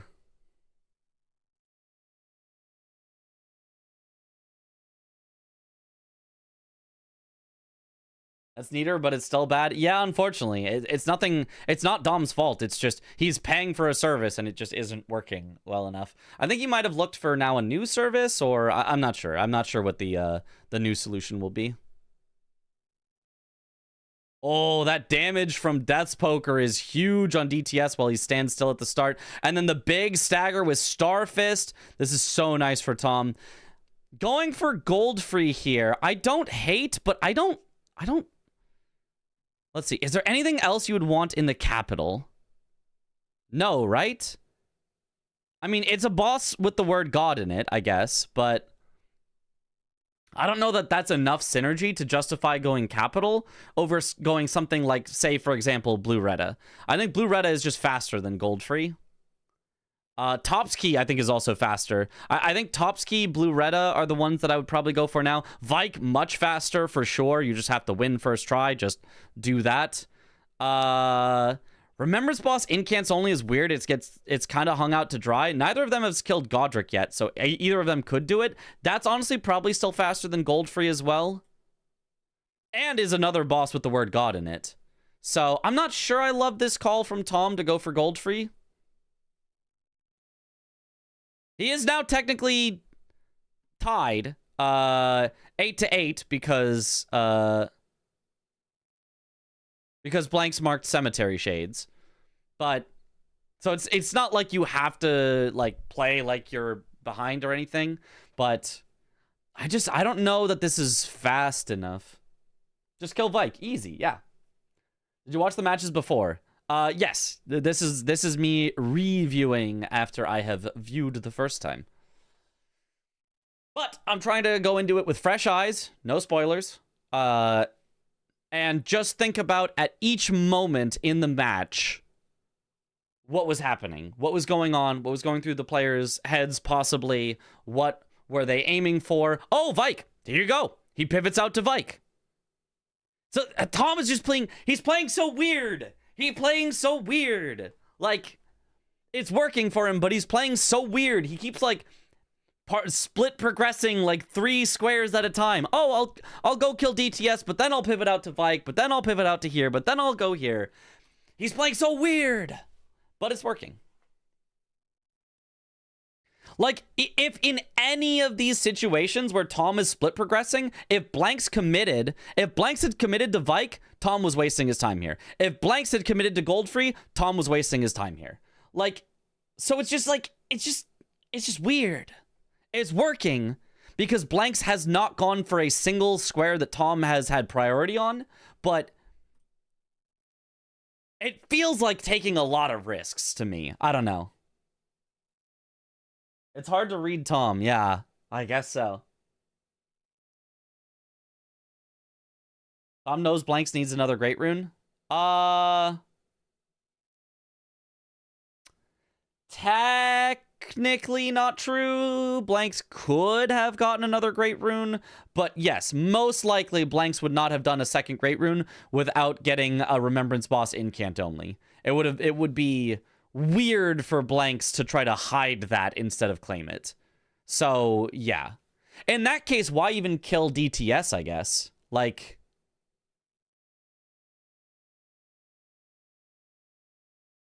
if you know, oh, I have access to the capital whenever I want and Blanks can't really challenge me on it, why even split progress DTS when you could just grab the squares that Blanks might be trying to claim?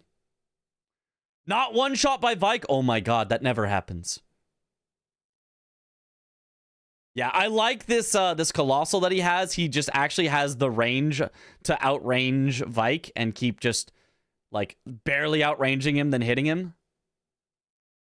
Oh, and a nice backstab. Do you think someone could make a program that gives the theoretical best way to win based off the information in game, like in chess, next move type thing? Yes, but also no. Yes, in that I think you could make something that, you know, could calculate, you know, travel times, blah, blah, blah, and, like, give you something that is like, okay, this is your theoretically fastest way to achieve your remaining squares and hit 13 or whatever.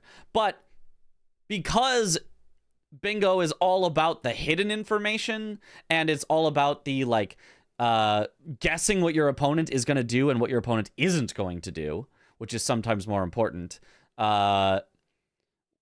Since it can't have that information, I don't think it's like, if you play like a robot, you'll always win. I think it's like, if you play like a robot, you'll win more than 50% of the time, which is pretty good. But I don't think it's going to get you anywhere near, like, you always win. Ooh, Tom is out of heals now on Vike. He's got to be careful.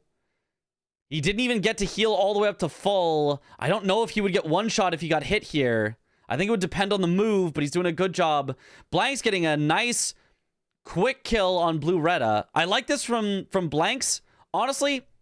And Tom dies! Tom dies! Wait a minute. That's really good for Blanks.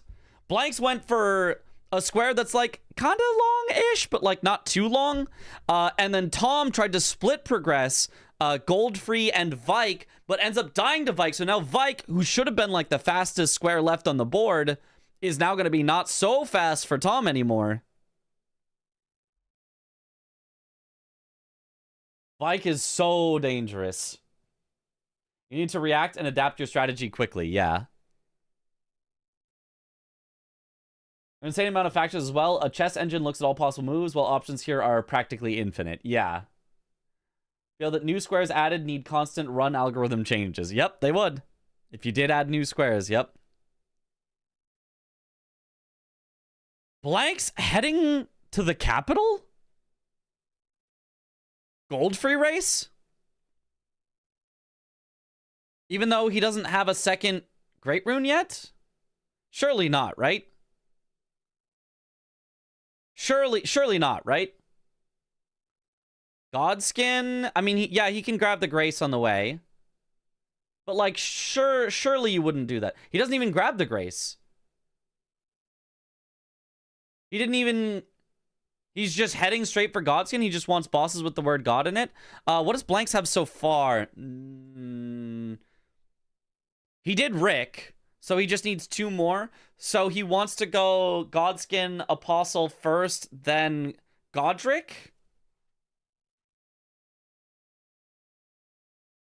I mean, I guess you're taking away potential synergy from Tom. Maybe he's worried about Tom getting gold free, which has the word God in it, and double marking the square, but this seems...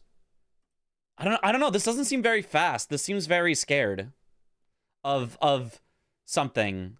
Like, I think. I don't think this is just a fast square to do. Like, I think in the same time that you get bosses with the word God in it, you could have gone and done Vike and Topsky. Like, so even if you get bosses with the word God in it and you get incants, well, you could have just had 2 squares faster with here, I think. Godfaw too. Yeah. I don't know. Maybe I'm wrong. Maybe I'm wrong on how long things take. I just feel like there was a good amount of travel that he needed to do to get to this apostle, and then it's like not that fast of a kill either.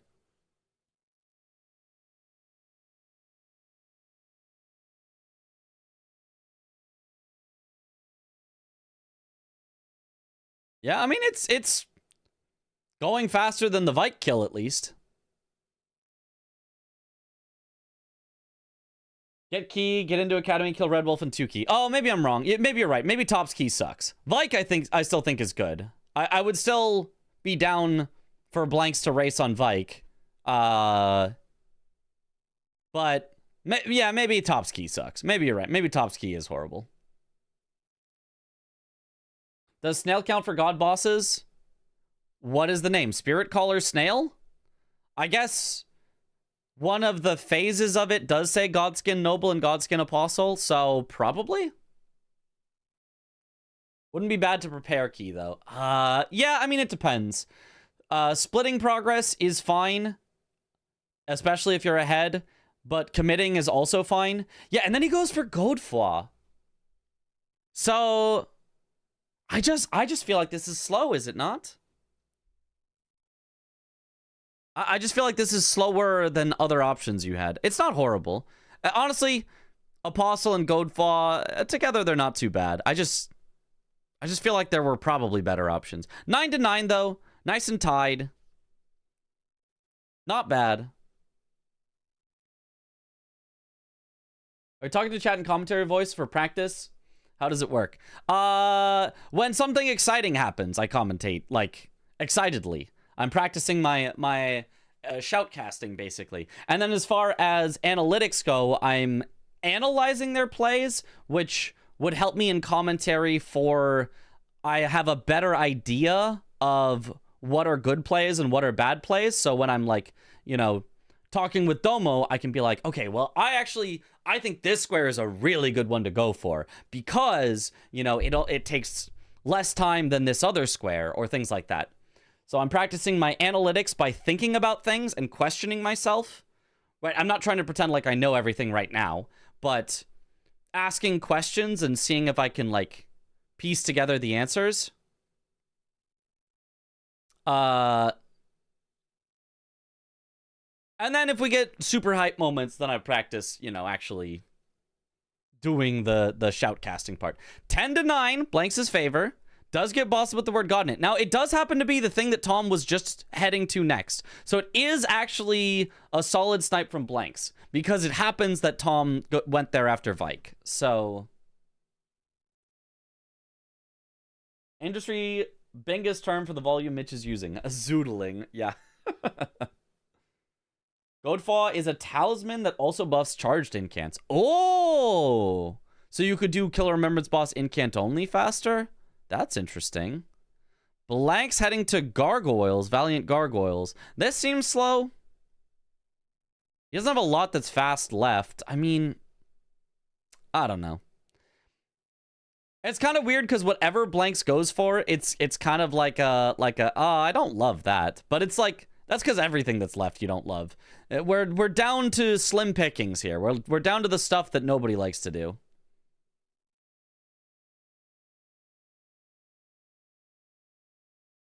It looks like he is heading also maybe for the talisman along the way, the axe talisman.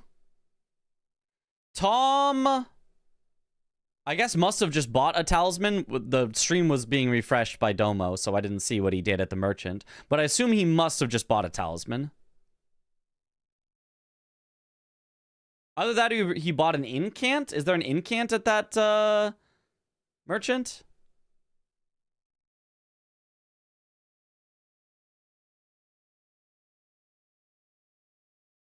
Yep, finds Beast Claw.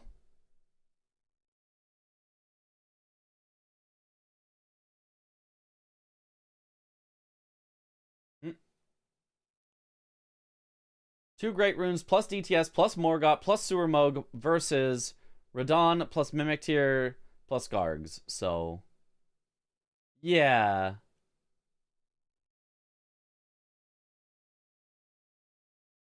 Yeah, for getting down to Fia's, you're saying? Yeah, Fia's is usually going to be faster via the knock run route. Ultra assumed to be taken out no matter what because of the board and progress. I mean, I guess. I don't know. Also, with Blanks not grabbing the Grace closer to the capital, maybe Blanks is going to go through Fia's champs to get to the capital if he wants gold free, because he just didn't grab a Grace that would have been much closer than where he was. Yeah, Tom going for talismans here, killing the Death Bird for a talisman. He's apparently at 4 currently. 9 seems like an absurd number. Like, I don't know how you could possibly get 9 talismans without, like, it taking forever. Wouldn't Giant Golden Arc be better? I don't know. I have no idea what incants are good or bad. Surprise Corin doesn't get checked more in base game, just the weapon buffs can be worthwhile. Probably because people don't want to spend the points on Faith. You don't have that many levels to spend, and so trying to get Faith instead of Vigor probably maybe feels like a throw to a lot of people.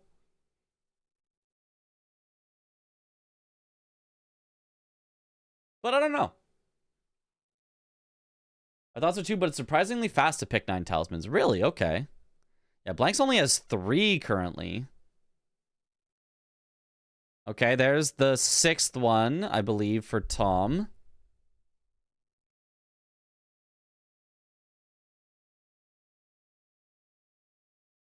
Are you allowed to get 1 sacrificial twig for the square? No, they excluded all sacrificial twigs. It used to say unique talismans, and then it was just you only get count for 1 twig. Now it's just you don't get a count for a twig.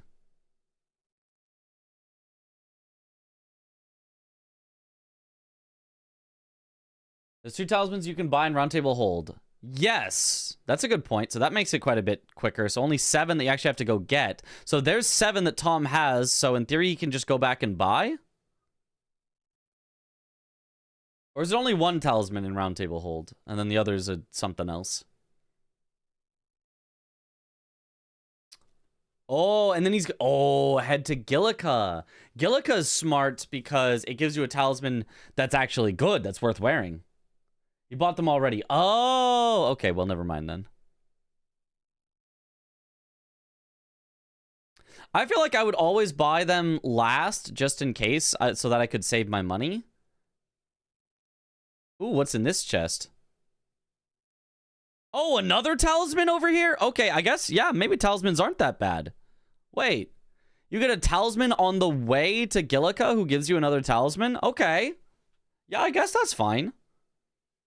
Yeah, he's basically done basically all the talismans by the time Blanks is just getting to Valiant Gargoyles. So I guess talismans was just a faster square to go for than what Blanks is doing.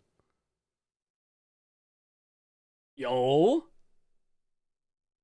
There's a Colossal Sword check in the same camp. Oh. I mean, I feel like colossal swords aren't that good. Is there a colossal sword that's like perfect? Oh my god, Gillica just got melted. Absolutely melted. Can you go to DLC to get talismans from there? No, not allowed. Has been explicitly banned in the rules. There's 9 talismans. I wish Tom had gone to that Gillica talisman first. Who can tell me why? Pop quiz time, chat. Once again, efficiency pop quiz, because I like to think about efficiency. Why should Tom have gone for the Gillica talismans first before the other stuff like lance talismans and stuff? Makes fights faster. Yep, ritual sword. Yep. Maybe it was a little obvious. I think I already maybe mentioned it, but good job, chat. You guys are smart. You guys are learning. Let's go. You should always go for the things that have the most synergy first, or the things that will make you more powerful first, or you should always go for the important stuff first and then finish with the stuff that's less important, so that if you get sniped, you still have the important stuff. Did it matter for this particular one? A little, because he probably could have killed the Deathrite bird a little faster. But in general, it probably doesn't matter much, but might as well do it as fast as you can.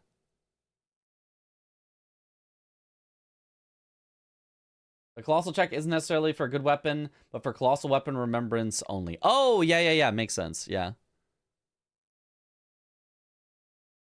Okay, Blank's doing solidly on the Valiant Gargoyles. Wish, well, that's pretty good damage. You know, wish he had strike damage, but having the added magic on his weapon is very, very nice.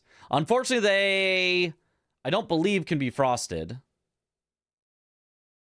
Maybe I'm wrong. Maybe they can be frosted. Bang! Oh, fast kill. Fast kill. Very, very, very nice.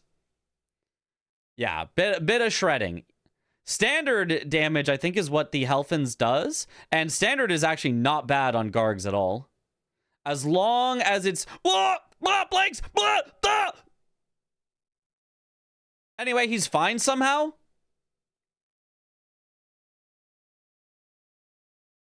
Don't know how he lived that. Genuinely have no idea how he lived that, but... Isn't it also magic? Yes, also magic, which also the Gargs are not very resistant to. Once you're caught in that shredder, I think you just die like 99% of the time, and I have no idea how he lived. He doesn't have like a million health or anything. Oh, that was a greedy jump attack, but it works. Take the trade, get the kill. Blanks had so much HP, nothing to be side over. He doesn't have, like, that much HP.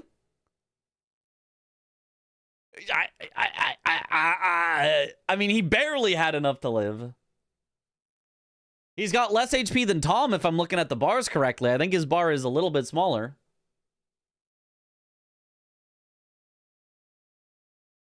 God does not need to be in all phases of the boss, no. Like, Melania counts because second phase is Goddess of Rot. Rykard counts because the first phase is God Devouring Serpent. The only reason I don't know if Snail counts is because technically the Snail is the only thing that's like the boss, and then the other things are like illusions it summons. So that's the only thing I don't know with the Spirit Caller Snail. Okay, Tom just makes progress towards gold free, doesn't cash it in. He still, so I don't, why even make progress towards gold free? Why even start to make progress towards gold free when you still don't think Blanks has capital access? Like, you still see this remembrance incant only square there as like the trap you've set of like, if he marks this, I'll know he has capital access. So why even make that progress before pivoting out here? And now it's a race to Top's Key. Tom going for that progress puts him in a race with Blanks where he absolutely can lose this. If he had gone for it immediately... Garg's Mark gave him info. Blanks is not working on capital. Right. Did I see YouTube? Oh, I see it now. Snacker Hacker. Yo, 1 minute ago. Yo, thank you for the 5 gifted memberships. Let's go. Yo. Let's go. Thank you. Thank you. Holy. So Gargoyles, so he thought he had time to make progress elsewhere. But, like, how much progress? How much? Well, wasn't he making the progress before Gargs? Hold on, let me go back real quick. Let me just, because I just want to understand. Let me just go back real quick. So, at the time, he's making progress in the capital. Before Gargs is marked, he's making progress in the capital. So, I guess he's thinking, I'll make progress in the capital. Whatever he marks, I'll then go beat him on the thing he doesn't mark. But if Blanks had done Top's Key first, Blanks would have still been ahead on Gargoyles. So Tom would have just been like, uh-oh, wait, I lost Top's Key. He's ahead on Gargoyles. I'm not going to win that. And then Tom would have had to go Estelle or Remembrance Incant only, which I guess both are okay ones to do, but... And then he sees Gargs and then pivots out and ends up behind Blanks getting to it. He does have Temple Quarter already, so that was a little bit of progress. What would Blanks be ahead on Gargs if he did Tops? Well, could be. I guess it's like could be. Not necessarily would be, but if Blanks did any sort of split progress, could be ahead on Gargs. Or could be ahead on Estelle's, or could be ahead on Remembrance, Boss Incants only, whatever. Blanks could have had time to prep another square instead of commit to Gargs, and then also get Tops' Key. I think he said yesterday he thought he had killed Godric already. Oh, okay. So he thought it was a race on gold-free stuff. Okay. I guess that makes sense. It still feels a little slow, but I guess that makes sense if you assume so. And so that's also why Tom then isn't going for Incant only, because he assumes Blanks has no good way to get it. What would make him think that he's done Godric already, though? What has Blanks marked that would make him think? I guess just bosses with the word God in it? Because you probably know Remembrance Boss hit list, that was Radon. You especially know it now with Gargoyles. I don't see any world where Blanks would have done Godric without doing Incant only.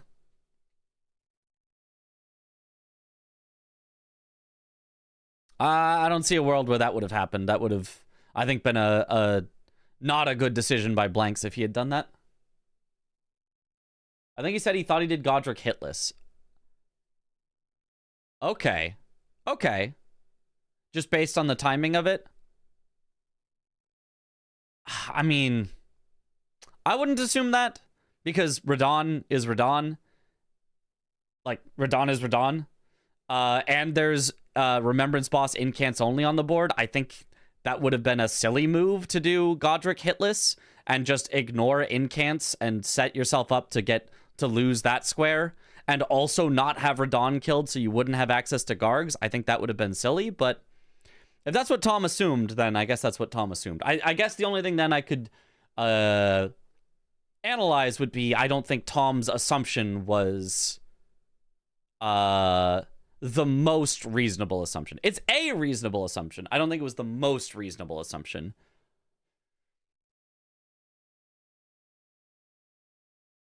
Yo. Maybe the nerves got to him and didn't allow him to think that. Yeah, for sure. Yeah, that's right, that's the thing. That's the thing with analysis is, right, everything that I say is like from a hindsight is 50-50, you know, did somebody do something correct versus did somebody do something wrong? Which is not to say if somebody did something wrong, that means that they, you know, are bad at the game, or that they should have done it right, or they should have known, or anything like that. It's just to say sometimes mistakes happen, you know, dying to a boss. That's obviously something that would be more wrong than right, but everybody dies to bosses. It happens. That's how, you know, this is a hard game. So, from the analysis, I'm trying to figure out what the best possible thing is, and also try to think about what is the most reasonable thing that players could think. Hindsight is 50-50. Yeah, you're either right on hindsight or you're wrong. Yeah. Hindsight is 50-50. No, I meant, yeah. Even better than 2020. Yeah.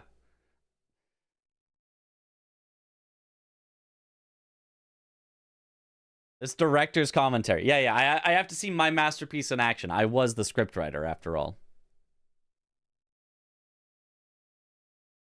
Blanks does get tagged by the Red Wolf, but... Oh, did Tom walk in and throw something? The Red Wolf took damage immediately. Very nice fight by Blanks, though. Bang!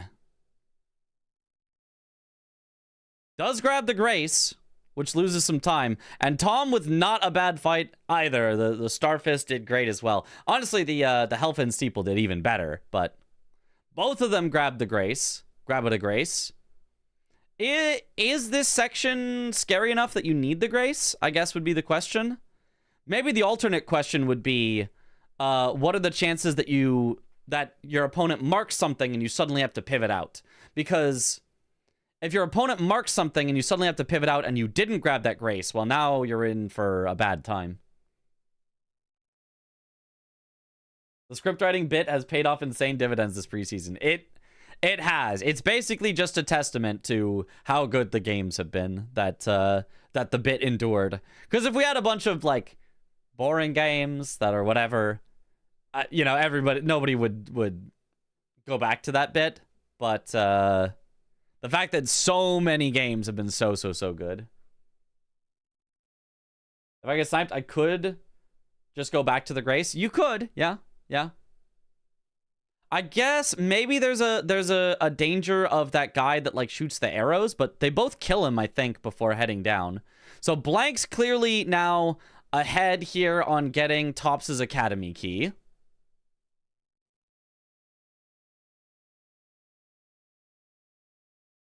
Oh, does a safe little pathing here to get the key.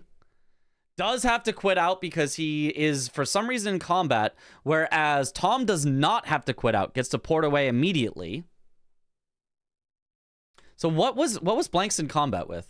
That guy right there. What direction does Tom go? Also that, but just doesn't get in combat with that guy? They both just go the exact same way, and Blanks just gets in combat and Tom doesn't? Weird. But then Tom has the closer Grace!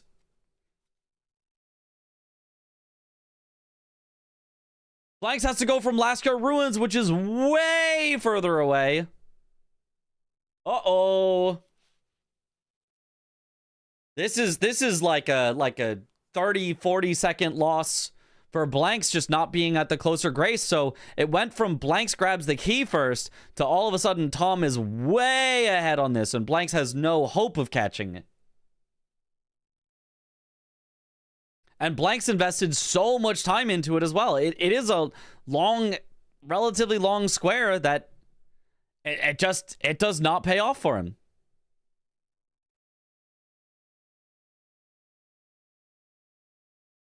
I think Tom had slightly faster pathing and got there earlier in the enemy's patrol. That could be it. I don't know. It could also be that it was just nighttime for Tom's game. Who knows? That does happen sometimes. Or sometimes it's just slightly random. You just don't get seen. Crazy how little things are huge. Yeah. Yeah, I mean, Blanks unfortunately could not have won that. Even if he didn't get seen, he doesn't win that just because he had such a far Grace. Whereas Tom, in his upgrade route, went to that merchant to buy smithing stones for his early upgrades. So he was just way closer at that point.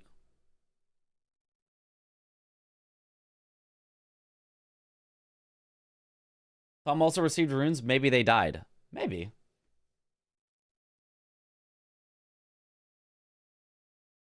You see Tom checking over at the board constantly here. I mean, yeah, you gotta be like, wait, what's my plan? What's my plan? What am I gonna do? Is this gonna work? Yeah, and then Tom goes for incant only. And Blanks goes for incant only. Tom being ahead because Blanks hadn't set up his incants yet, I think is what happened. So he had to go and he had to do a little bit more prep in Roundtable Hold and like upgrade his stats and stuff.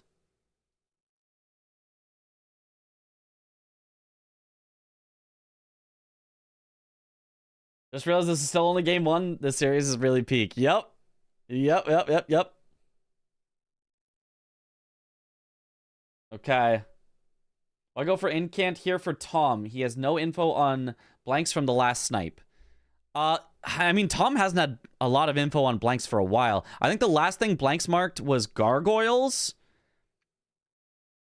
which I guess then went immediately to the top snipe. Yeah.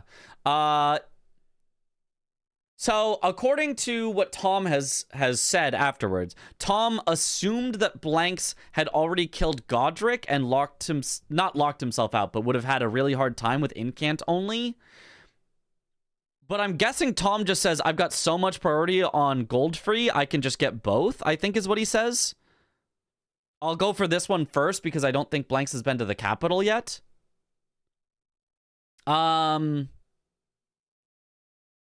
Which I guess makes sense. Or maybe at least do like a little progress, then pivot out, then come back to Incant only.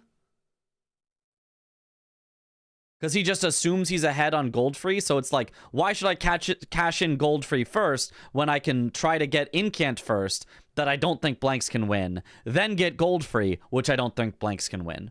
He's trying to go for the 2 squares that he thinks he can just get without blanks having a chance to contest them.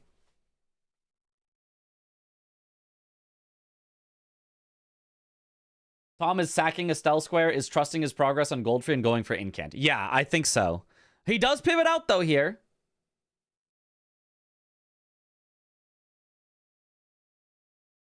Does go to Goldfree. He assumes he's so far ahead on Incants that Goldfree is actually the more likely one for him to get sniped on. So he heads for that one first. But Blank's heading for Incants.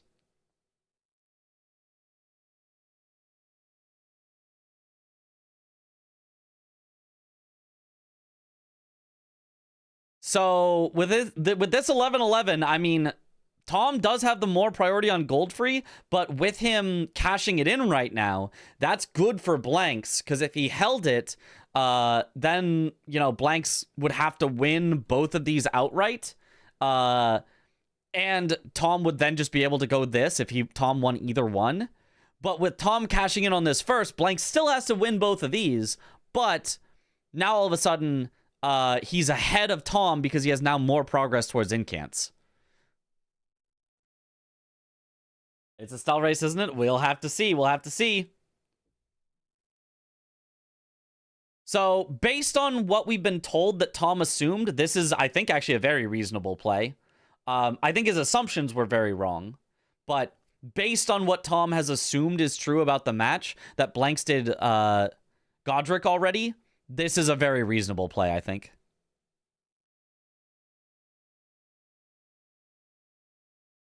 And Goldfree does take him very, very little time, but is just enough time that blanks should be ahead here on Incant only.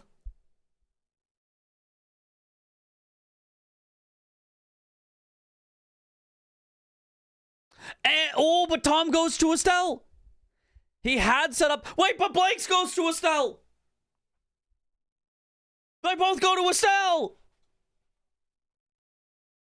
Neither one of them wants it. They both want to. They both want to hold this priority. They both want to set up both. They both want to split push. They both want to pivot. Anyway, you say it.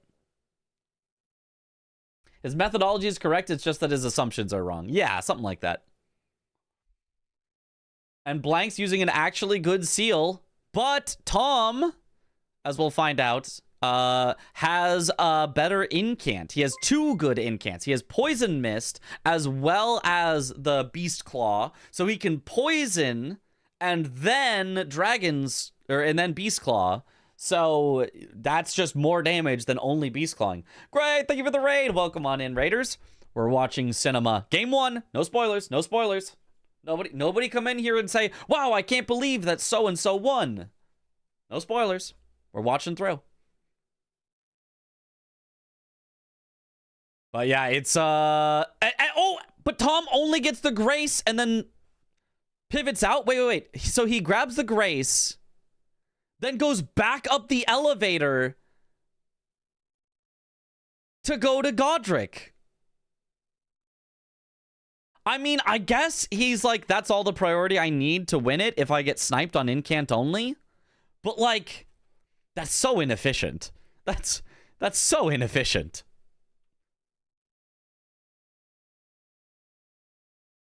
That's so inefficient. I can't believe that so-and-so won. Banned. The only one who won was chat. We ate good this match. Yep. So now, going for separate things, it really, really helps Tom. Tom is the one who only needs one square, so as long as they're not going for the same thing, he's good. But, I mean, Blanks does already have the Grace near Godric, so if Blanks can get a really fast Estelle kill, maybe it's still a race, or if Tom pivots again, then who knows what's happening. I mean, one square ahead should be splitting, but yeah, it's a bit inefficient. Not necessarily should be splitting, because guess what Blanks is doing? Splitting. How do you beat splitting if you're ahead? You rush. How do you beat, or maybe commit is the better word, you commit to one square? How do you beat your opponent committing if you're ahead? You split. The only job of the person ahead is to do the opposite of what their opponent is doing. Given that Blanks is splitting, it actually would behoove Tom to rush. If he rushes Godric, he gets it before Blanks because Blanks has been splitting. If he rushed Estelle's, he would have gotten it before Blanks because Blanks split and went incants. So the only way you lose if you're ahead is if you do the exact same thing as your opponent and get sniped.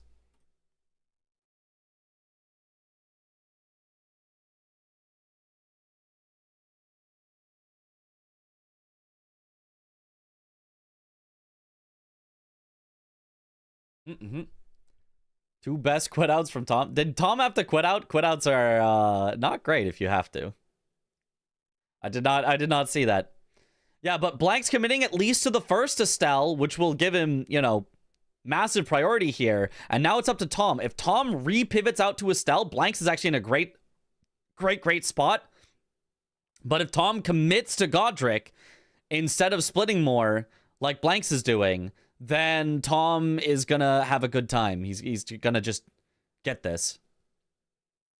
He is committing.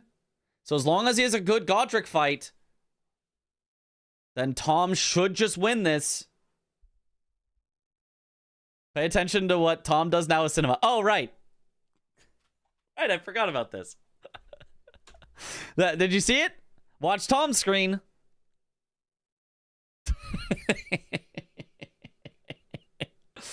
He pulled a Chris.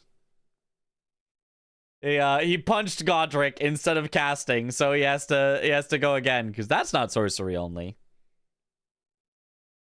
or incant only. Okay, this time he two-hands it, so hopefully he won't accidentally main hand punch. Oh wait, he's swapping it around. He's swapping it around. He punches again. He punched again. He punched. He swapped his weapon, swapped it around, and punched again. It's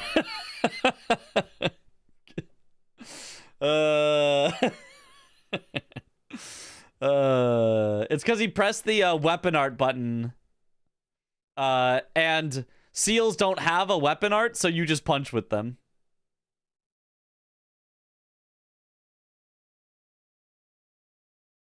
Also, I think he didn't upgrade his seal. Oh, did he? Well, it's auto upgrade, right? You're saying he didn't drop and pick it up? He is doing pretty low damage here. Honestly, Blank's doing great damage to this Estelle. Should have it down soon and won't be too far behind on Godric because Blanks already has the Grace right out front of Godric. So if Tom is going to have not a great fight here, and if Blanks happens to have a really great fight, this could be a race. It is plus 16. Okay. But it should be plus 24, right?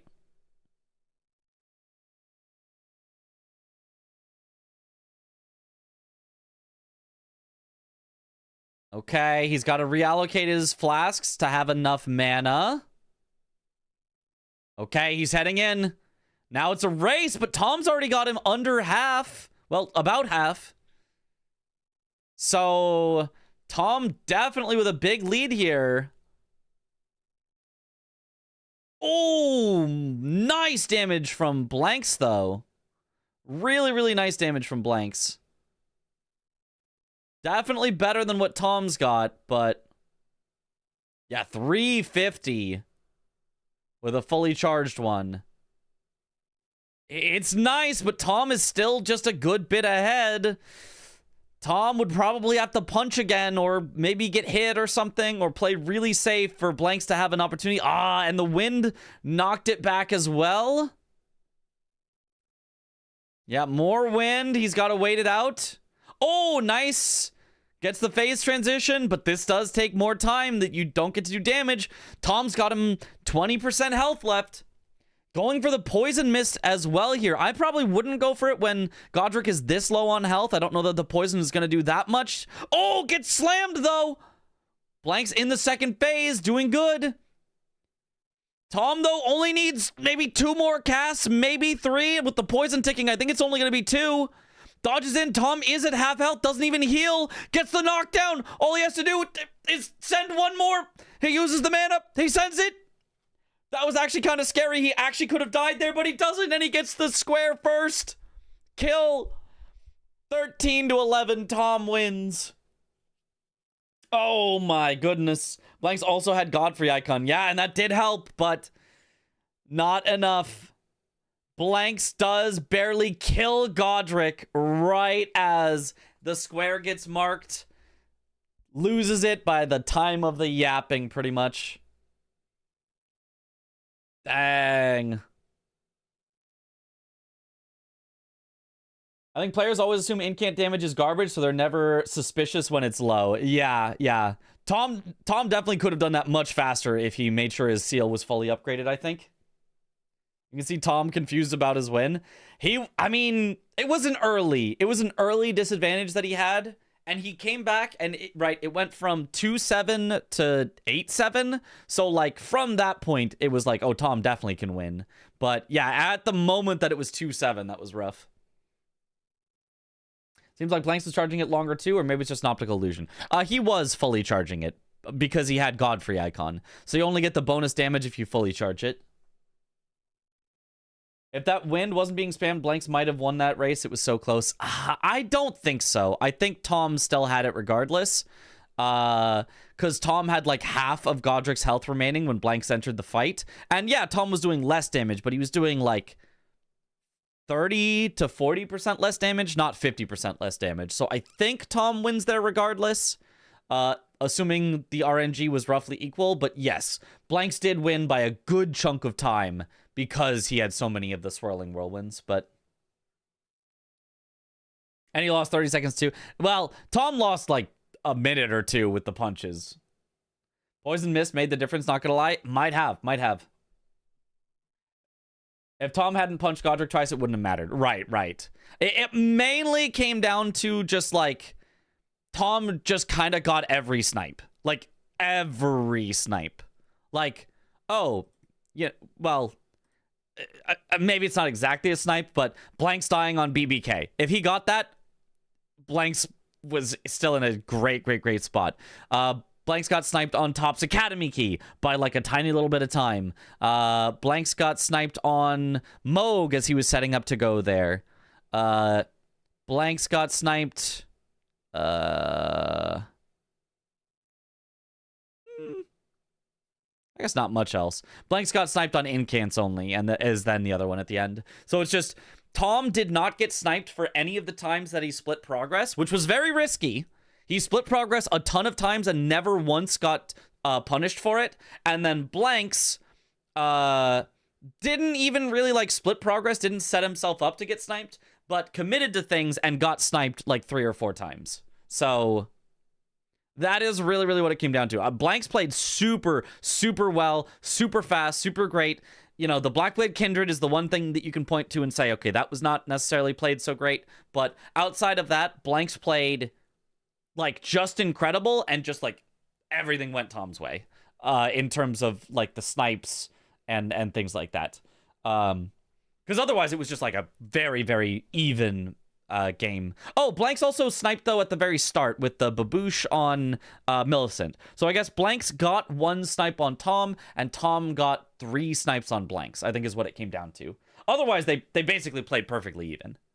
It was like perfectly symmetrical, and then 1 snipe put Blanks ahead, and then 3 snipes put Tom ahead, and then the game ended. You think Blanks would have a better chance if he got Grace for BBK and not waste so much time walking to him? Yes, but only if he committed, which he was gonna, you know, pivot out once he died 3 times anyway, but yeah. Can I ask, BBK for board was important square or nah? Not really, it was just a square. Neither of them was really going for, like, lines or anything. It just was fast. BBK was just a fast square that you could do. This game is also going to be quite good.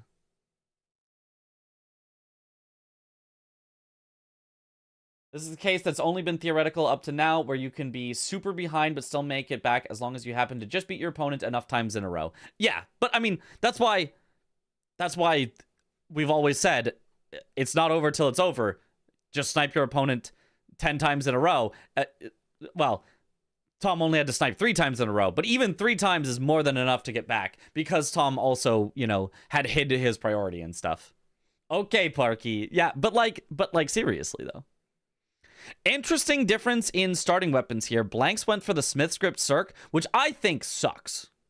I think the Smith script Circ is horrible. But Freya's great sword that Tom goes with isn't great either, so.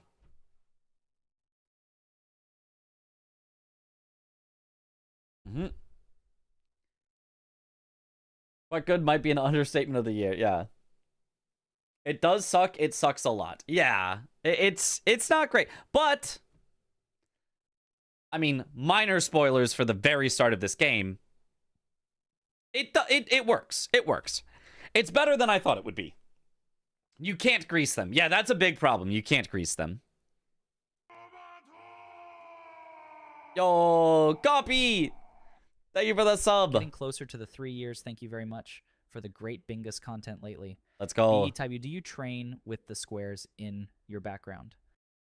Oh, these? Yeah, of course. That's how I practice bingo. I imagine all the square possibilities shifting around on them. That's exactly it. Whoa!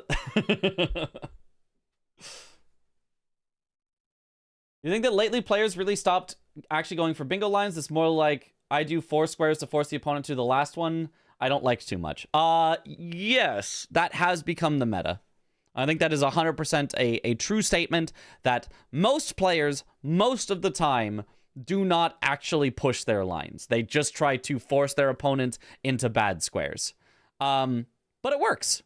If you do force your opponent into bad squares, you are very likely to win. It's not all the time. We have seen players go for lines and it succeed. Like in, I think it was Chris versus CBD. We've seen players go for lines and then get blocked and then lose so much time that they then lose their advantage. Like in Chris versus CBD. So it is by no means a guarantee of like, oh, lines are always good, or lines are always bad, or nobody goes for lines, or whoa. But just kind of comes down to the specifics. All right, both of them kind of with the same start, both of them doing the grave site. I think one of them gets the skidoo on the way and the other skips it, so that is why I think Tom is ahead. I think Blanks grabbed the skidoo on the way. The threat of a line is a resource, yeah. Does loser pick base game versus DLC for the next round, or is it winner's choice? It is neither person's choice. It always starts with base game. It always goes to DLC second. And then the third one is always a coin flip that neither of them has input on. It just flips a coin.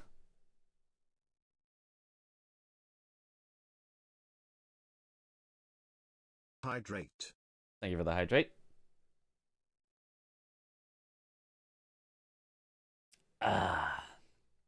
Coconut bonk is your phone notification sound? You thought someone just messaged you on your phone. Okay, Tom does go for the Fort of Reprimand, which allows blanks maybe to catch up on whatever they're doing first. Now, looking at this board, there's a sneaky synergy and anti-synergy on the same square. There's one square that both has a ton of synergy and a ton of anti-synergy. And how they navigate that is gonna be pivotal in this game, potentially. Acquire More Armor Set is a DLC full armor set that's very fast to get and gets you a square and sets you up for this square. But if you let More die, which is how you get his armor set, you are no longer allowed to heal the wounded Kindred of Rot. So the question becomes, is somebody going to try to rush that? Are they both going to avoid that? What's going to happen with this? It's a very weird situation that is hard to say whether it's a good idea or a horrible idea to go for it. So as far as what actually looks like good squares to go for first, Black Knight boss is super easy. You just stagger him with whatever you've got. Freya's Greatsword would stagger him. You'd be fine. Dryleaf Dane in the duel is probably even faster, but he gives like 0 runes. So those are the ones that look pretty fast. Killer Red Bear is also quite fast. Queeline and Bellarat can be fast, as Domo's marked. Moonrathel, CBD would definitely go for early, but in general also is just a good one pretty early. So there's a good number of kill squares early, but they're basically all kill squares, so I expect both players are going to set up their weapon pretty early. We have Bale. Bale is on the board. Foreshadowing is a literary device. CVD wasn't playing and still went for Moonrathil.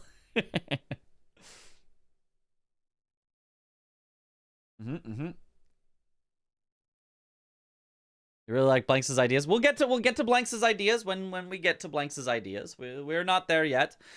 Just pointing out some solid early squares. That More Armor Set looks like a great early game square, but does have some hidden anti-synergy that you need to know about. Why does Dom dab when he sneezes? Did you guys see that? Did you guys see Dom?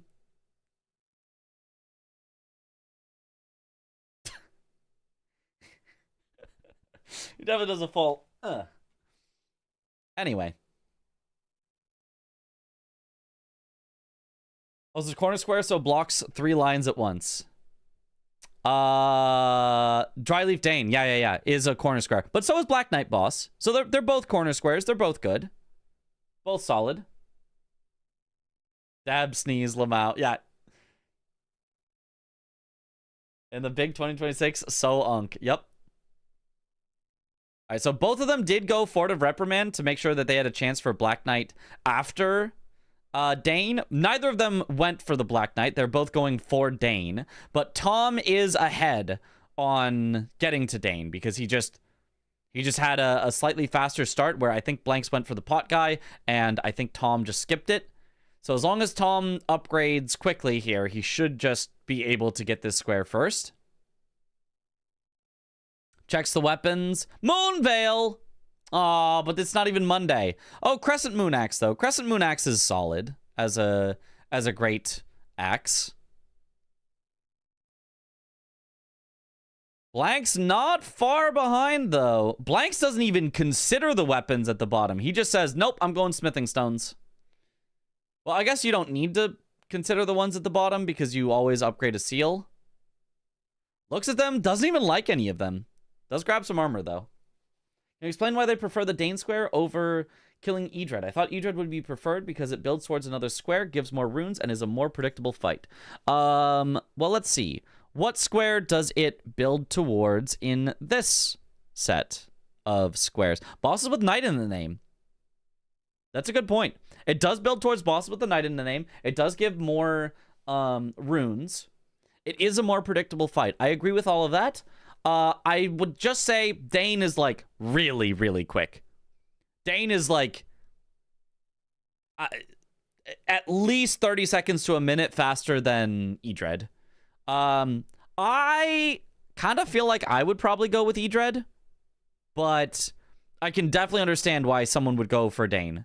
It might even be more than a minute faster. It's noticeably faster.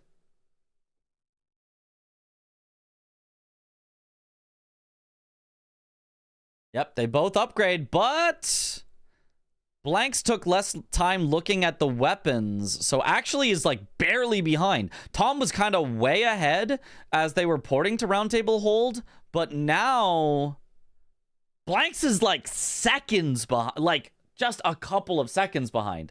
So Blanks has caught up quite a bit just from slightly better menuing in Roundtable Hold. They both use their skidoos.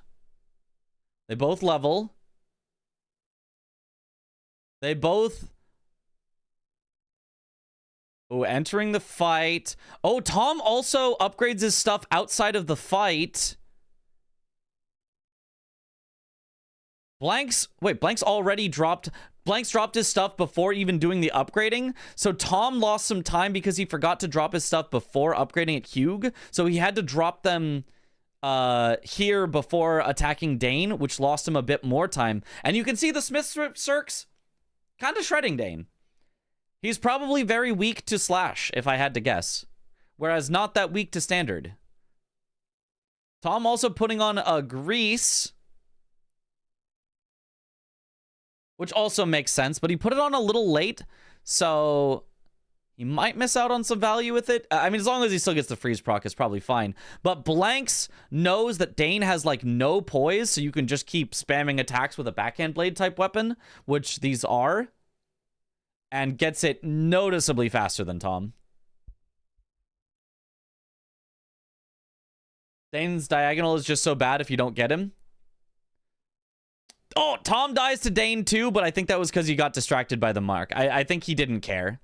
I don't think he was locked in. I think if the snipe had not happened, I don't think Tom would have died.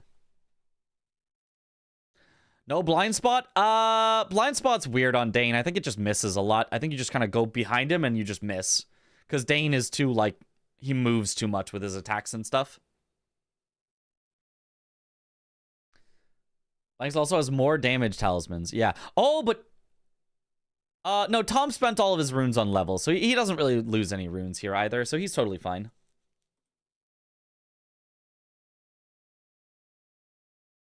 Tom distracted for 1 second and it was enough, yeah. Looking at weapons, lost him the square. Maybe? I mean, he also used, he's using Crescent Axe now, so if he didn't look at weapons, he wouldn't be using Crescent Axe, so the entire thing would be different.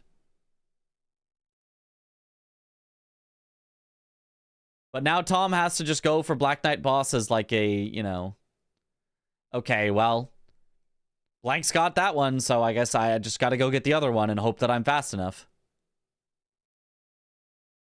I like this from Tom. I think that there are some players who, upon losing Dane, would go, oh, well, my opponent's just gonna go Black Knight boss anyway, so I'll just give that to them. I'm gonna go somewhere else. I really like that Tom says, okay... Even if I lose the fastest square, I'm still going to go for the second fastest. I still think I can win that.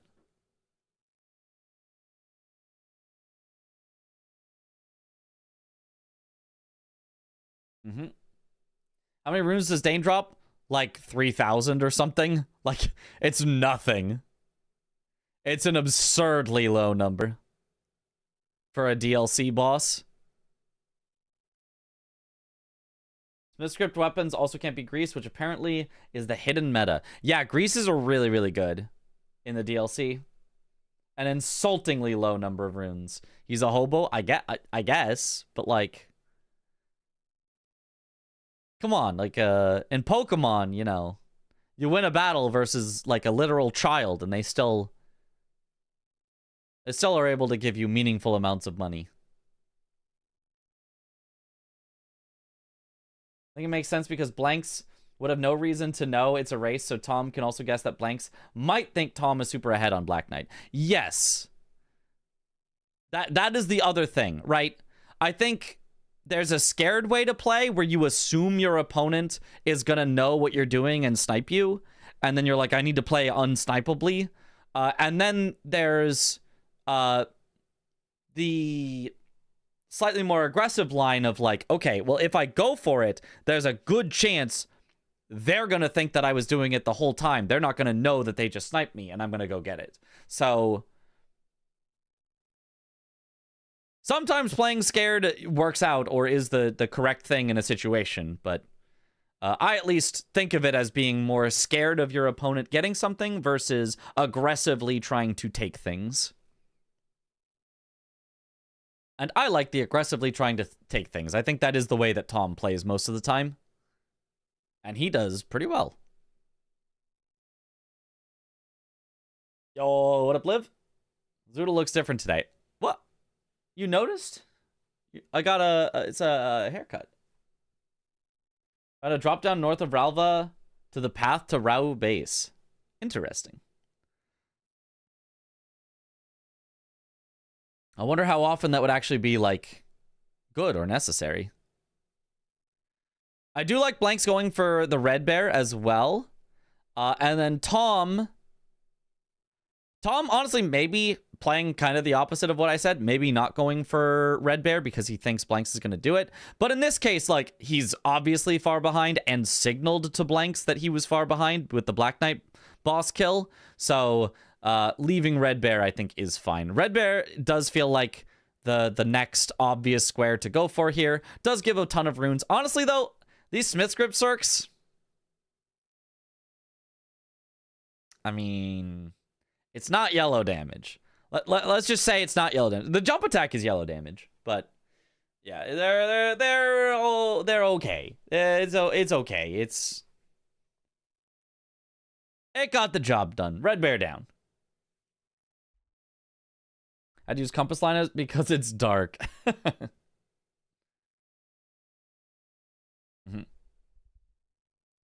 And red bear is weak to slash? Dang, and it still took that long. Multi-hit talisman is obviously perfect for what he's got going on, and goes for the gold scarab. I really like the gold scarab because there's reach level 85 on the board, so you really want to make sure you're getting runes with everything you're doing. That's another hidden synergy with red bear, is it also gets you a good number of runes to help starting you to get to level 85. Why does the red bear give runes? Bears don't have money. Well, obviously he ate a bunch of people that had money. It was in his stomach. Do you prefer base or DLC boards more? Which is more interesting? Squares, routes generally. I prefer DLC more personally because I understand it more. But I think both are very, very good. Base game tends to be more centered around synergies, extreme synergies, split this, that, the other thing, make progress on one thing, make progress on another thing, type, that kind of play, which a lot of people really like. But I like that the DLC is a little more like, show your progress, get the map, get to areas. Each person can keep track of exactly where their opponent is and has access to, and it becomes more of like a direct information game, whereas base game boards, you get a little bit of that, but a lot of the squares are just like, kill 3, cemetery shades, and then you need to go, wait, there's a cemetery shade in Caelid, which has synergy with bosses in Caelid, and so it's like, it's more about the individual squares that you could do in any order at any time, and the DLC is like, well, I literally can't kill Bale while summoning Egon until after I've gone through ADM and then also gone through the Dueling Drakes, and so on. So it's more like you have to get progress to these things. Metter takes a whole quest line. There's a whole set of stuff you got to do. Midra, you got to get all the way down through Joy. Like, it's all this, like, show your progress, show what's happening, inform each other in this back and forth. So I really like the DLC.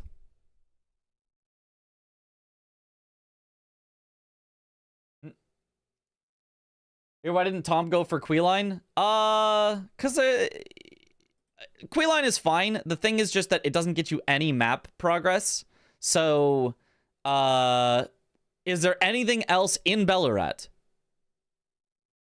Not real. Well, yes. Yes. If you kill Queeline, you do get a drop talisman. Yes. We'll say yes.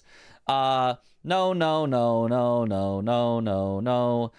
No, no, no, no, no, no, no, no, no, no, no, no, no, no, no.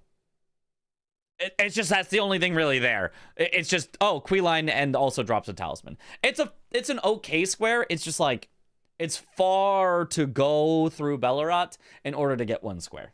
When you could be making progress on the map, which is what I said, what I like about the DLC, you could make progress on the map, giving you access to more possible squares.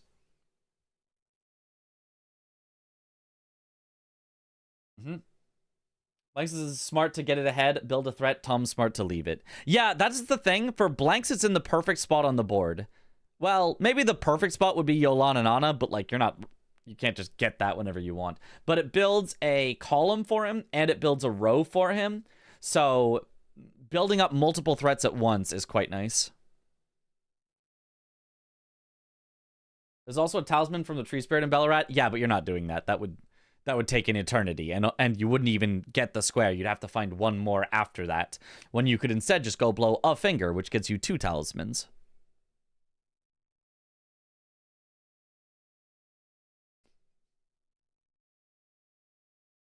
All right, so yeah, Blanks ahead, 2-1, not bad. Heading for another square. Tom heading for... Also with Knight in the name? He's not doing Roland. No, he's doing Moonrathil. Yeah, Moonrathil, solid square. Just go get it. I think Moonrathil is the better square here than Queeline. You'll notice Tom took a bunch of time to set up backside access, and he's still going to get Moonrathil. Probably not even that much slower than when Blanks gets Queeline, if I had to guess. So, like, I think this is just the much better square to have gone for in this situation was Moonrathil rather than Queeline. It does set up nicely for Blanks' potential lines, so there is that. But, I don't know. I don't love doing, like, ooh, kind of bad, kind of slow lines early. Unless you're genuinely planning to, like, win off of that.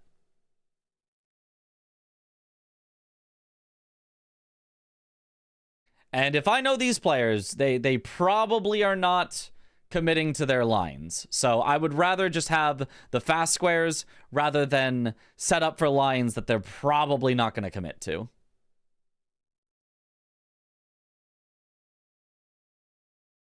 Oh, gets hit even more for Blanks. He's got to be careful. He's got to heal up. Both of them got down to half, but Queeline is out of heals now because he got to half and then got to half again. So Blanks is going to get Queeline first, it looks like. But Tom got a lot more map progress while Blanks was doing that.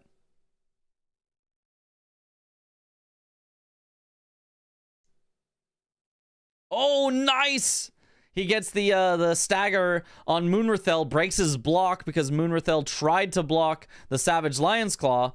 Big mistake from the NPC. Should have the kill here in just a second. And Tom did actually infuse, so it's not as though everyone only ever does greases. You can also infuse. Nice. But unfortunately, the Smith script, Cirque, I don't know how you would infuse, because it doesn't have an Ash of War you can put on it that I know of. But there it is. 3-2 in Blanks' favor. Tom with a bit more map. Blanks with one more square. Pretty even up to this point. So if I'm reading the board here, Tom's going to get heal, more armor, 2 sets. Heal, more armor, 2 sets. Would block all the possible lines. But I mean, that feels very greedy to try to get all of those, because the wounded takes a little bit. I mean, he does have some backside access, so I guess if Blanks just kind of lets him have it, I guess that would be the case. Doesn't look like Tom is pushing for that right now, though. He's actually heading... He is heading to more. He is heading to more. I think the only reason you would do this is for Moore's armor. Does not tell him to be sad just yet, because that would lock himself out of Kindred of Rot.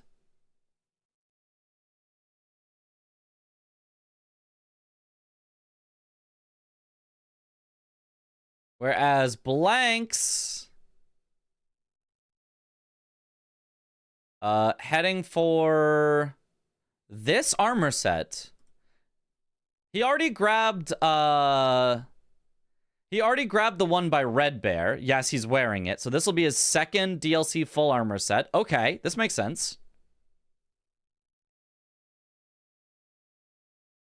Nice. He's got the 2 DLC full armor sets. So with that, he found a way to get the full armor sets without having to do more armor set. That way he doesn't have to lock himself out of Kindred of Rot. This is really nice. This is a really nice play.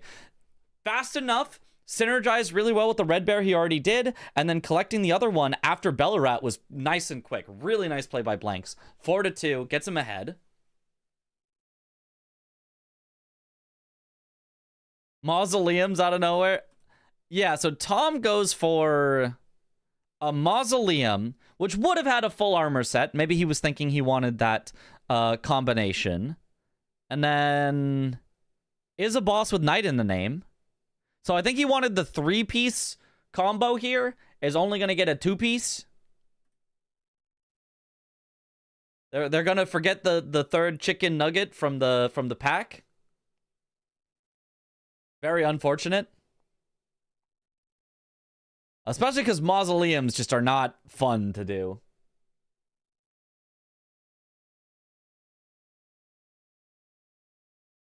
Oh, knocked him out of the sky twice. Oh my god, knocked him out again. Oh, that's so good. They shorted him. Not the chicky nuggy. No. If he did Yolan and Ana, then he was seriously threatened with diagonal, column 4, and row 4 Bingus. Well, if he did Yolan and Ana, that's a Bingus. That's just a Bingus right there. But it's hard to just commit to Yolan and Ana. You're seriously just going to start the game and go, yes, I think I shall do Metter as my third boss that I do. Yes, it shall be Dane, Red Bear, Metter. Yes, yes. Like, you could, but like,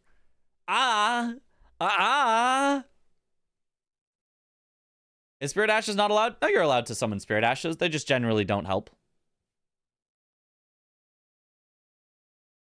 Yes, quite. I mean, it would be a ballsy play. That's all I can really say. It would be a ballsy play. It's a bit of a time investment. Just a little tiny time investment.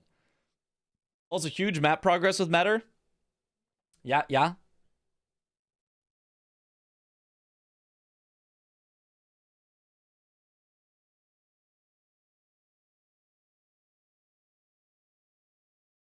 All right.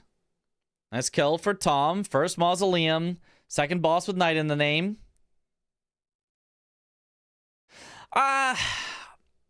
It feels long. Like, what's good on this board?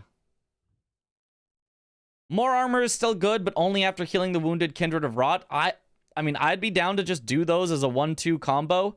Demi-Human Swordsman is pretty fast if you have Southern Coast access. So I wouldn't mind doing ADM relatively early. Get yourself access to Dragon Bosses, access to Demi-Human Swordsman, who's pretty fast, access to Rolling Giant Lightning Ram, access to Metter, because you need to blow the finger down there, access to User Transformation, access to Senisax. Like, there is a lot Southern Coast, and neither of them has gone down there just yet. So I probably would have liked that better from Tom. I don't mind Blanks going backside either.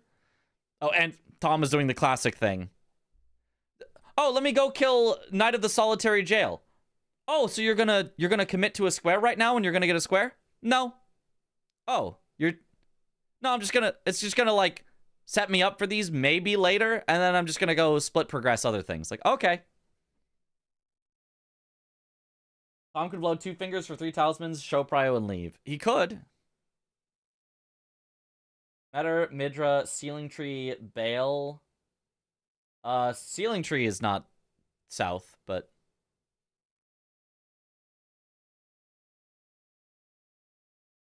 You can ask more to go sad, take the heart, and go to Bale. You can actually hide the progress easily here. Oh, you could hide the transformation progress. Well, Blanks, if you wanted to do that, still needs to at least get into the Shadow Keep to get the painting for the transformation. But you could. You could.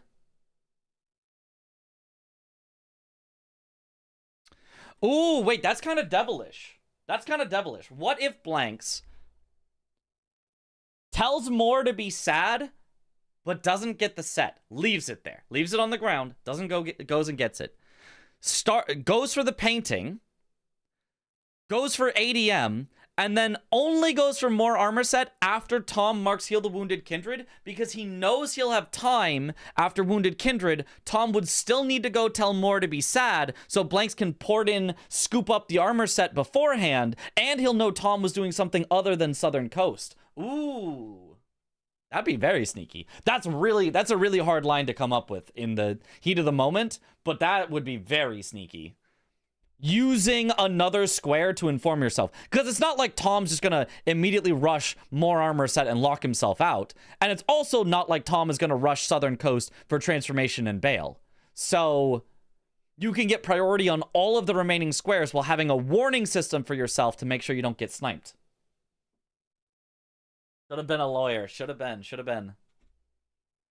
I mean, I don't think that's going to happen, though. That would be... That's a commentator special of like, yeah, I can sit here and analyze every line and go, wait, what if they just play? It'd be unstoppable. That's not a thing that you think of in the middle of the bingo match for the most part.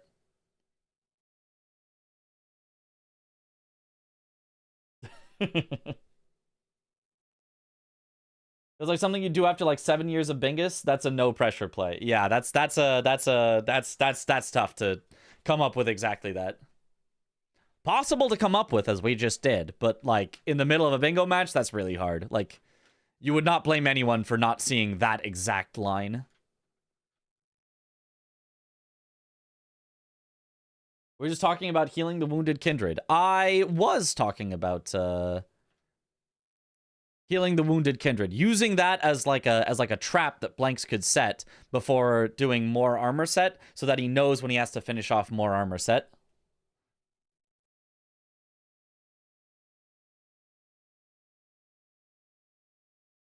Well, that's a little different. That's a little different.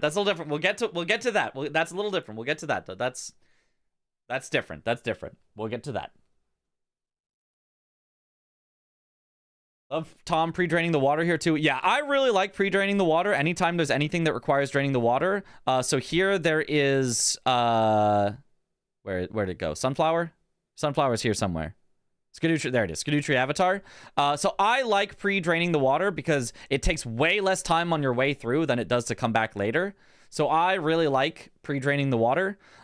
If Blanks wants to go exactly for this, like, push a line play, then it makes sense you wouldn't drain the water because it slows down your line that you could pressure. But assuming Blanks in any way wants majority, I like pre-draining while you're here. There's nothing right now on the board that's pressuring Blanks, right? There's no line that Tom is forming. There's no, like, you have to do this right now, otherwise Tom wins. So doing a little bit of really good synergy, I think could be good here. On Tom's other hand, he's used to playing from behind in some of these games. It seems like he's like okay with that, and he still goes for efficiency and still goes for like multi-square things. So not surprising that he drained the water at all, and I maybe would have liked to see it from Blanks unless he is really rushing a line.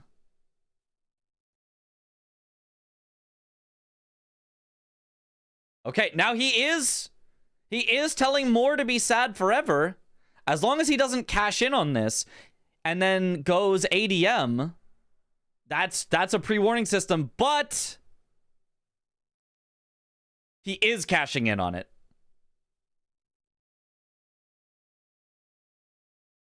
He is going for acquiring the more armor set. At this point, he has already locked himself out of Heal the Wounded Kindred of Rot. He can't get it anymore. It won't do it. There's no like takesies backsies. You can't untell Moore to be sad. He is at this point locked out. And so at this point, I gotta say, I no longer like this play. I don't like this play. I don't like this play. Getting a square and locking yourself out is a 0 square advantage. You spend time to get 0 squares. Now it does. The more armor set is in a more important spot on the board, right? The more important spot on the board is it's in this column 4, which you will have now 3 of, and there's transformation and Bale in the same area. But unless you're actually committing to that line, I don't really see the advantage in effectively giving your opponent a square for your progress. You make progress, your opponent gets the same number of squares as you. So I don't love this unless you really are going to push the line. Or maybe theoretically threaten this line as a way to push this line or something, but like I feel like unless there's a line play, if you're going to let this game go to majority, I think locking yourself out of a square is 99.9% of the time a bad idea. The more important spot. And there he goes. So he's locked himself out, and he has let Tom know that he's locked himself out. My most controversial opinion, locking yourself out of a square is bad. Yeah. My most controversial opinion. Now, it does get Tom to immediately pivot down to the southern coast. It does immediately send Tom there, while Blanks is, I guess, going for the painting for the use of transformation. So, I mean, I guess it just feels like you had more time. It feels like more time. It feels like you did not have to cash in on that. Tom looks so confused, as probably would I be, because you can see he marks 16 for Kindred of Rot, so that every time he looks at the board and sees the 16, he goes, right, I don't have to do that. He's locked himself out. Oh, later rune. Right, later rune. Oh, we can do later rune and grab the painting. Okay. Yeah. Later rune. Yeah. That's why he goes there, pivots back, goes for the later rune. This actually, yeah, this does make sense. This is a good majority square to go for. It just doesn't synergize with rushing more armor. Tom just healed 16 kindreds. Goated. In general game theory, the idea is that when you're at a disadvantage, you need to play to win. When you're at an advantage, you need to play to not lose. Yeah. I'm not 100% sure that applies to exactly this scenario, but maybe. But then Tom pivots out. He got the one grace closer to ADM, but then Tom doesn't even commit to blocking it. Like, Blanks really looked like he tipped his hand. I'm going for a line. Tom noticed it, but then neither of them commits to the line. Tom does not commit to blocking it. Blanks does not commit to doing it. They both instead commit to later rune, which was kind of the thing they should have been doing anyway, because later rune is just like the fastest square left on the board. Domo and Zoodle had great commentary this match. I do recommend listening to them too. Absolutely. You should also listen to them if you liked this match and would want to see it again. They're going to be a little more, hype in the moment, and I'm a little more analytical. What was happening? So,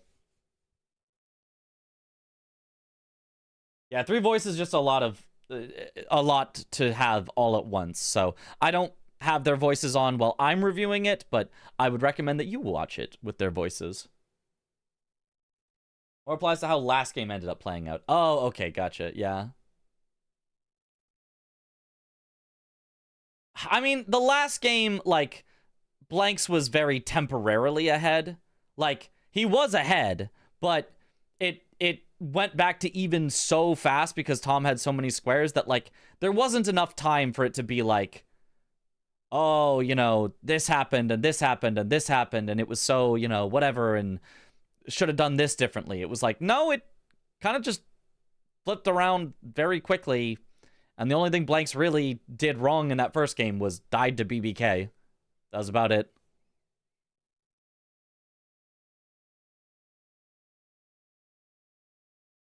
All right, and then... Ooh, they both fighting late up. Blanks did get into it faster, but Tom maybe looks to be having a faster fight. At least doing good damage, but Blanks does finish it out. Has to wait through the longest dialogue of all time. The Leda Classic. Even Leda fight is Mega RNG too? Yeah. But I mean, in this case, the person who entered the fight first also finished the fight first. So, you know, if it had gone the other way, it would have been like, oh man, what a big RNG swing. But if the person who is ahead wins the square by being ahead and getting in first, I think that's very reasonable. Tom sees the Leda rune. He's like, oh no. Why wouldn't he mark it at Bloody Finger Vanquished? Because it's acquire the Leda rune. You don't have the Leda rune at Bloody Finger Vanquished. If you would quit out at Bloody Finger Vanquished or like Alt F forward or Warped Away or something, you would not have the Leda rune. You have to stay until the Leda rune goes in your inventory. Tom's just very good at knowing his outs when playing in such a deficit. He does, yeah. And yeah, he's going for the blocking the line now. He gets the painting so that he can get transformation to block the line. Blanks just heads for Furnace Golem, which again, I don't mind this. I think Furnace Golem's pretty quick. His Circs are still not my favorite weapon, but like, we have yet to see them, like, fall off too hard. It's still doing all right, so.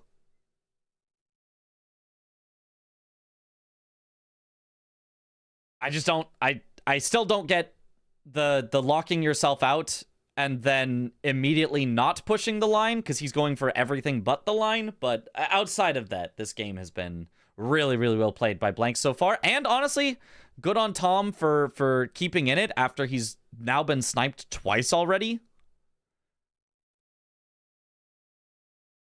Like, if both of those snipes went the other way, it would be 4-4, and Tom, you know, would have more map and stuff like that. So it really basically has just come down to the snipes at this point.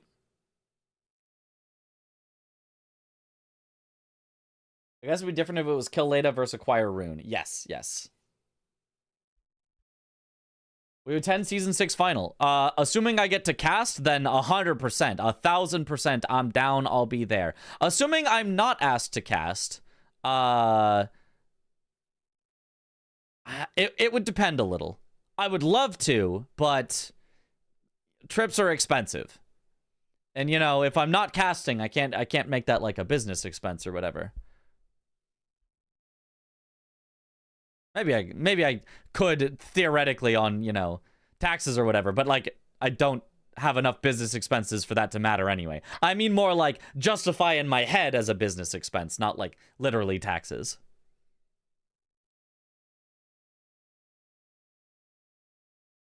Nice. It's interesting how snipe has just changed meaning. In bingo? I think that's kind of how it's always meant in bingo, but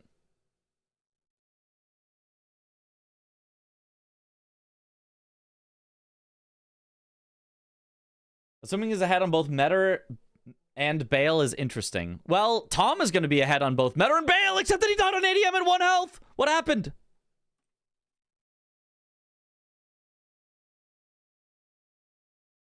Okay, he's at full health. ADM is very low. Ooh, he gets hit several times. Doesn't heal. Tom. Heal. ADM rolls out and he just... Ah! He greeted. That was that. You know, normally I push back on chat being like, that wasn't greed. Actually, that was kind of greed. I'm not. That was a little greed. I mean, mostly it was just kind of a missed roll. Like, he'd have been fine if he just rolled, but like, the staying in and not healing was like, ah. ADM with 1 HP into Dream. Yep. He looked over at the furnace square. He didn't greet. It distracted him. Oh, I mean, he still greeted before that. He greeted in that he didn't heal, so he set himself up to die when he looked over. But yeah. He is a good enough player that he can afford to greed, and he will still win 99% of the time. It's calculated greed.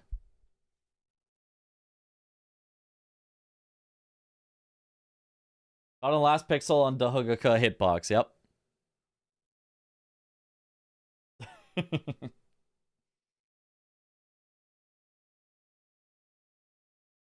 ADM does heal this time.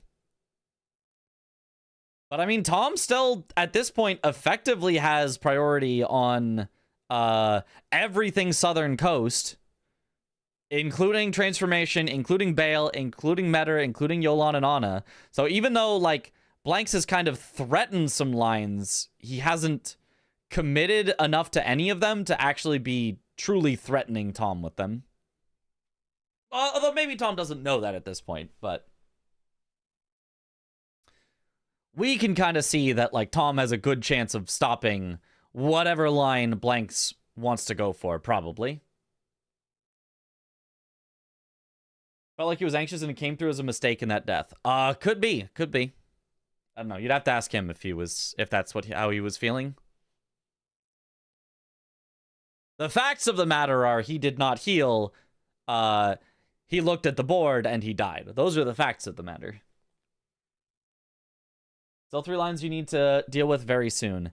1, 2, 3. Oh, right. Also, Dragon Bosses or Midra. Yeah. I almost missed that because the other 2 seemed so powerful already. But yeah, Dragon Bosses and Midra, which Blanks is also not setting up for. All 3 of Blanks' possible lines go Southern Coast. So all 3 Tom has better access to. Like, just all of them. Tom also went by the painting, so he also has better access to Midra. Tom is literally ahead on Transformation, Bale, Dragon Bosses, Midra, Metter, and Yolan and Ana.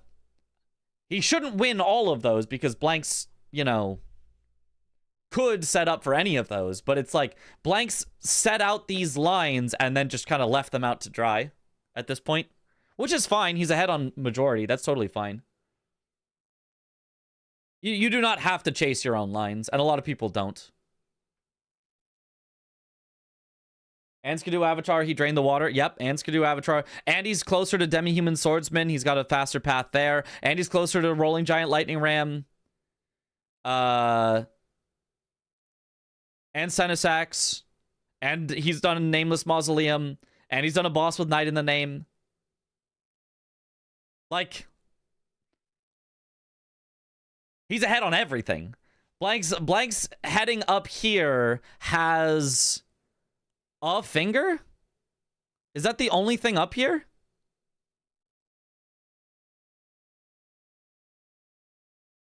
Is that genuinely the only thing up here where Blanks is blowing a finger for 3-drop DLC talismans? I mean, it's also generally along the way to burn the ceiling tree. You went backside access anyway, whatever. Yeah. He should progress ADM first. He 100% should progress ADM first. A lot of times, I'm nitpicky with my efficiency, right? You guys know that. I'll be like, quiz time, quiz time. Why is someone 0.01% inefficient here? Quiz time. This is genuinely a big inefficiency. Going these ruins instead of the Southern Coast ruins, which progress everything else. You still get the finger and the drop talismans pretty much just as fast, maybe even faster, I don't know. But you would also have access to everything in Southern Coast.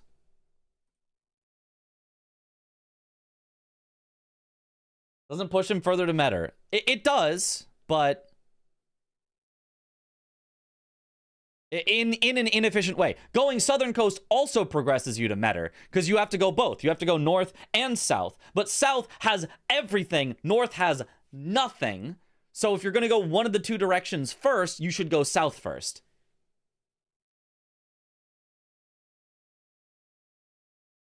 Maybe you wanted talismans to try to scare Tom into bum rushing Metter. But I mean, even then, force Tom to go back where there's nothing. Don't go where there's nothing yourself to force your opponent to go where there's everything. Go where there's everything and force your opponent where there's nothing. Right? I don't think this play makes any sense. I think this is one play that I don't think I can fully, get behind. Now, right? I want to say once again, these are hindsight is 50-50 glasses. You're either right or you're wrong in hindsight. I'm going to say that on purpose now because I said it accidentally once. This is the, analytical, desk, whatever. Being in the moment is entirely different. But if we are looking at whether a play was objectively like a good play that is likely to win or a bad play that is less likely to win, still likely. This would be on that side of less likely to win, I think, objectively. Maybe got a bit too comfortable with the lead. That doesn't feel like Blanks. I feel like Blanks doesn't relax until the game is over. Which is a good thing. Like, I mean, partially a good thing. You don't want to get too far in your own head. You don't want to get nervous about it. But yeah, I don't think that would be Blanks' style, I think. Was too anxious. Yeah, if anything, I'd say Blanks maybe is too anxious. Because the last time Tom marked something was almost 30 minutes ago. Yeah, I mean, could be. Could be.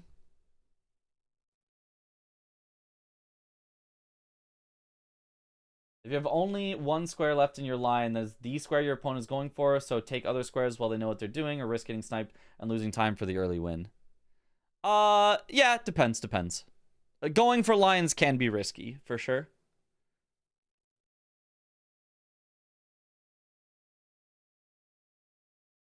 Yeah, Tom going for the transformation here makes perfect sense. It shows Southern. It gives him the transformation here, which blocks this line. Although Tom not using it right away feels very risky. Because Tom also hasn't seen anything from Blanks for a while, right? The last thing he saw was Furnace Golem. And that might have even been before he got ADM down. Oh, no, he does try to use it right away. Or at least thinks about using it and then doesn't. Tom's brow is furrowed. Yeah, this is the way Tom plays, though. Tom does a lot of, like, progress and then... No, I won't cash it in now, actually. He does a lot of, like, setting himself up to get sniped over and over again, but... Thus far, in the last two matches, he has never actually gotten sniped for saving priority. He has gotten sniped by racing on things. He has yet to get sniped by saving priority. Thomas hiding his progress because he will get wrecked if he gave info. Very potentially. He doesn't know where Blanks is. The problem potentially with that, though, is what if you have no idea where Blanks is? What if the place that Blanks is getting the transformation, and then you just lose it. And then you're, like, really, really screwed. So, it's a risk either way. I think it's a bigger risk to hold it. Not knowing where Blanks is, but... You know, I guess you gotta take a risk when it's 7-2. Everything is a possibility. All map progression is in play. All sneaky lines. Yep. Tom tried to use it in a non-combat zone. Oh, no, he's about to try to use it in a non-combat zone. He's about to try to use it right here in a non-combat zone. The non-combat zone indicated by this yellow light here. He almost ported away before the talisman. That would have been bad. I think he was just checking what the inputs are. So if you want to warp away quickly, you want to know exactly what the inputs are to get the thing you want. So I think he opened the map, went, it's right 1, down 3. Okay. And so then you wait for the talisman, and then as soon as the talisman pops, you go, map, right 1, down 3, go.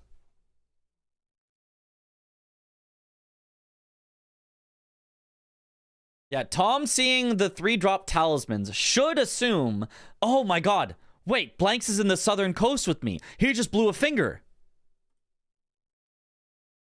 He's going for Metter. Or he's not going for Metter, but he's freaking me out with Metter. Uh-oh. I'd better block things quick. Need to get better at sweaty map movement. True. I was losing it for not using the transformation. Yeah. He goes a little bit further before using it. Doesn't really end up mattering kind of at all for Blanks. Blanks was gonna come down to Southern Coast anyway. Now he can't transform on a horse. Yep, there's the transformation. 6 a.m. watching these matches live. Just insane. Yep. Dan Ball, thank you for the Prime sub. Welcome back to the bunch. Enjoy the emotes. And then jumps off so that he can die and no longer be transformed. Yeah, he tried to use it in a no combat zone, then he tried to use it on a horse, then he finally used it. Meanwhile, Blanks didn't even blow the second finger, right? No, he has to go through ADM to get there. He can't blow the second finger until he goes through ADM, which he just doesn't have progress on. Tom assumes he must have access through ADM. Obviously, he has access through ADM. You wouldn't go north to the other finger. You would go south past ADM. So now Tom is thinking, oh god, now I have to rush for Metter because he's just shown me he's got all this progress on it.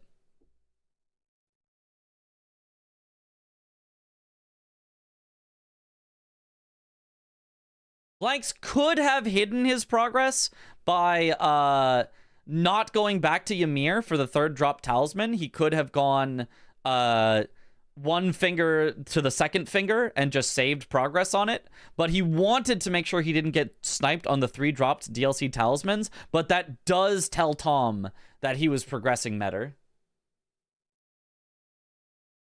8-3 is a crazy deficit. Yeah, that is a tough one. That is a very tough one. I mean, Tom still has priority on everything that's left. Well, maybe not Metter. Not really Metter, because Blanks has at least done one of the finger whistles. So, Blanks has progression on Metter. Tom is closer on Ram. Tom is closer on Bale. Tom is guaranteed to get Wounded Kindred because Blanks locked himself out. Maybe they're equal on level 85. I don't know. Tom is closer on Dragon bosses. Tom is closer on Demi-Human Swordsman. Tom is closer on Skadutri. Tom has 2 bosses with Knight in the name. Tom is slightly closer on Midra because he went downstairs first. They're equal on Ceiling Tree. Tom is closer on Senesax. Tom is closer on Nameless Mausoleums. It is all progress for Tom, but all marked squares for Blanks. 8-3. CBD has used a transformation with Blue Dancer in a match before. Yeah, that makes perfect sense. That is the reason that you would stay transformed, is if you want low weight for Blue Dancer while still having some defense. Because the transformation is a basically 0 weight armor, if you think about it that way. Is it great armor? Not really, but it's okay armor, and it's 0 weight, so... Looks like a GG to me. Well, I mean, you know, Tom, there's maybe ways Tom could come back into it, but it's looking like we probably should still get a game 3, because Blanks being ahead by 5 can kind of go for whatever he wants. The only thing is just he has so little progress in the south because he went north first that, like, him having to catch up going through ADM is losing him a lot of time. Bingus be bongus. It's like 5% resistance across the board. Yeah. Which can definitely be somewhat misleading about the balance between the 2 players. Yeah. Remember what Parky says, it isn't over till it's over. Yeah. It's not so bad if we add the 1 locked out square to Tom's score. Yeah, it is effectively 8-4 right now. So, like, we've seen bigger comebacks than a 5 square deficit. Or we've seen a 5 square deficit in the last game, again, because of the priority. Or I think there was also a 5 square deficit in Chris versus CBD. I think that's right. So 5 square deficits have been done. We're at a 5 square deficit. That's really a 4 square deficit because Tom has a guaranteed square for Heal the Wounded Kindred.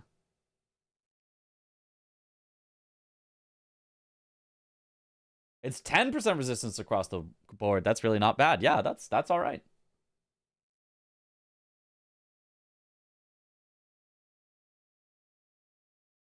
What's important is that even if it's 8-3, it's not like a 5 square difference is not made by snipes. Not like the 5 difference is not made by snipes, which is important. Blanks did snipe him on Dane and Laterune. So actually, Blanks did get 2 snipes that did lose Tom progress. So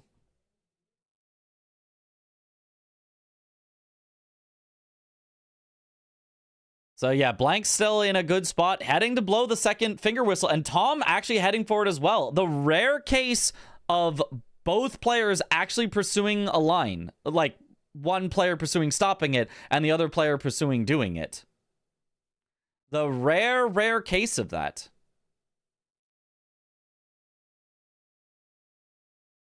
Because oftentimes you'll see people that are ahead on lines just ignore it, but not this time. I mean, one good thing about this particular line is it's 2 squares, so like, you know, pushing it obviously literally wins it for Blanks, but for Tom, if he gets it, also makes it like a nice comeback against Blanks. Like, getting 2 squares away from Blanks would be really, really huge. Lamenter transformation is 5% across the board with 20% holy. Oh, I didn't know there were different defenses. 8-3 is worse than 7-2 because there's less time to catch up with less squares. That's true. But not a lot worse. Watching the cinema game. Well, the last game was pretty cinema as well, but...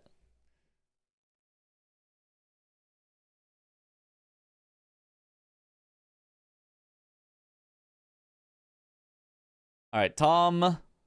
doing the old mother, but still definitely behind. I mean, you can see he's got to go all the way through the ruins, and Blanks is at the whistle. Like, if Blanks is committing, which I guess at this point he kind of has to, he just kind of has this. He's way ahead.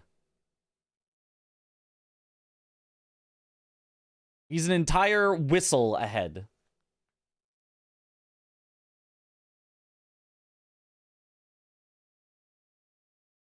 In this case, 1 square leads to another, so whoever gets the meta square has advantage towards Yolan and Ana. And, yeah, and the other good thing about going for that for Blanks is if he wins meta, he knows he gets Yolan and Ana, so he knows he just wins.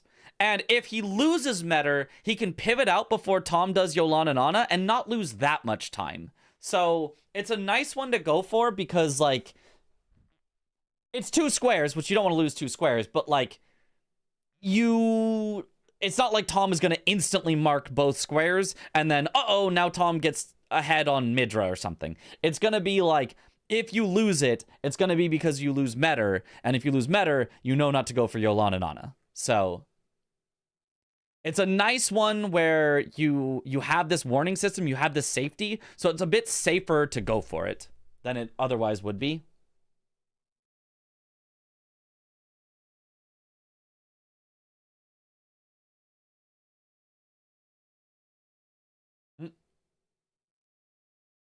Big brain play here, kill 3 dragons and go Midra. I would love to see that. Midra race would be awesome. Love to see a Midra in a game, but I mean, when you're already here and you could just win the game off of this, no reason not to kill Metter. No reason not to kill Metter here. Did not watch last night?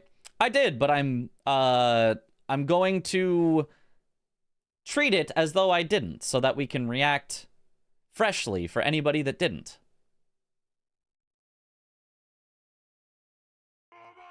Hopefully I'm doing a good job of not tipping too much about what might possibly happen.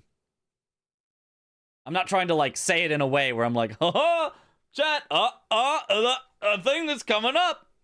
Just trying to go with, okay, at this moment, what makes sense to do? And I think going for meta right here makes a lot of sense. Hydrate. Thank you for the hydrate. Okay, clean. Yep. That was a very, very clean Ana.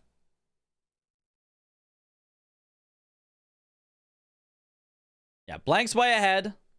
There's still possibilities for incidents. Metter does have that giant laser. But usually should be okay. Blank's also I think does defensive build. I think he uses ritual shield, which makes it much less likely that you're going to die to Metter in particular.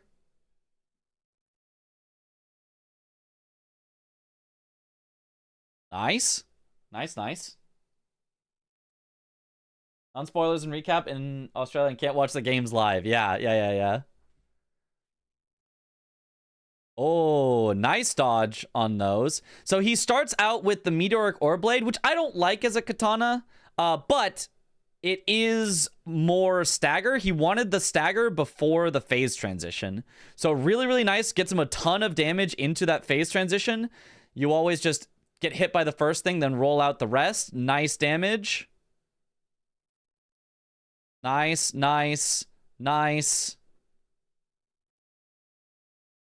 Good rolls. Nice. The charge R2 on the claws, I feel like is so bad, I wouldn't use it, even if I'm looking for a stagger. Okay, she does the spinny move. I hate this move. Oh, even throws a thing to... What happened? But...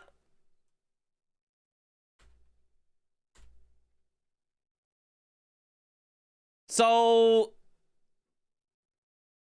Yeah, he throws a throwing dart to keep her stagger up, but then, I mean, we don't have like a controller overlay for him. But he blocks it.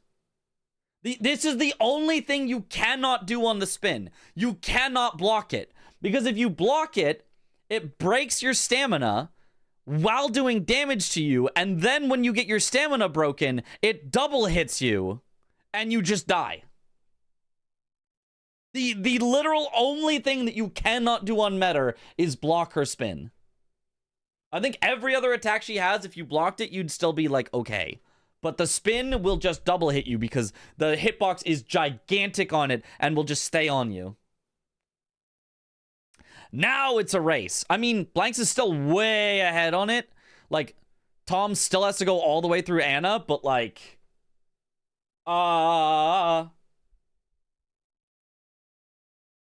I think Tom did block it. It's possible to block if you have a high block weapon. Claws are the lowest block weapons in the game. Maybe daggers. I feel like claws are probably even lower block. You would have to have a stable block weapon that doesn't get your block broken. I still think it's a horrible idea, but I do know people that do swear by it. They're like, no, just block it. But like, not with claws.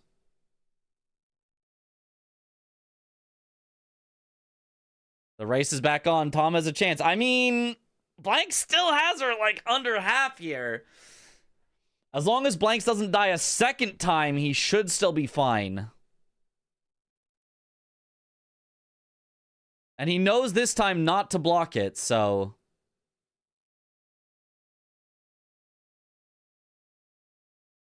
Nice. The slash damage to her open wound is really, really good.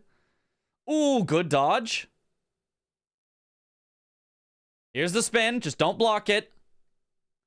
Nice. Rolls right through it. Perfect.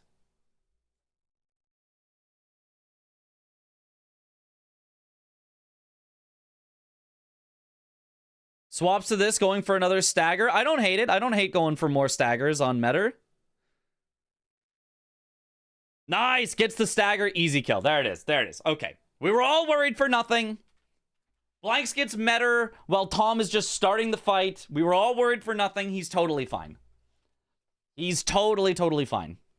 Bang! There it is. Kill Metter, Mother of Fingers. Square marked. We hardly know her. Want the stagger to not get laser. Yeah. He might have also just been able to shred her with the claws and kill her before a laser could have come out, but yeah. Nice, and levels up to 84. Ooh, wait, but that's really close to reach level 85. But he doesn't need level 85. All he needs is Yolan and Ana, and he wins. So he should probably give up level 85 and just send it. Just send it on Yolan and Ana. Because he knows he's ahead. He literally has to be ahead because he's already killed Metter. Has Domo announced what country is represented next in the preseason? What do you mean next? There's 6 countries. The preseason though is only USA, unfortunately. We do not have tons and tons of competitors from every other country. Is he getting the occultation? No, he's getting money. He's just getting money. The commentators also are like, is he getting the wrong one? Is he getting occultation? No. He just grabbed some money. He grabbed some money. He's going to go level 85. He was almost at level 85. He just said, oh, I just need like literally a few more runes and I've got it. So he does that. But now Tom kills Metter. Blanks is still ahead, but now only ahead by mere seconds instead of minutes. Well, actually not even, because he ports back to the Fort of Reprimand. He doesn't even port back to the Cathedral of Manus Metter. So now Tom is actually ahead because he's closer. Oh, but Blanks can go for the Iris of Grace here while Tom is fighting Ymir. Tom's like, wait. But I mean, I don't like this because, well, I guess you can grab the Iris of Grace and then port back immediately, but getting out of combat is going to be rough. I guess you have to do that either way. I guess this is slightly better from Blanks to actually go for the Iris first. Just grab the Iris, immediately quit out, and immediately go back. I don't know if Tom has the Iris yet, though. No, he can't. He can't. There would have been no reason for him to go. Well, there was a slight reason for him to go this way yet. Wait, Blanks is... There's the Iris. Okay. There it is. But now he doesn't quit out. He doesn't port back. He's going past to the next Grace, which is going to take some extra time. If Tom just skip the Grace, then Tom can be ahead on this.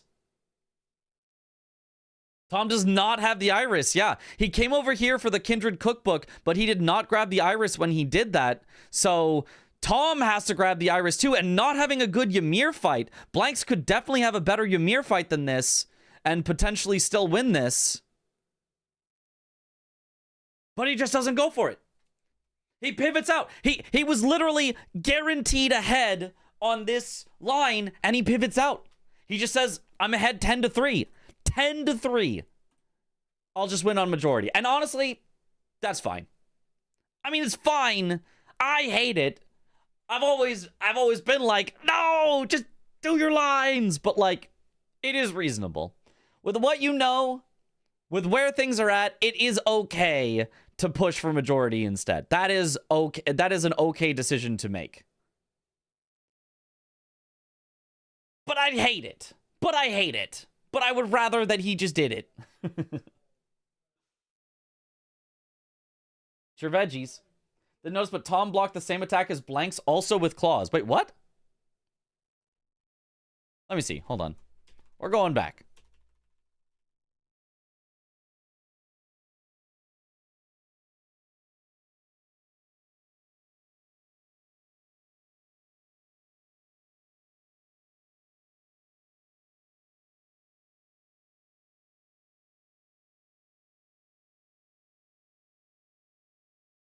Okay, here's the attack.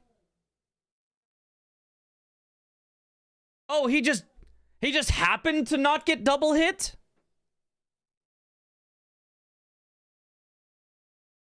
Tom just got lucky and Blanks just got unlucky? He had enough stamina? No, he got his stamina broken. His stamina definitely got broken. Yeah, you can see the animation. His stamina 100% got broke. He just got lucky and Blanks just got unlucky. Or an angle thing or a positioning thing or something. But they both did the same thing and Blanks died for it and Tom didn't. I think Tom only had +5 Skidoo. That none of that matters. He just didn't get double hit and Blanks got double hit.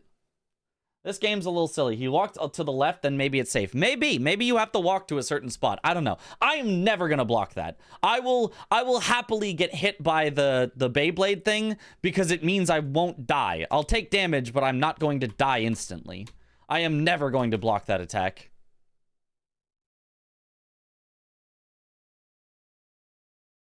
Tom is built different, probably. I guess so.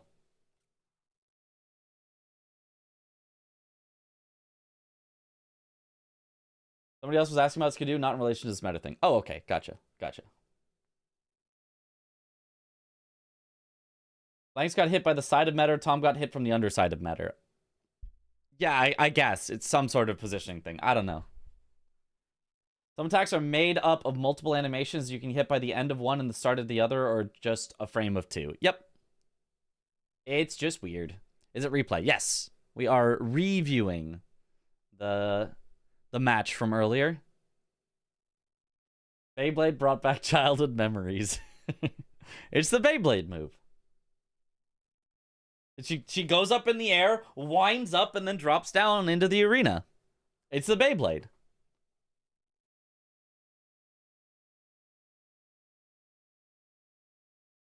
So waiting for Carrion Sovereignty to be used? I don't know that that's ever going to happen. I don't think it's that good. Why is there a 16 on Kindred? For Tom to let himself know Blanks has locked himself out of that square. Has completely locked himself out. Cannot do it anymore.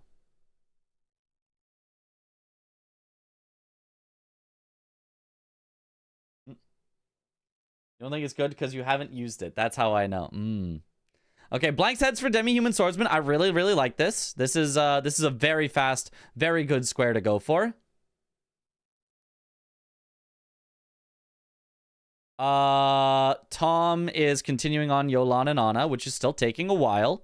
So this should put Blanks even further ahead on majority because Tom is doing the slower thing and Blanks is doing the faster things. He also even set himself up a little bit towards Ceiling Tree. Oh, but gets killed by Oz, the little Demi-Human Swordsman. And he didn't grab any grace down here. He did the skip to get down here, so he's gonna have to do the skip again to get down here because he didn't grab the grace nearby. Grand Sovereignty is crazy good. What? It's whatever. It's fine. He skip It's too slow to like use on the bosses. Like you're gonna stand there and like you're gonna die. I don't know how you're gonna use that in the DLC. There's probably times to use it. It's not gonna be often.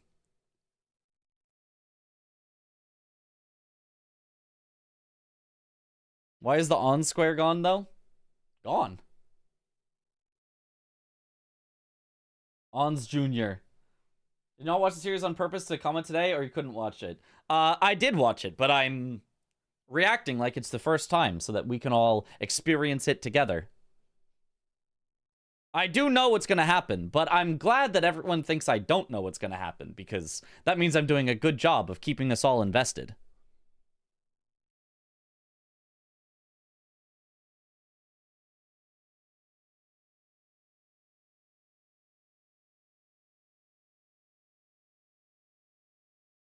Yeah, Blanks back to the Demi-Human Swordsman. Surely he gets it this time. I like the jump R2s on this for Ons. Ooh, nice. Jumps over his attack and gets a good punish. Oh, bleed proc too.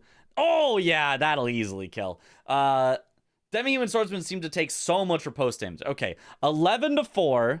And at this point, Blanks has priority on one square. Burn the Ceiling Tree. Every other square is equal or in Tom's favor for if they go for.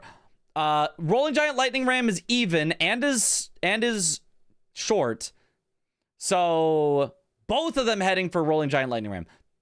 Yeah, I think this is exactly the correct play from both of them. I think if you're Tom, you have to recognize this is the fastest square. And I think if you're Blanks, you have to recognize this is the fastest square. And so they should go and race on it. And if you lose, if you are slightly slower on this, you don't lose much time at all. Honestly, both of them maybe should have gone for this even earlier than right now. But like, nah, this is fine. The square is so cringe. It is really cringe. It is a really, really cringe square that, like, does not need to exist.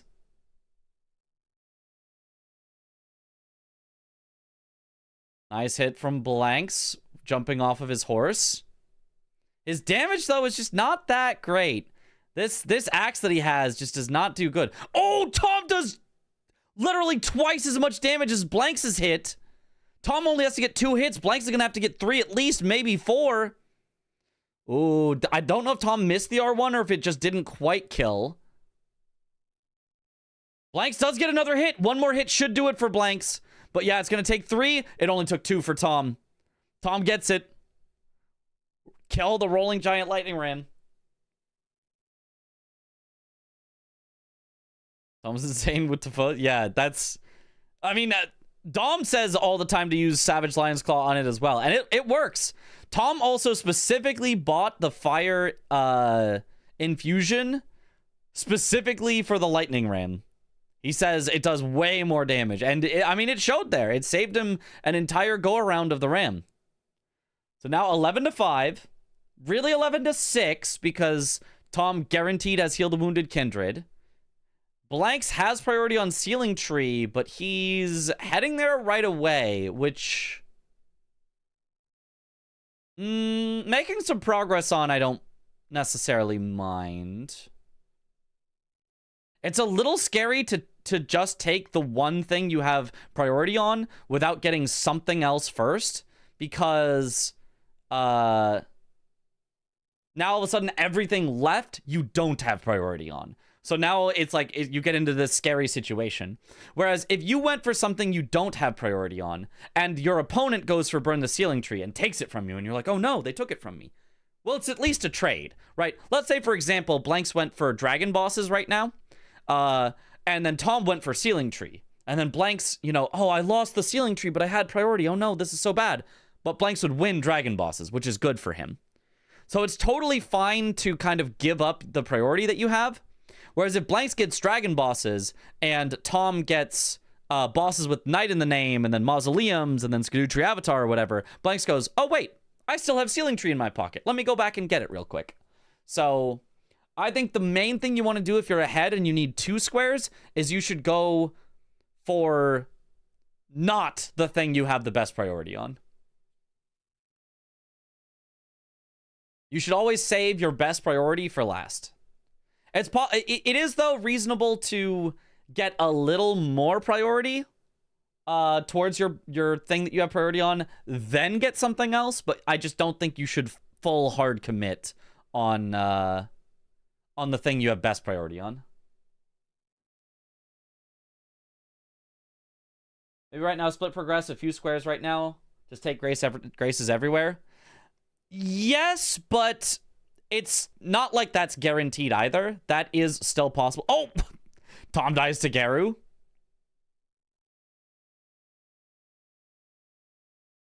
How did he die to Garu? What happened? Let's see. Nice dodge. Nice backstab. Clean so far. Tongue. Classic.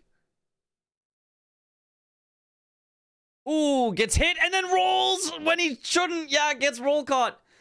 Yeah, so he didn't want to heal right away, which I think is very fair. But then once he got caught once, he just panic rolled and got caught again. He dodged like 3 deaths, really. Going through Rao also lets Blanks pick up more Skidoo. I do like that. As an efficiency play, I do like being Skidooed out of your gourd. I do love being Skidooed out of your gourd. Just oops all Skidoo. It's nice to see even Tom panic roll sometimes, yeah.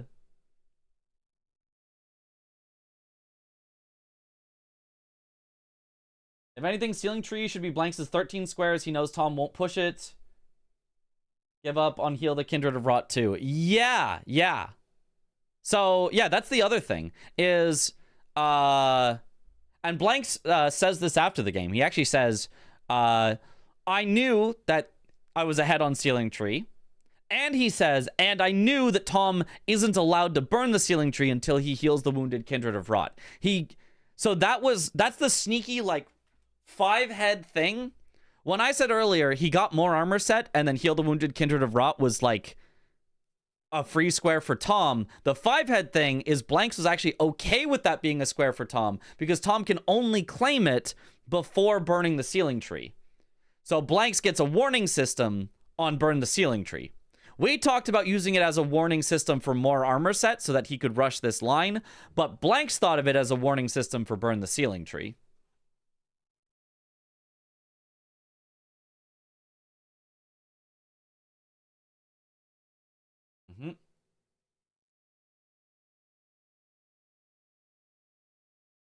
This board is so cool, yep.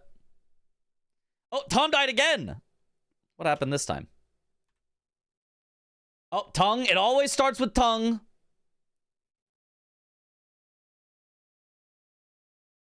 Oh, that was so greedy.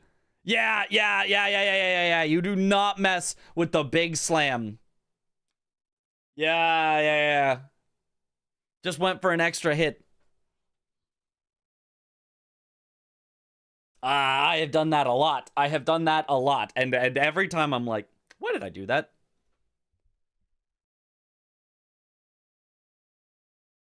So, Blanks should do burn after Tom gets Heal Kindred. Yeah, Blanks can set himself up to be ready to burn the Ceiling Tree at any time. He's basically just, like, giving Tom time right now, right? He's just like, hey, Tom, whatever you want to mark, go for it. I don't care. You can have 1 square. You can have 2 squares. I don't care. I'm going to set up this one so much that you can't beat me to it. Then I'm going to go do something else, anything else, and then you were not going to be able to beat me to burn the Ceiling Tree, because in order to beat me to burn the Ceiling Tree, you'd have to heal the wounded Kindred, and as soon as you mark that, I can go back and claim it.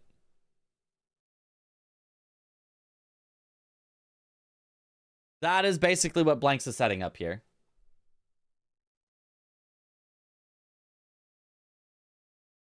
The only problem is, if Tom, the person behind, splits a lot of progress, or just holds a lot of priority, it can get scary, because if you're behind on everything, then you have to guess right.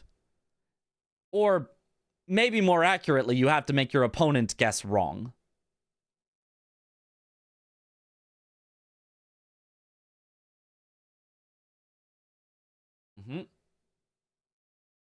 Tom would probably always do Kindred last, so it would be a burn the Ceiling Tree race, which Blanks would win. Yeah, basically.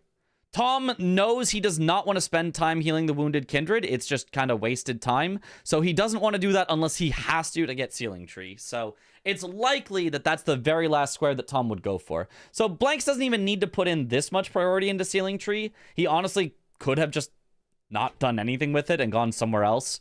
Gone Dragons, gone Midra, gone Skadutri Avatar, even gone Senesax, although you hate to have to fight Senesax. Okay, nice job by Tom. Gets the kill. Blanks unfortunately died to Romina. How did that happen?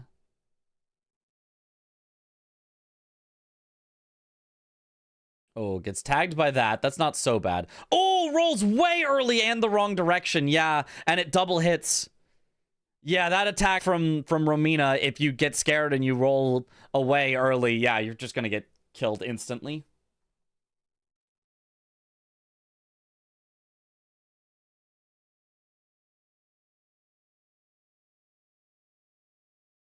Swaps to the axe. Unfortunate that the axe he got is so bad. I mean, he didn't check at all the weapons in Round Table Hold, but if he'd gotten the Crescent Axe in Round Table Hold, it would be so much infinitely better than this one. Oh, just look at how little damage it does. Like, Blanks is like end game. He got the reach level 85. He got a bunch of skidoo that he's picked up from various places. And it still just feels like he's just not hitting for anything. Why does Tom need to do the kindred square before the ceiling tree? As soon as you burn the ceiling tree, all the kindreds disappear after the tree is burned. I don't know why. There's some sort of lore explanation, but they just gone. So if Tom did ceiling tree first, he would lock himself out of the heal the wounded kindred. I see, didn't know that. Yeah, I didn't know that until bingo either. Don't think Blank's got good RNG once after 25 minutes in. Certainly, things are not going his way. The block, which apparently is a strat that people do, screwed him and saved Tom. The attacks from Romina have been very, very stally so far.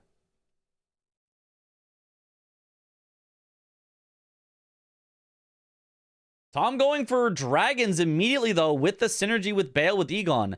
I actually really, really like this from Tom. Go for something that's got synergy there so that you can potentially be sort of holding priority on multiple squares at once.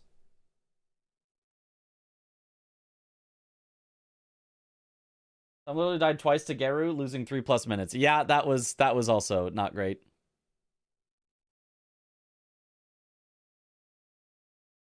Yeah, the ones that are kind of entirely the player's fault, we're not really going to count in the luck category. Blanks' death to Romina, we're not going to count that. That was just his fault. The Tom's deaths to Geru, we're not really going to count those. Those were kind of his fault.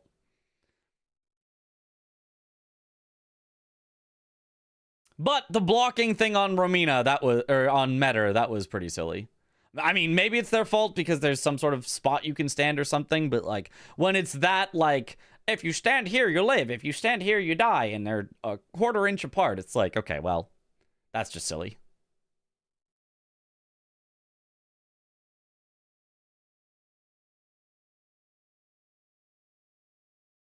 No tree, I'm out of here. The kindred, yep.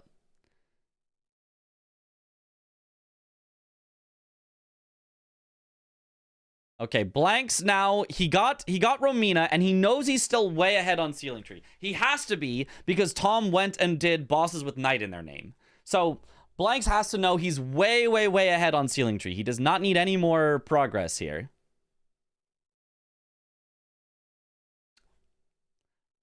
But he goes for Mesmer anyway. Okay. Like chess positions where they have to find a sequence of only moves to maintain equality. Basically. Tom has to play really, really, really well to, yeah, even sort of have a chance of keeping in this. This talking to someone who's purely casual, but I feel an issue Blanks seem to have in these matches with Tom in particular is they might need to consider doing more setup. His early game speed is insane, but stuff like not checking round table seem to bite him a few times. That's possible, but it's also maybe possible that is how he wins. Like, maybe, you know, if they both set up, maybe Tom is even or ahead in the early game, and now all of a sudden Blanks feels like he's on the back foot. So maybe the lack of setup early from Blanks is what gives him these big advantages and gives him the best chance of beating Tom. So it's easy to just say, hey, at your weakest point in the game, you were weaker than your opponent. It's like, that's true, but not necessarily indicative of the solution is you need to play exactly like your opponent. Because obviously, like, Blanks is still way ahead here. He's played great. He has played fantastic up to this point. He's put so much pressure on Tom. Tom, who, you know, I think maybe is used to, like, not having too much pressure on him and, like, you know, kind of smooth sailing through the late game, because obviously Tom is very, very good in the late game. And so being able to put all that pressure on him early has put Blanks in a great spot.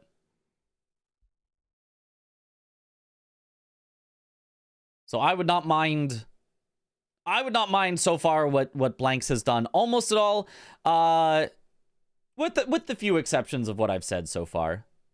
And I do not like him going for Mesmer here. He knows he's far enough ahead on Ceiling Tree. He needs to grab something else.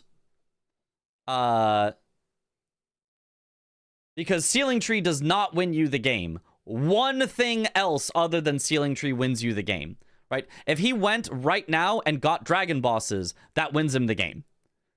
Because then he gets also Ceiling Tree. Whereas if he commits on Ceiling Tree, that does not win him the game. He still then also needs Dragon Bosses. Because he's far enough ahead on the Ceiling Tree, he will get that after he gets something else.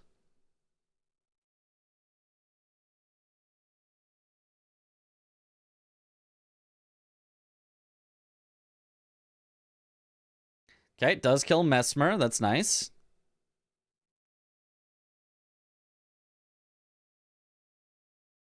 Blanks wins game 1 if he didn't die to BBK. It's just a game of inches. Little things can change results. You can point to strategy, but he dominated. Yeah, overall, Blanks has dominated. It has come down to the most minor of things that caused Tom to win game 1, and Blanks is still way ahead on game 2. So, like, we can't be critical on Blanks. He literally, like, game 1 just came down to, yeah, literal, like, the smallest things. And he really almost won and really had a good case for winning. But then Blanks commits on Ceiling Tree. I would say this is the one thing that I really don't like.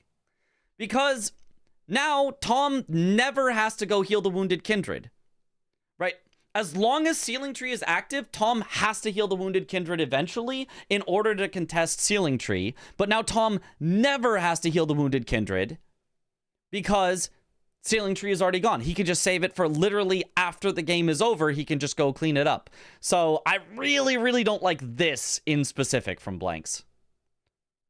Even just like tricking Tom into healing the Wounded Kindred at some point is better than burning the Ceiling Tree right now. And it's almost like he locked himself out twice, right? The first time he locked himself out was more. He literally can't get it. But the second time he locked himself out was burning the Ceiling Tree because now Tom doesn't even have to do this.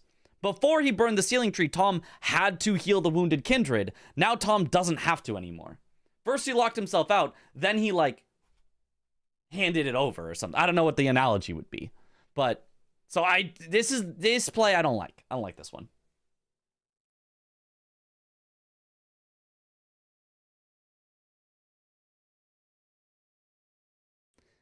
I mean, it's still 12-6. All he's got to do is pick any square that Tom is not doing and go do it, and then he wins.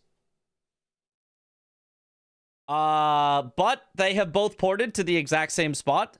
Skidoo Tree Avatar is here. Blank still has to drain the water, though, so he definitely cannot race Tom on it. Tom also has fire on his axe, so Tom probably gets this first anyway. I mean, that's a scary one, though. Blanks just has to guess something and just guesses exactly the same thing as Tom. If Tom guessed anything else, or if Blanks guessed anything else, then Blanks would win, but,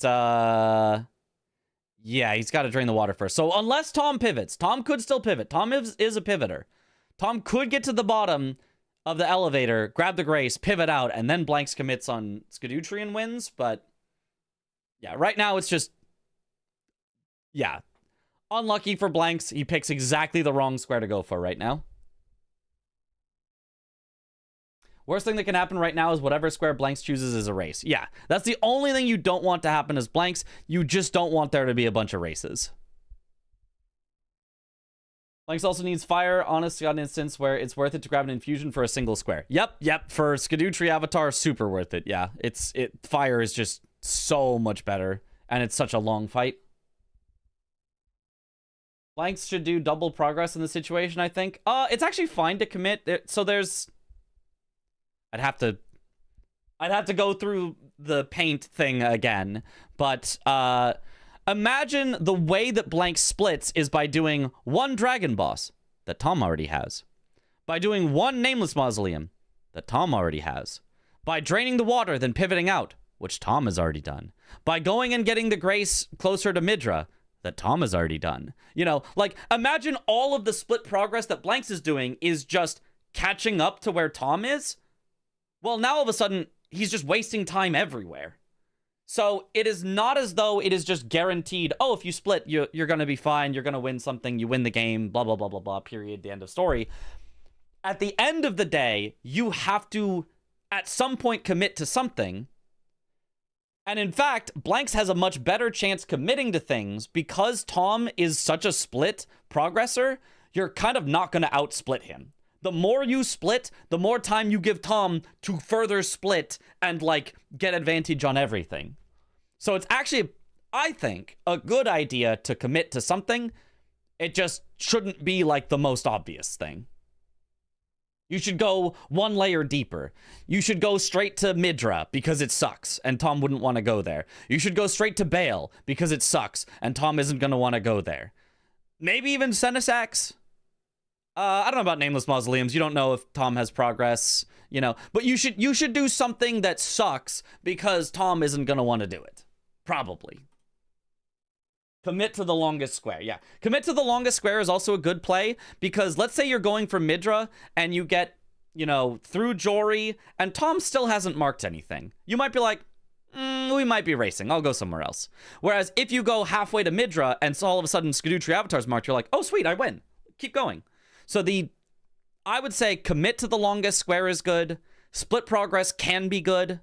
And commit to something your opponent would hate to do can all be good. All three are very valid options.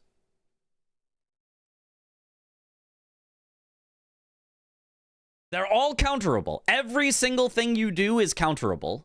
There is no guarantee of victory in any situation in bingo ever. But those would be strategies that have a high chance of winning. Commit as far as possible on a square and wait to see if Tom marks. No mark pivot. Yeah. That's the general wisdom. But technically, Tom could counter that by doing the same thing. Tom could also go most of the way to Midra, then pivot out at the same time you pivot out, then beat you to something else. Like, it's always still a guessing game, but it's at least a guessing game where, like, there are some auto win conditions and the lose conditions aren't that bad. Who's controlling these zooms? Chad is.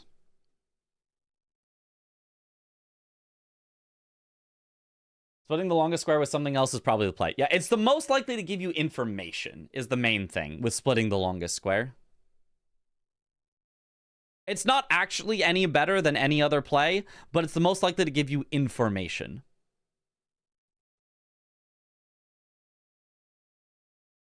All right, now Blanks pivots back just to get the fire so that he can kill Skadutri faster. Are we resuming? Perhaps.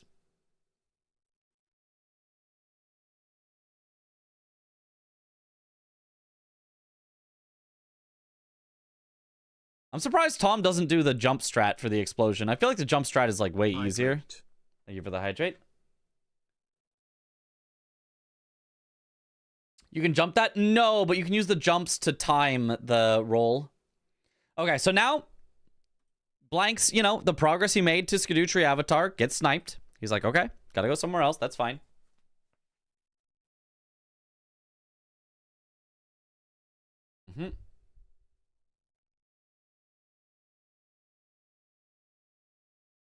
Which shows how scary Tom is as an opponent. Yeah, the fact that he stayed in this after it was 10-3.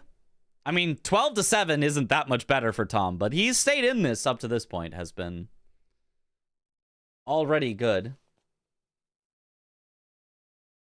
It's never over till it's over. It's never over till it's over. Blanks looks like heading for dragons. Okay.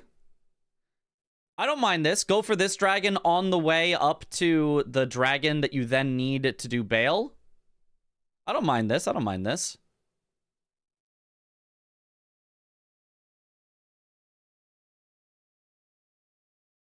I mean, maybe I'd go for the dueling drakes first.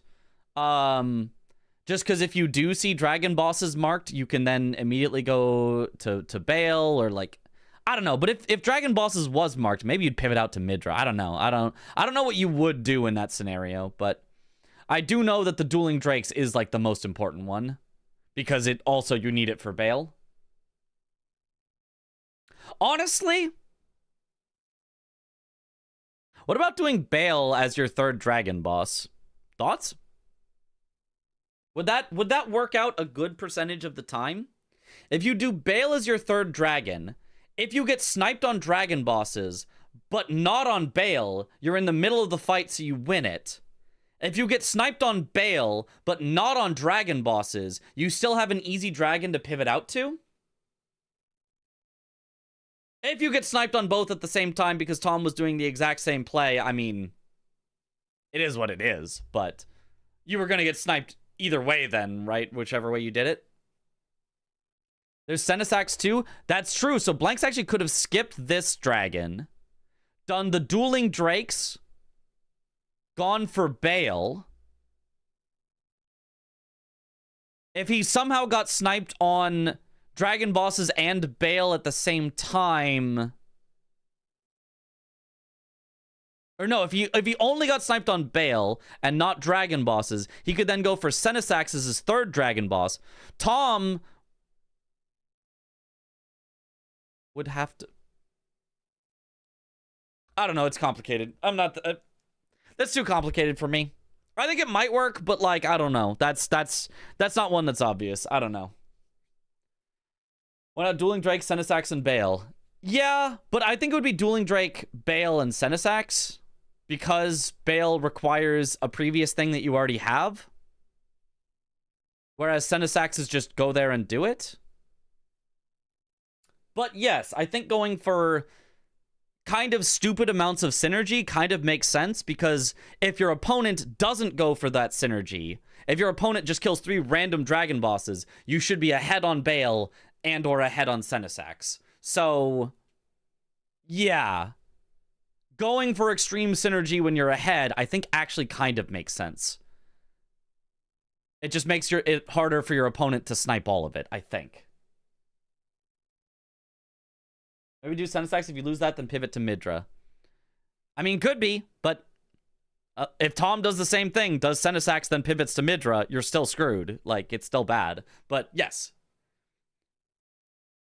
There's no perfect play here. There's no perfect play. Technically, from this point, there is no perfect play. There's not even any bad play. Every single thing that you do has basically exactly equal chance of winning from here. All the decisions that mattered already happened in the past. At this point, nothing you choose makes any difference. The only thing that matters is, does Tom happen to guess exactly correct 5 more times in a row? Or does Tom guess wrong 1 single time? That's all that matters.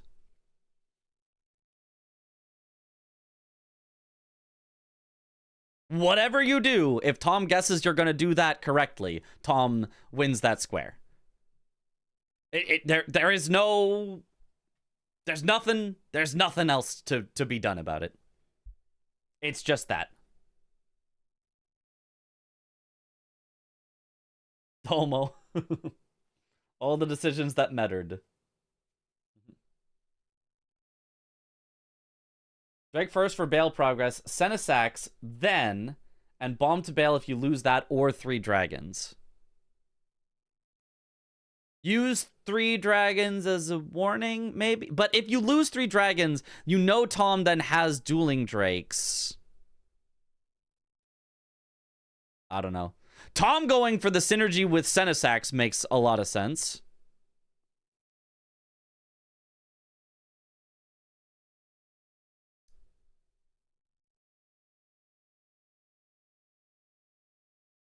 Doing it as his second dragon here. He has transformation, so you kind of know he has progress here, though. No. Yes, but you also know he has progress towards Midra, because you have to go down to the painting to get it. So you know he has progress towards dragons. You know he has progress towards Bale.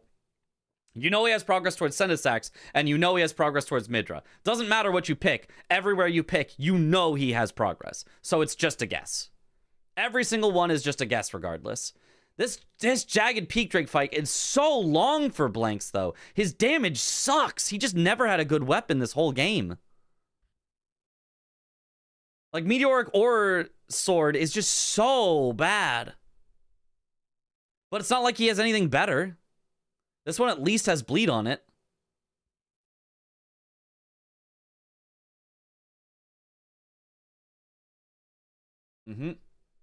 I kind of like Meteoric IDK. Well, objectively, the damage on it is not good.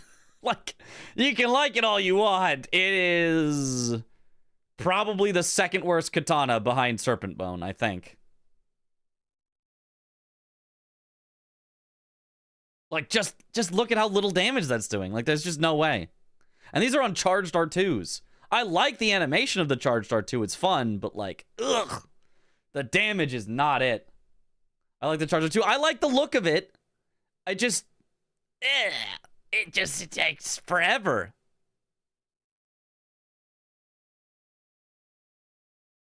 Honestly, this is kind of good for blanks. Not good for blanks, but at least he's going to not waste his time on Senesax here.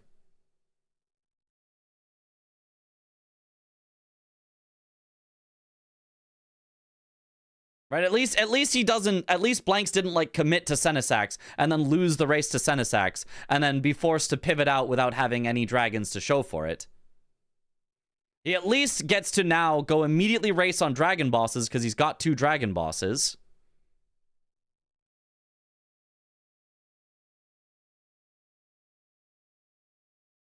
But his weapon for the Ghost Flame Dragon is Dane's footwork, which sucks. Genuinely, every weapon he got sucks. He got a horrible fist weapon slash Dane footwork thing. He got a horrible katana. He started with a horrible Smith script Cirque.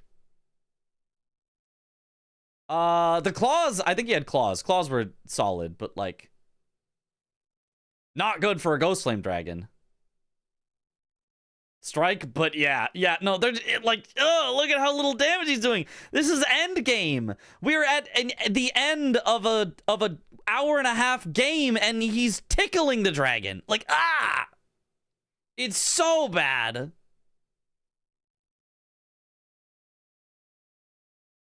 Blanks did not get grace on the mountain after dueling drakes. He knew that, like, it would kind of... I mean, he could have gone for it as, like, I'm going to go for the Bale synergy would have maybe made sense.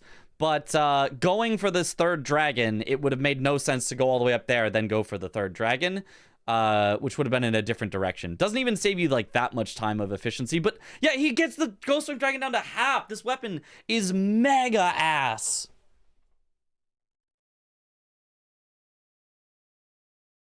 No, specifically terrible for Ghost Flame Dragon. I don't know. I don't think it's good. I don't think it's good ever. It'd be fine if it was holy. I don't think it would be. I think that just AR on it is just really low. I'm just kind of sad considering Ghost Flame is weak to strike slash holy combo. Yeah, like, holy doesn't do way more damage than strike. Strike is still really good on Ghost Flame Dragons, and he still was hitting for nothing. Now it's literally 50-50. Yep. If they go the same way, blanks loses. And if they go different ways, blanks wins. It is now just 50-50. Tom has more than enough progress that he can win both if they both split. So if they both split, blanks loses. If blanks commits on one, then blanks has to commit on the opposite one of Tom, and then he wins. If blanks commits on the same one as Tom, then he loses. It's actually kind of Tom's favor at this point. Even though it's 12-10, it's actually Tom favored here. Because he has so much priority that if they do the same thing, Tom will always win. Blanks has to guess differently than Tom.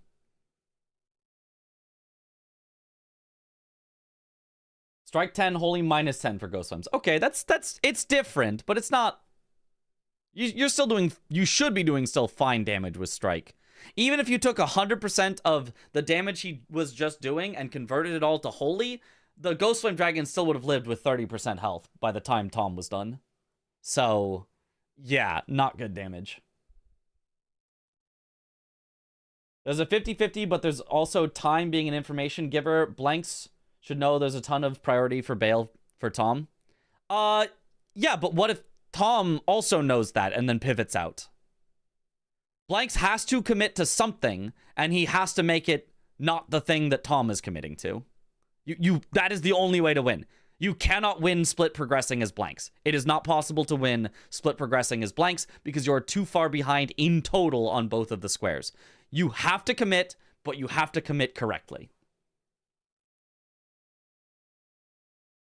And maybe he doesn't know that. Maybe he doesn't know how much priority Tom has on Midra. Maybe Blanks thinks he's ahead on Midra and he can just rush it down. But we, as the omniscient viewer, know Tom is so far ahead on Midra and so far ahead on Bale that Blanks' only hope is to commit to something and have it be correct. Which in this case would be Blanks committing to Bale.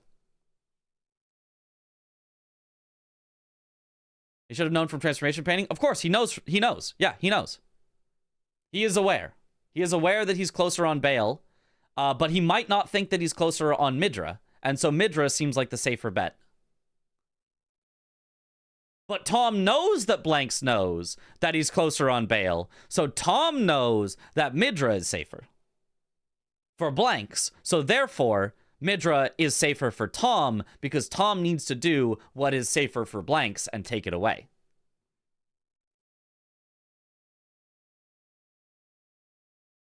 After the game, Blanks said he thought MPT did Rakshasa for Mausoleum and was so ahead on Midra. Makes sense, but if he knows that, maybe he has to commit Bale. Like, if he knows that, maybe he knows that Midra is impossible to win. I'd have to think about it. I don't know the timing. But like, we know it's just a gamble. It's just a gamble. Blanks has to commit on something. If he hard commits on Midra and so does Tom, he loses. If he pivots out and hard commits on Bale and Tom commits on Midra, he wins. If Blanks continues to hard commit on Midra, but Tom pivots out and hard commits on Bale, then Blanks wins. But it is just strictly a 50-50 at this point. The double bluff. Yep. Tom knows that Blanks knows that Tom knows that Blanks knows. Yep. From a kind of meta perspective, I like how Tom picking the next square first in his sequence of races proves any potential cheating conspiracies as immediate nonsense. Blanks is always picking his next square after Tom and is just getting extremely unfortunate. Yep. In addition, Tom did what would have been a terrible play if he was cheating. He committed on mausoleums when Blanks had no progress on them whatsoever. He committed on bosses with Knight in the name when Blanks had no priority on them whatsoever. He committed on Senesax when Blanks wasn't heading there, was just doing dragons. Like, Tom absolutely just picked squares and just had so much priority that he just was able to beat them. And Blanks has just picked wrong 4 times in a row now. I say wrong. I mean, Blanks has picked the same option as Tom 4 times in a row, which is unfortunate. I don't mean wrong as in, like, he should have known. Of course you don't pick Midra here. No, Midra is a very reasonable pick. It's just Tom also picked Midra. I expected a Jory pivot. I was thinking it, but I expected both of them to Jory pivot and then Tom to win Bale, and then they're back to a Midra race. That's what I expected. So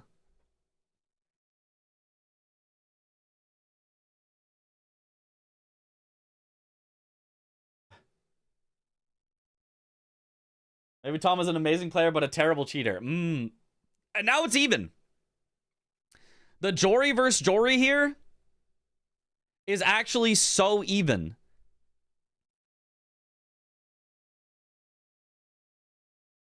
Because Tom died to Jory once. And actually, Blanks' damage is equal.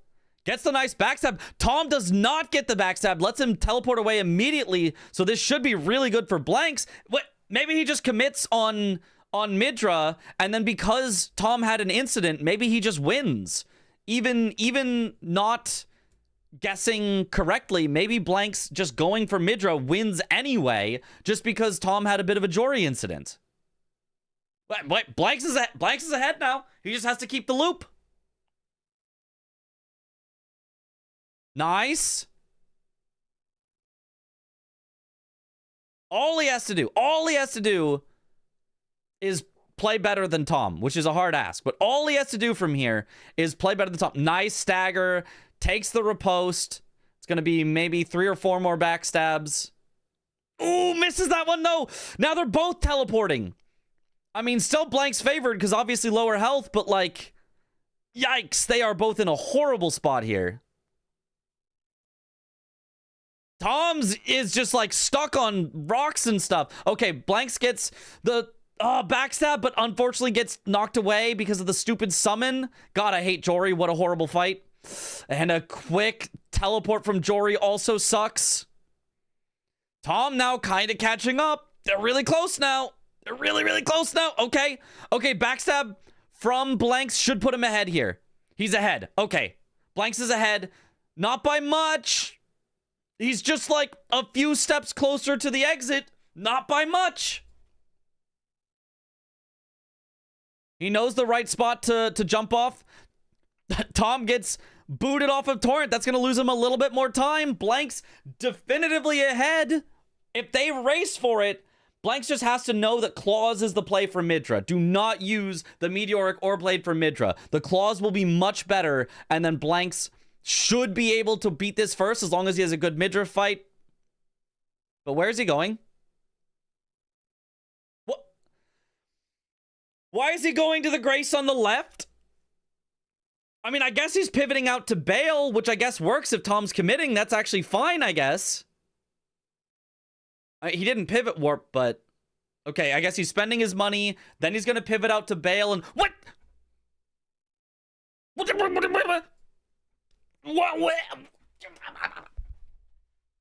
What is he doing?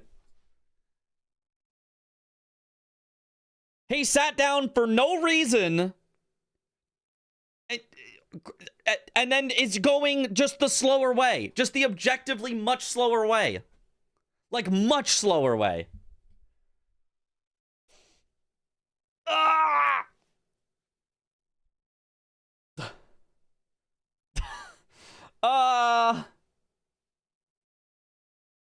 Tomo dying in short order. Yeah, this is just not the right way to go.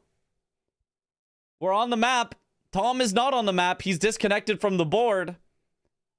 He has to reconnect to the board. I don't understand Blanks' path in this arena. It is the wrong path. This was a path that was done very early on in Bounty when the DLC first came out that we then found out was much slower. You would quit out a lot, which already was slow. But even without the quit outs, it just was slower. By the end of the Bounty, we were going a different path. And then we also found a skip because the Bounty allowed glitches. We found a skip for the entire woods. He's just going like the day one path that is just slower.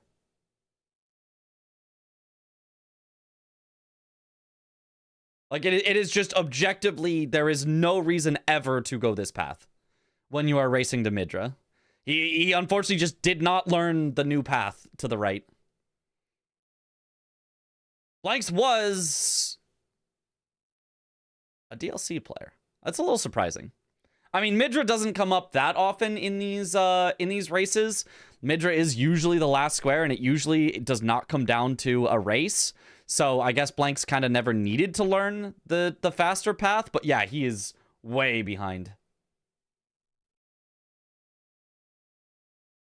I think he does not like the tree jumping skip. You don't have to do the tree jumping skip. You can go to the right, not do the tree jumping skip, and make it to the manse 30 seconds faster than what Blanks is doing. Maybe more. The tree jumping skip saves like 5 seconds or something. That's it. I think, at least.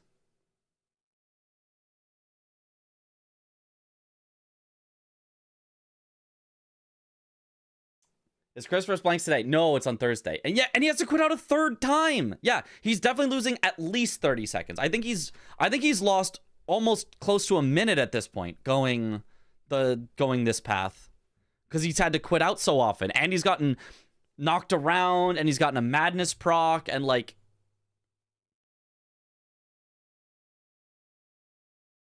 yeah, it is just not... There's just not a reason to go this path. He said what he said, he might have been confused as it was faster in-game time. I don't think it ever was faster in-game time, but I think day one we thought it was faster in-game time, and we went left because that was just where the first couple people went. And then I think we actually timed the paths, and right turned out faster even in-game time. But yeah, I think he thought it was faster in-game time to go left, which is not what bingo is. And I believe he is incorrect on that. I mean, I could double check. I could go do the 2 paths in game time, but I'm almost positive it is slower even in game time, like noticeably. You have a game today as well? No, not until Thursday. Rare that Blanks just does an unoptimal path. Yeah, I think this just isn't a square that he has put as much time into as other squares because it comes up so rarely in a match that it's actually correct to do Midra. Midra is one of those that in, 95% of all boards that have Midra, you just don't do him. You just go, oh, dead square. Ignore. My opponent can do him if he wants. So, yeah. It often, you just don't, need to know the optimal path. It usually just doesn't matter. Or force it on lines. Yep, there are times where you force it on lines.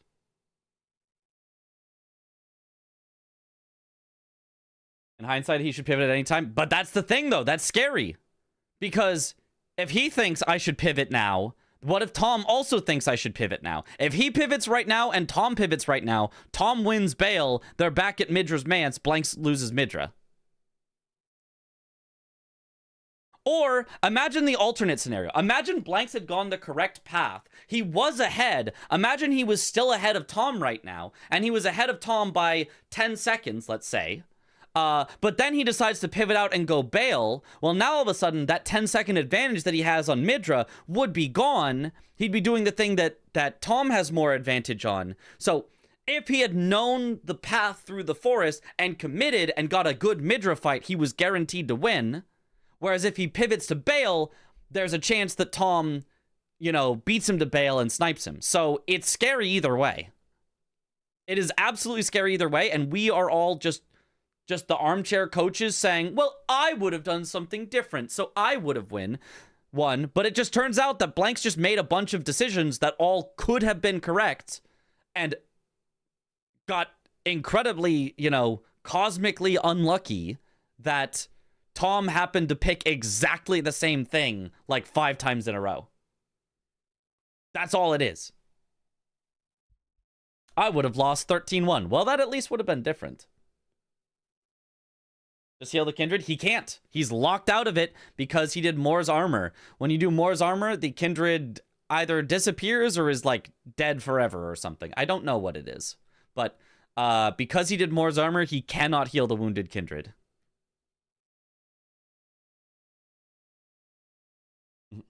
He lost 5 50-50s in a row. Well, the sad thing is they weren't even 50-50s. First, he lost a 1 in 5. Then he lost a 1 in 4. Then he lost a 1 in 3. Then he lost a 1 in 2.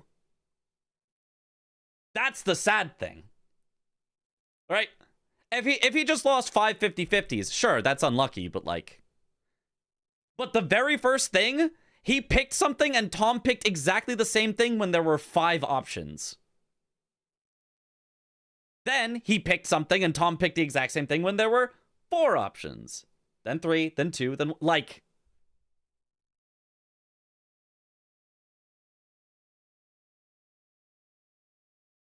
It's the amount of how did that happen is ridiculous. And the idea that it's all, it's all Blanks' fault. He made the wrong call on this because of course Tom would know that he was going for Scadutree Avatar.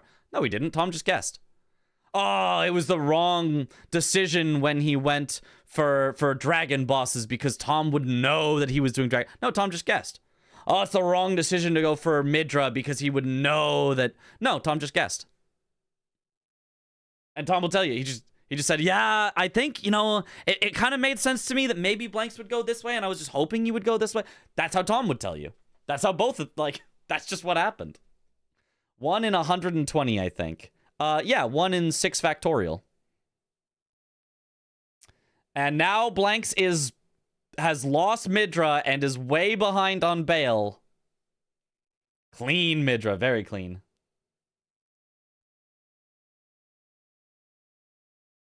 Well, this is still going into AFK a bit. I know. When we saw 10-3, it was like, well, I guess this will be a quick game and we'll get a game 3. But no! It's still going! 5 factorial. Oh, 5 factorial. Sorry. 5 factorial. Yeah. Because I said 1 in 5, 1 in 4. Yeah. Not 6 factorial. 6 factorial would be a different number. Your Blanks, why not go for Midra when you're at 12? It's very unlikely for Tom to go for Midra at any point since it's such a long run. Sure, but wasn't it also unlikely for Tom to go to Midra when there were only Bale and Midra left? Like, at any time, they both, could have gone anywhere. You can absolutely say, oh, I would have gone somewhere else. Sure, you would have. And you can absolutely say, well, if he had gone somewhere else, he would have won. And it's like, sure, he would have. But there was no definitively more correct way to go than any other way. Every way was a gamble. I like going Midra just in case Tom happened to go somewhere else. I'd at least get to know that and have peace of mind. If I start going Midra and I see Tom suddenly mark Dragon Bosses, I'm like, oh, thank goodness. Oh, I think I can win. Oh, thank goodness. But it technically doesn't have an actually better odds of you, getting the best of Tom in that situation. Because Tom could also go Midra. And then you could decide, wait, I haven't seen Tom mark in a while. He's probably going Midra. I'm going to pivot out. But then Tom could also pivot out. Because Tom did pivot out 7 times already, in this end scenario. It's just every time he pivoted, he happened to go, to the right one where then Blanks was deciding to go. That's just it. Blanks did not play this match perfectly, but it's not because of what happens at the end. If you think that Blanks' mistakes happened after Blanks got to 12 squares, that he made the wrong call after he got to 12 squares, then you are mistaken. That is incorrect. He did make some mistakes before then, though. The eat your vegetables, do your bingos. That's a potential. That is something that I would argue is a bit of a mistake. I mean, it's a mistake that took him from 100% victory to 99% chance of victory. We just happen to live in the 1% world. Honestly, 8 snipes is insane. Yeah.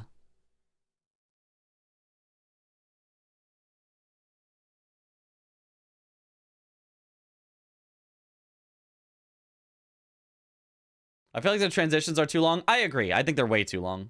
I think they should be half as long at maximum. Maybe even less than half. They should be so quick that you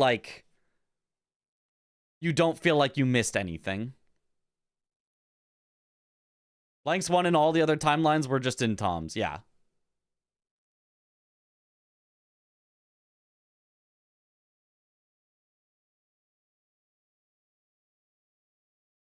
Win by majority with a dead square for you is squarey for this 1% chance. Yep.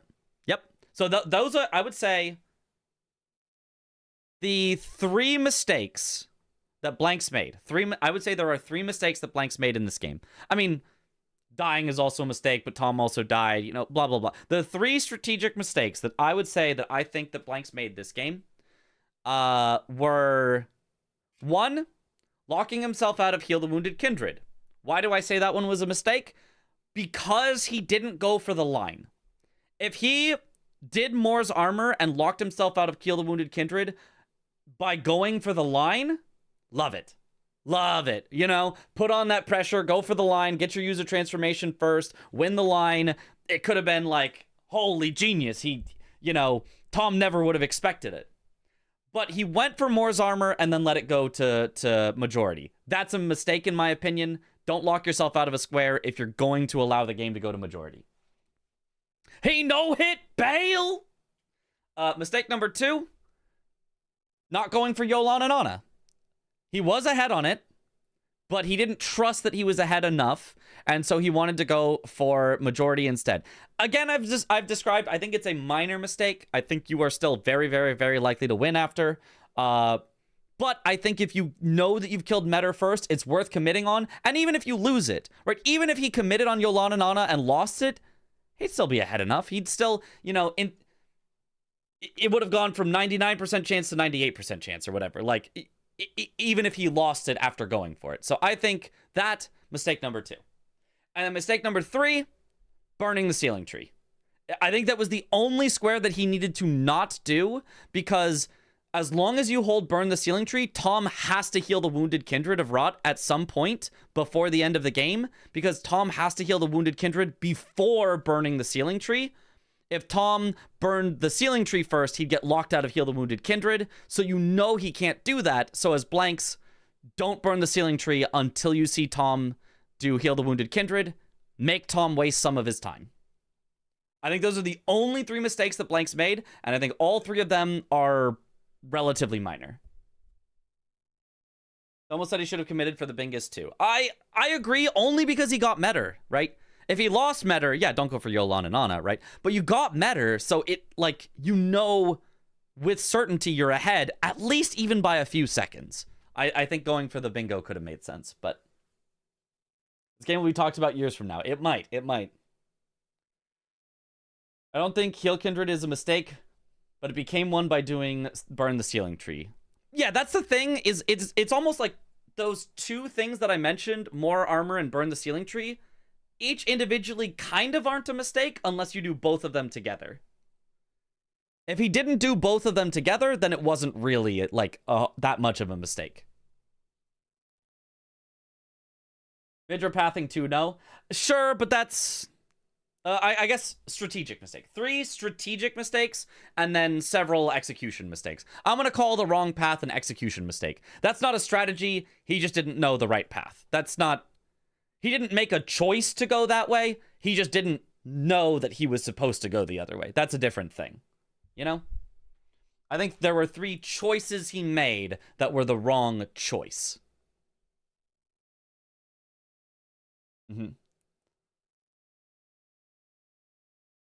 Back-to-back comebacks like these don't pop up often. Makes me all the more excited to see Blanks against Chris on Thursday. Yeah, that's going to be an exciting match.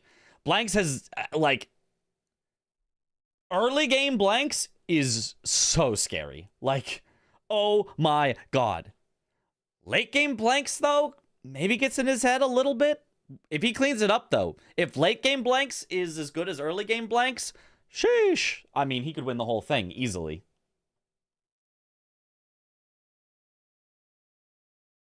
If you're going to race dragons, try to get 1 or 2 of the 3 squares. Yeah. That's, yeah. Anything was fine. Anything was fine except for burn the ceiling tree. That was the only thing that was not the correct play. Anything else was fine. And you still could have gotten sniped, and it was still possible to lose by not burning the ceiling tree, but I think you gave yourself a much better chance with anything else. Everything else was equally good. Burn the ceiling tree was the only thing that was not good. IMO. Can we listen to the post game? Sure. Season 6 tournament bracket. And also, very important, it is not over for Blanks. Blanks gets another chance. We're going to have another match, Chris versus Blanks. And Blanks gets another chance to make... Yeah, game 3 would have been really rough after these. The USA, yeah. United States. Yeah, Blanks gets to face off in the losers bracket finals versus Chris next week Thursday. The most insane comeback I've seen in a bingo match ever. Yep. He had to guess right 5 times in a row. Oh, there's a blessed bone shard here. What the fuck? I didn't know that. It's crazy that Blanks built like 3 line pressure and didn't eat any of them. What's it called? I mean, a lot of players would do that. Yeah. Or Shadowkeep. Yeah. He almost did Metter. He almost did Metter. He just didn't fully commit to it. Yep, there it is. Damn, GG's. He did it. He did it. Dude, this is insane. From the horseback, 16.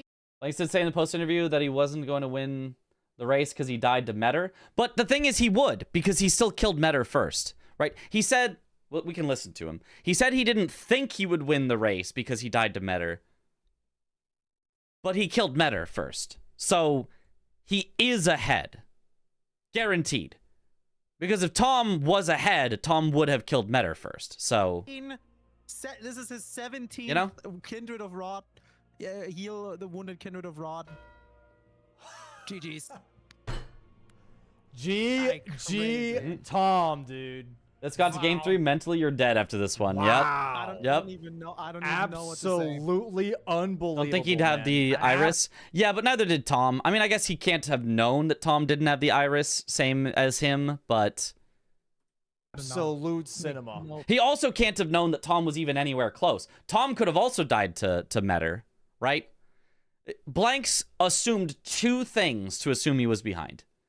He assumed Tom killed Metter seconds after him, which was incorrect, and assumed Tom already had the iris, which was also incorrect. He made 2 assumptions that were both incorrect, you know, but both, like, I guess maybe reasonable in some sense. And only because of those 2 assumptions did he not go for it. Fucking sense. That is cinema. Absolute freaking cinema, man. There it is. Tom moving into spot 1 here for the U.S. team.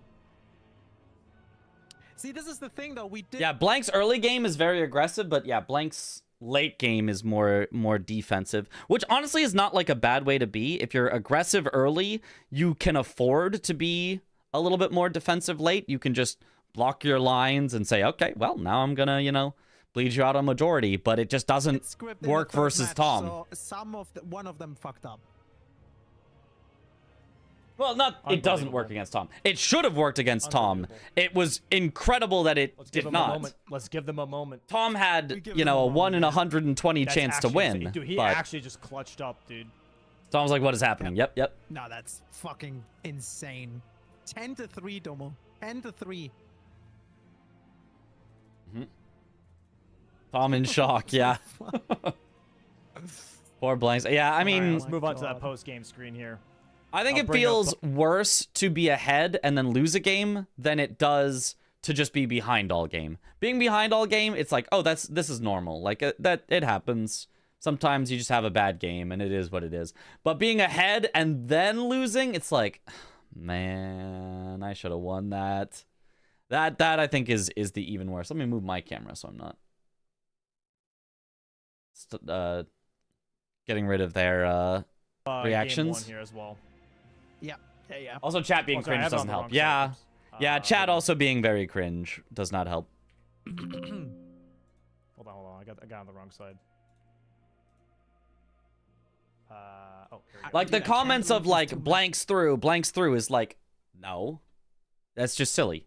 You know, Blanks did not play perfectly. He did make a few things that gave him, you know, a little bit less chance of victory. You know, went from 99.9 down to 99% chance of victory. But at the end of the day, 5 snipes in a row is just not something that happens because it's just the luck on that is Just almost this was impossible. cinema. Everyone who witnessed this today, you guys literally It witnessed just- cinema. This was peak bingo today. Sometimes it just honestly happens. The first time ever in bingo history, honestly, that someone came back from a 7 square deficit. 100%. That's the first time ever. Yeah. I've never seen that before. I saw the potential, but I've never Sometimes seen it chat before. can come across as negative as well in terms of Actually text format. insane. Well, if you're saying, oh, Blanks threw so hard, that is just a negative statement. There's no like, oh, no, I meant it in a nice way. Like, nah, you're just, no. I have never I was ever seen that literally before, like, man. What the fuck happened? Blanks Two- played two perfectly at the matches beginning. back Tom to played back, perfect by at the the way. end. Basically. 2 back-to-back. All right, we're bringing in This was Tom the here. most insane comebacks ever. And it came down to Blanks choosing the wrong squares. When a 1 in 5, 1 in 4, 1 in 3, and so on, every time He had it probability in is the insane. bag. Yep. Actually, bananas, man. It's difficult. It's difficult. It just shows. You can that, see like, 2 ends of making emotion on decision is their the- like both players on just their don't get me face. wrong. Yep. Both Tom, GG's. Tom, what the GG. fuck? Comments for man. sure. Dude, As part of it, I won't lie, I was also dude. shaking and sweating on emotions. This was a You wild pulled match. off It one was of a the most wild insane match. comebacks Can't ever. even. Damn, Mitch threw I so hard. can't No, even, I like- didn't throw, I I swear. don't know what just happened. Both. I commentated the first optimally. game kind of makes some sense, but the second game, I don't know what just happened. Actually insane. man. You People just like, saying it's blank sucks basically versus people you chose all the right saying just squares finish the and line, Blanks please. Like Domo unfortunately was didn't. screaming as well.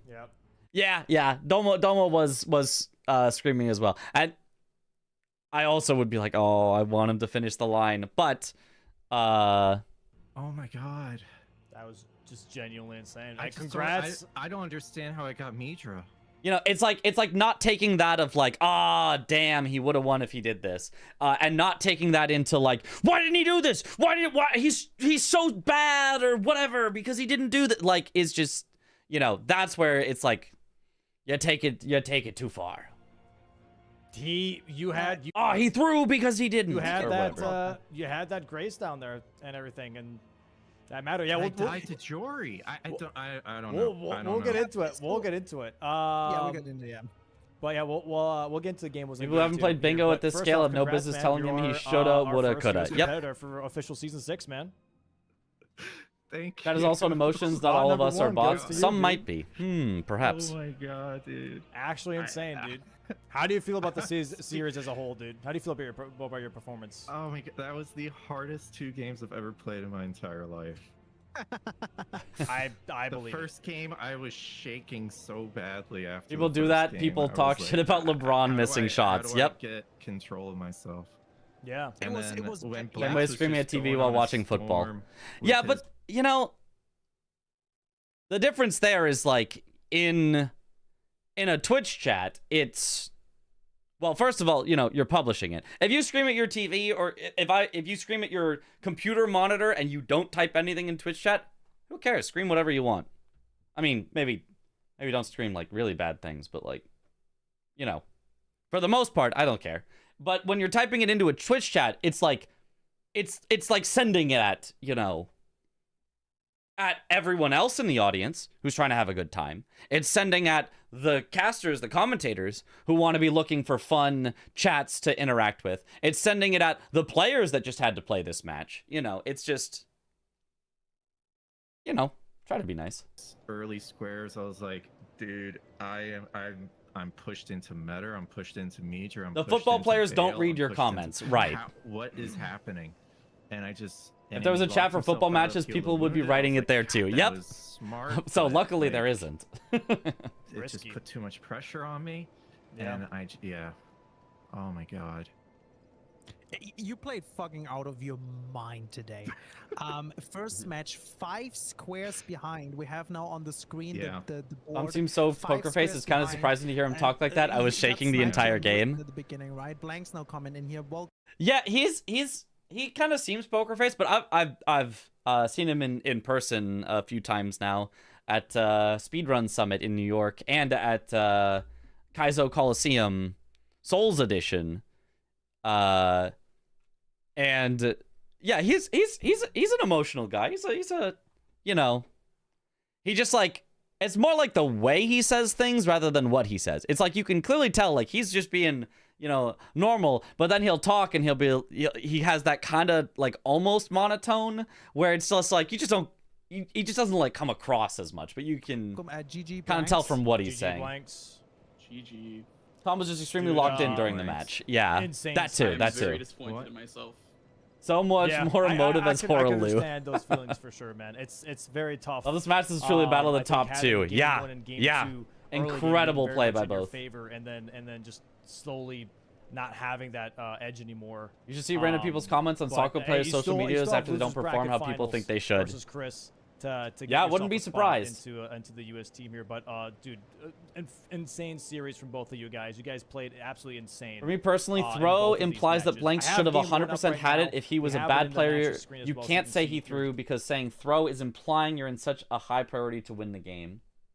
Well, I wouldn't say in such a high priority. But I would say that throw is directly saying this is your fault, right? The idea of, oh my god, all these snipes happened and Tom guessed right, 5 times in a row. Oh my god, right? That's incredible. And like, wow, incredible by Tom and really unfortunate for Blanks is the reality of the situation. And saying you throw, why you throw is saying Blanks caused that. Blanks made the mistake. Blanks played badly. Blanks did wrong things. That's what saying Blanks threw says. Directly. I don't think anyone would argue saying Blanks threw it. No, that's actually just an objective measure of the game state. Anytime you are ahead by this much and then you go to losing, that is automatically called a throw because it's the you did something for this. Game 1 here. But before I do that, I asked Tom how he felt about the series. Throwing means you deliberately didn't do something to your own demise. Blanks didn't throw. Blanks did not throw at all. Doesn't feel great at all, Blanks. But how he did not throw. He did not toss. Game 1 and Game 2? He did not. Did you feel like you still kind of did? The he did not choke.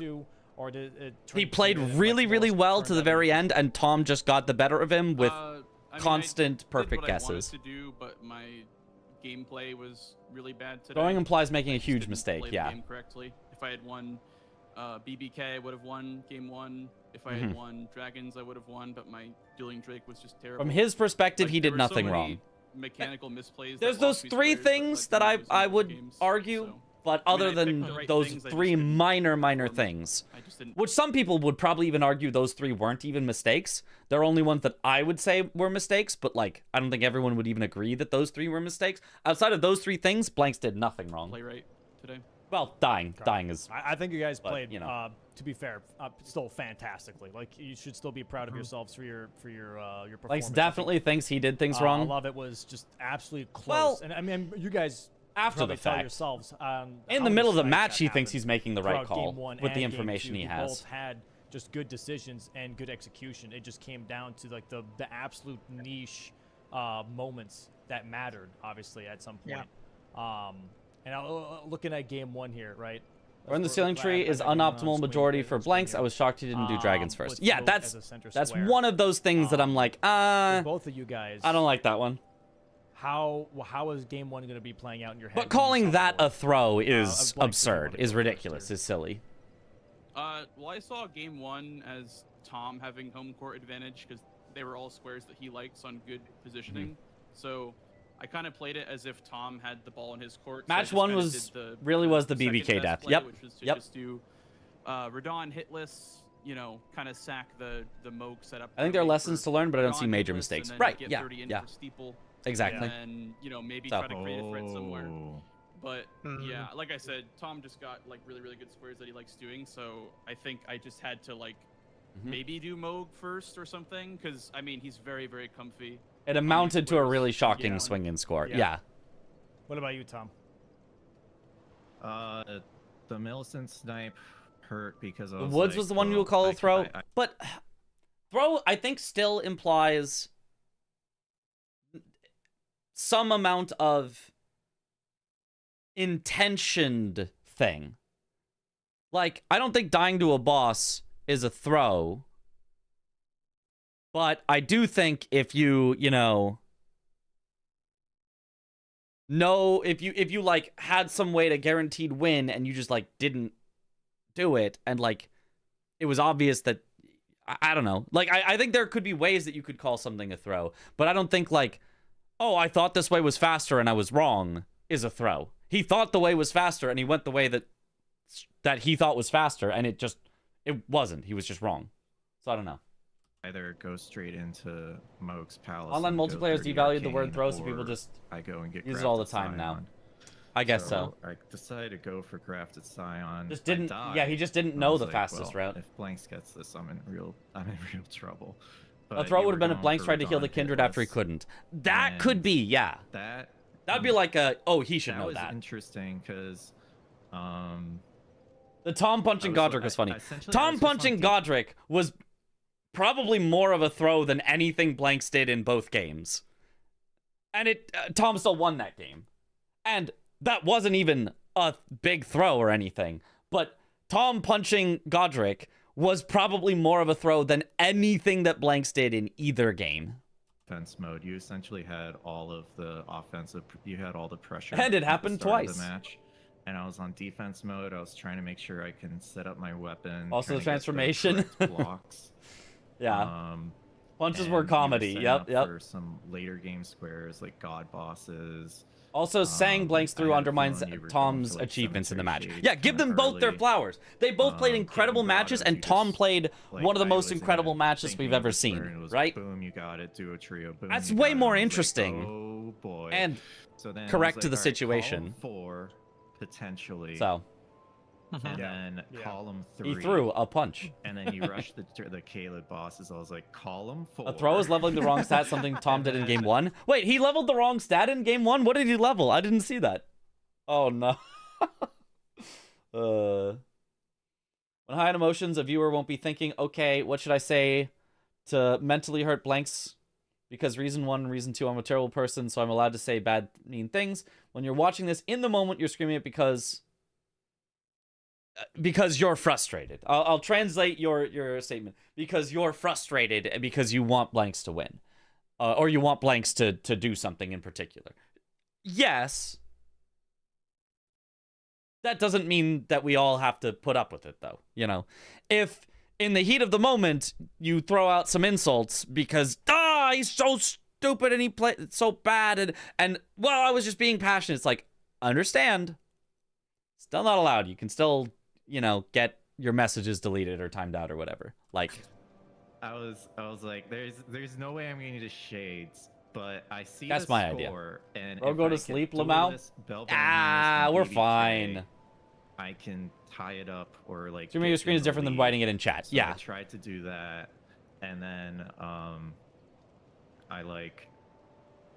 Yeah, the Deleted. rest of the game was just kind of like. Apparently, Blank said that he's going to retire from Big Art this season because of the toxicity. Threat. I hope that's not true, but if it is, I mean, pushed. It's kind of understandable. I thought he was going to go for It's bosses with tough. It's hard. Godfrey. So I was heading that way, but then you marked it, so I was like, I'm just going to hold this. Seems that hours after the fact, people start adding much more negative intentions that weren't there in the first place while calling others out. I don't know that the intention will matter necessarily. If you say something that is rude, but you didn't mean for it to be rude, but a lot of people start saying things that are rude without meaning to be rude, and then all of a sudden the whole chat is filled with people saying rude things. I don't think that's okay anyway. That's only the point. Hey, if you said something and later you're like, "Hey, my bad. I didn't mean to say something rude." That's fine. I don't care. Like, you know, that's cool. We can all move on. It's just I don't know that we need to defend like being like, well, it's okay to say things rude because I didn't mean them to be rude. Like, you could just be like, okay, just don't say things that are rude, you know? Just move on. It's fine. Because either he sacked Godric or he did Godfroy and Apostle or something like that. And he's holding Godric for incants only. So I held Godfrey for that, and I went after the Chris vs. Viking CBD game, the chat was crazy. afterward. Yeah, I bet. Yeah, I and lost I top also ski had, because I had to quit out. The good thing for Chris is that he's so unshakable that luckily the people that would probably try to be rude, I don't think bother him very much. And so they don't get their reward for being rude. So it's very nice for Chris. Whereas that is a hard skill to have, to be unshakable. That not everyone has. Top's grace from the very the merchant grace from the very. At least that means beginning of people the are game. engaged. Yeah, the grace Yeah. really Yeah. made And the I used decision that at the for end. It's a bit of a upgrading. side effect. Not a good side effect, but Yeah, yeah. enemies aggroed on me, so I had to quit out, which lost me top ski. It all rolls off him. Yep. Yeah, some of the races at the end game were really, really close for sure. Blanks, what we were saying before. It's the with, streaming like, doing entertaining Moog business earlier. model. Streamers got to learn to Especially with ignore Health and negativity Stable, and that was something that chatters. we were kind of Learn to thinking not as be well. It's like, parasocial, why or they're wasn't both there in for really World of for Hurt. you, Yeah. To begin with, was it because you thought that maybe that was just too long for the current time with how many rush squares there were? Or was it more or less the thing It's of so sad like, that from hey, 4,000 watchers, a few I'm idiots gonna can hold affect on the to player's that for mental so when much. I really feel like I have him in a pinch. Well, I think it's doesn't mostly block the column players can already be in a bad mental because I had the bingo block is so column stressful. first. I don't think I ever, like, I think I've had the worst mental out of anyone. In season 1, my mental was so bad, I literally threw a game because I literally did not play bingo. I just did a any percent speedrun instead because I just didn't want to play bingo. And so if you say I threw a game, yes, I 100% threw a game. Yeah. And it had 0% to do with chat. It's just bingo is just that stressful.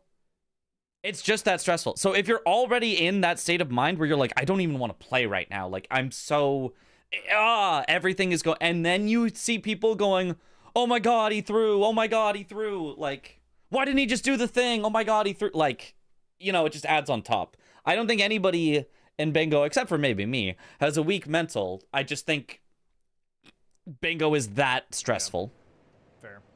Unless I was gonna stat dump 30 arcane, but I already did int, so There's 4,000, but you have 100 people say one negative I thing. really wanted to screw for my build. Yeah, but I mean, there was a possibility. when you're in a negative state of mind, it's easier to take in negative things rather than to take in positive things. If you're already incredibly stressed and all this and, you know, not feeling good, and you see a positive message, it's like, that's nice, but it's not going to instantly turn your day around. You see a bunch of positive messages, you know, they're there. You see a bunch of negative messages and it's like, oh great, and now this too? Like, that's just the human condition. Of killing Moog for the 30 arcane, potentially. I guess, yeah. Yeah, maybe. I don't know. I said that he wanted to prove doubters wrong. I want to know what sort the capital access of an idiot is doubting season 4 champ. True. Earlier, I was just stuck because I had to save Godric, like you said, and I mean I had to save it to the very end, and at the very end, like, I had incants, like, he was gonna die, but he just kept spamming the Storm Stomp, and he kept blocking my projectiles, so I lost incant only. Oh, Blank stays. He's great. Yeah, I hope so. You did a lot more damage than Tom. Like, you entered so much later. Just explaining why YouTube chat is Tom was comfier. already in second place, and you caught up somehow. Like, you did so much more I think damage. sometimes, yeah. Even though Tom used also Poison Cloud. The people backstage need to it try was Bingo very, Club to very, see how it very works. close. Yeah. What happened at the end is that Tom Which went would into also be awesome. Asshole, Get more people playing bingo. To the cave tunnel, just got the Grace, and then went out back to Godric, and you went through right to. No one is defined as a player I was thinking about grabbing by a Grace single and match. Godric. Yeah. Damn, I was thinking about that. Yeah. When does the season start? We don't know yet. It's not scheduled yet. A really interesting play because it was kind of the last 4 plays, right? right? That Godric was The Miss dead CVD on also his Pepe side, Jack was so I hype. just Yeah, the gonna rush it. preseason has been That was so my hype. thought. Yeah. No, he was still there. I had Beast Claw and I had the Godfrey icon, so it was alright. I think people have different ideas on what throwing Yeah, I means. was Some gonna people say see the, a big turnaround and call that throwing. Other last people 4 think scores throwing are means you made a very huge coin mistake flipping, or for intentionally sure, messed between up. you two. I would have. I thought he was gonna do Estelle like first, or like but maybe do one Estelle first. If it was a huge turnaround, you wouldn't ascribe that to one player, right? If you're describing, oh my god, what a huge turnaround in the match, I don't think ascribing it to the person who was ahead through as an active thing that you were ascribing to the player who ends up losing is a fair way to state that. I know that people might just say that and not have any idea what it means, but it's not, that's just not a correct, like, that just doesn't make sense. Like, almost grammatically, it doesn't make sense to say, wow, there was a huge swing in the match, but the way I'm going to describe it as, wow, the person in the lead threw. Just doesn't. Then Godric, that's why I did Estelle, then Godric. I mean, to be fair, I think even if you did the same thing that Tom did, I think Tom would have had a bit of an edge if Tom didn't punch Godric twice in the head. So there's that part where he was running in and okay, what people are not understanding, they shouldn't be negative in the chat. Just steal his left hand and just punch him in the nice. head and then had a reset. Yeah. I we just him be with nice. my right hand, and then the second time I Our punched national him this by hitting season is? L2. I mean, I don't know why I pressed that button, and I just kept saying R1. if we have some sort of like, oh, in this language specifically, throw is understood this way specifically, like, I guess maybe, but I don't know. I don't know that I necessarily buy the if English wasn't somebody's first language, then they would just start saying they threw and like think that was the correct way to say everything. I don't know. R1 over and over again after that. Seems dubious to me, yeah, but I don't know. At the end, it was very, very close. Like these squares were like very, very, very close. There were a lot of snipes, and like Tomo said, it was very coin flippy. It was, you've just played it At out this point, really, YouTube really and well, Twitch chat are both of equally you. bad. They're And like it's just incredibly, different. It was very high. But how you say? they both have good. They both have bad. Gameplay from both of you. Yeah, It was like insane late game. 100%. This is not my first language to confirm. That's a game cop one, out. Yeah, that's how it was, like, feels The hardest game to I've me. ever played. Like, kudos to you, man. Yeah. It's better to say you fumbled. That's kind of how I was viewing a it. really, really good match. Almost could happen to Especially anyone. if you're only learning base Just like game accidental recently, right, misclicks. But I think that even still that to say blanks fumbled is still a fumble is still like a I think it's less, but like it's still a thing. Can we not just say, oh my god, Tom played perfectly and made every snipe? Can we not just state it that way? Can we not just go, holy, Tom made every snipe. Oh my god, how did that? Tom just played perfectly to the end. Does it have to? Do we have to even, say, oh, blanks did negative? Can we not just say Tom did positive? Yeah, I have not played base game before. Maybe the Yolan and Ana was a fumble. I'd be willing to call the Yolan and Ana a fumble, personally. I just wanted to prove that But- I can compete with the best, because I was hearing some things floating around, like, Tom's got it. It's easy 2-0 for him. And I'm sad I couldn't prove them wrong, but You proved them wrong, blanks. There was no way anybody would call that an easy 2-0 for Tom. He might have ended up winning 2-0, but blanks played incredible and had him on the ropes over and over and over again. proud of you the did. progress that we've made. I think you played. He Yeah, no. did. It was not easy for him. This guy was sweating all the time. Yeah. So yeah. No, I don't think you understand how dominant. Kudos to your both of them for game putting was up a in hell of a both show. games, Yep. Showing that you know what you know, and your performance was really, really strong. Both Obviously, games were same for so Tom, close, because yeah. Tom was able to claw back and match Least that easy performance, 2 of all time. That's actually what Tom opened with. He was like, these were the two hardest matches I have ever played in my entire life.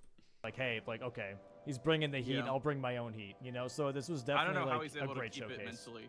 I don't know how he can keep it, like, I don't know how he can stay in it, being down like 7-3 or whatever from the start. Like, but yeah, you're just. Do we have to shelter the players from criticism if a player goes on a commanding lead to losing? Is it rude to point out some decisions that led to the loss? Depends on how you say it. If you say, darn, I really don't think that decision to not go for the line was correct. Sure. Okay. I don't you're not going to get timed out for that. You're not going to get your message banned from that. You're not going to get anything deleted. If you say, man, that doing Moore's armor, I think came back to bite him at the end when he got locked out. No deletions, no timeouts, no bans. You're going to be fine. If you say, oh, blanks threw so hard when he didn't go for the line, he would have won if he did it, but he threw so hard. You just see how these are just different things. That's all I'm saying. I don't know. They're just different player things. To play against. I just always can't. There's just a get difference proper between read, 'cause, criticism of I the don't know if you guys wanna play move into game and two, but what shitting really on the impressed player. me was how you chose Those are every just single different correct square things. You in can't game two. justify shitting on a player by but saying it's criticism. For that one, I'm like, okay, he's gonna hold dragons. Then you got dragons. I'm like, okay, then he's gonna hold. He's gonna do. I don't really remember the sequencing of everything, but I went down to Skadootree, you got Skadootree. I went for dragons, you got dragons. I went for Midra, you got Midra. I went for Bale, you got Bale. So it was like, it's one of those things where you made all the right guesses. That's crazy.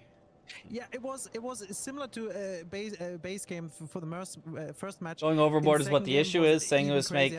At the very end, Tom really had Because someone was worse or progress through. on all squares that were left.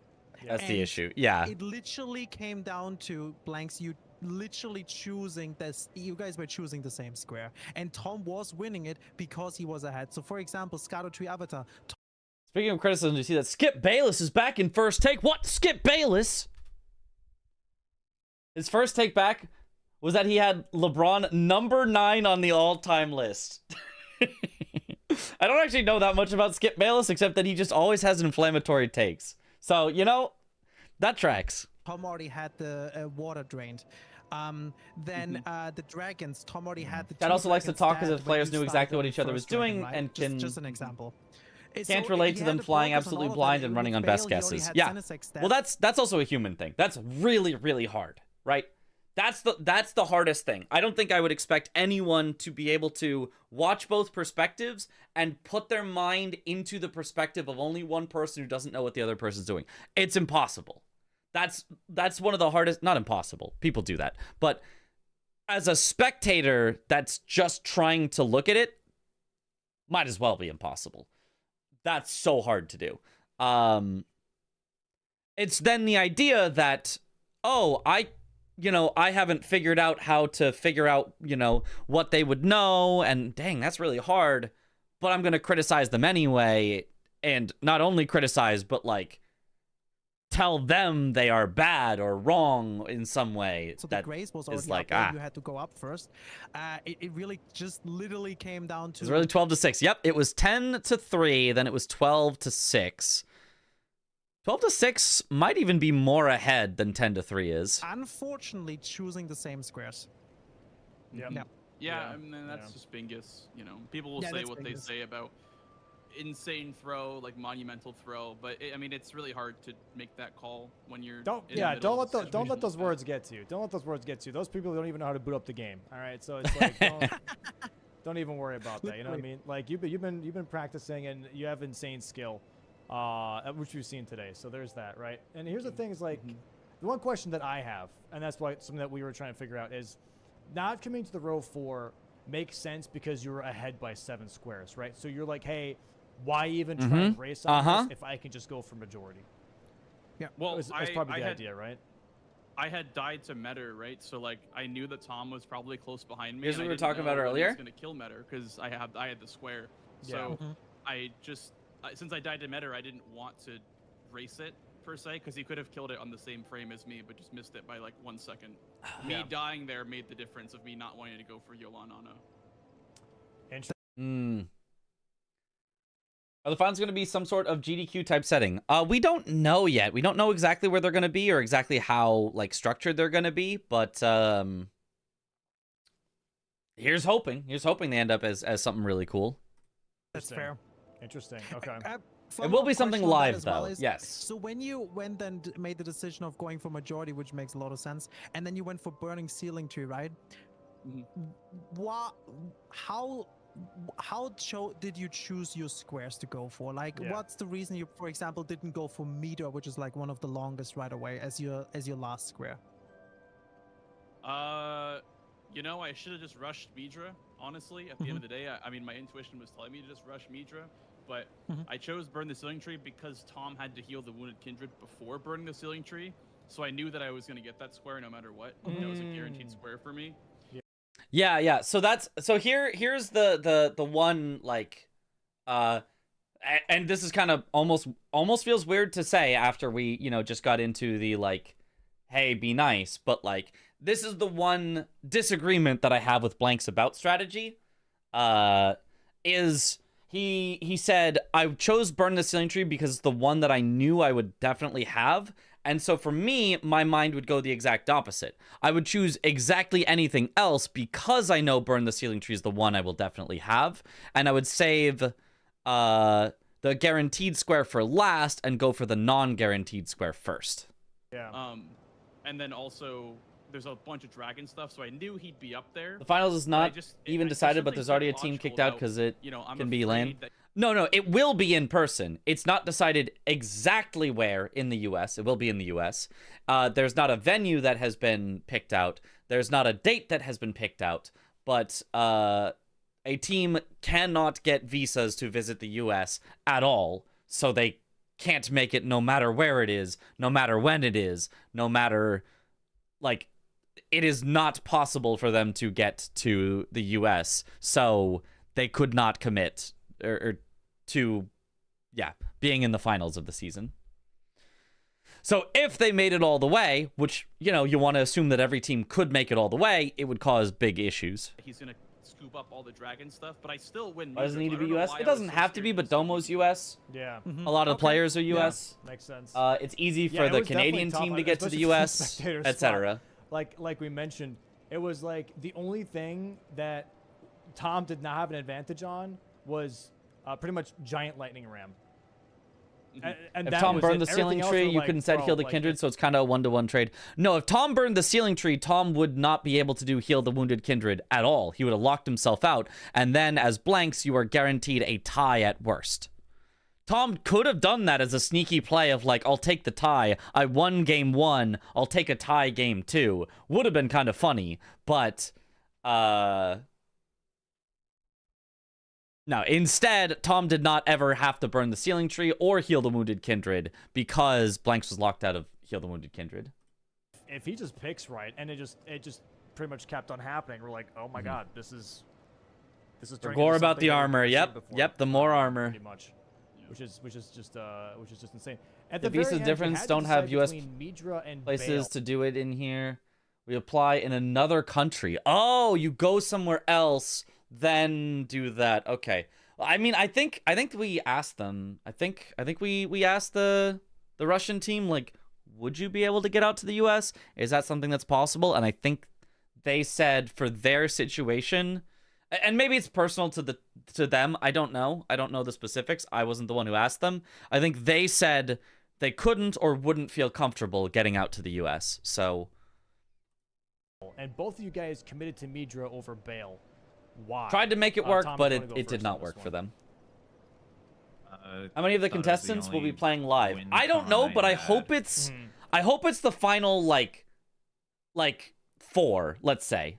And then you get a whole day of bingo where it's this. But I think it's only probably going to be the top 2, and then it'll probably be like a best of 5 live, which already is going to take like, you know, 6 hours of bingo or 7 hours of bingo, you know, depending on how many games we get. But yeah. I felt as though it's still a lot of work, I the guess, amount flying of out to time Malta or that it something takes to go to the consulate. get Yeah. to Midra. By the way, everyone was also given the opportunity, like, even the US players, if they're like, oh, I just don't have the finances to go, were able to drop out. You know, other teams, you know, if the France competitors said, oh, it would be too expensive to fly out to the US, we're given a chance to say no. It was just, can you make it out? Or if not, it's okay if you drop out. You know, that's just the deal that was made. Like, Bale could have been killed during that. If Yeah. You also wouldn't be comfortable Blank traveling to the had, US like, and I'm the Swedish. same That grace was a that I did. consideration as well, yeah. Right. So it was. Are there it other was countries just having qualifiers a like this? guess, No, there were honestly. fewer It people was for just each a other guess. country.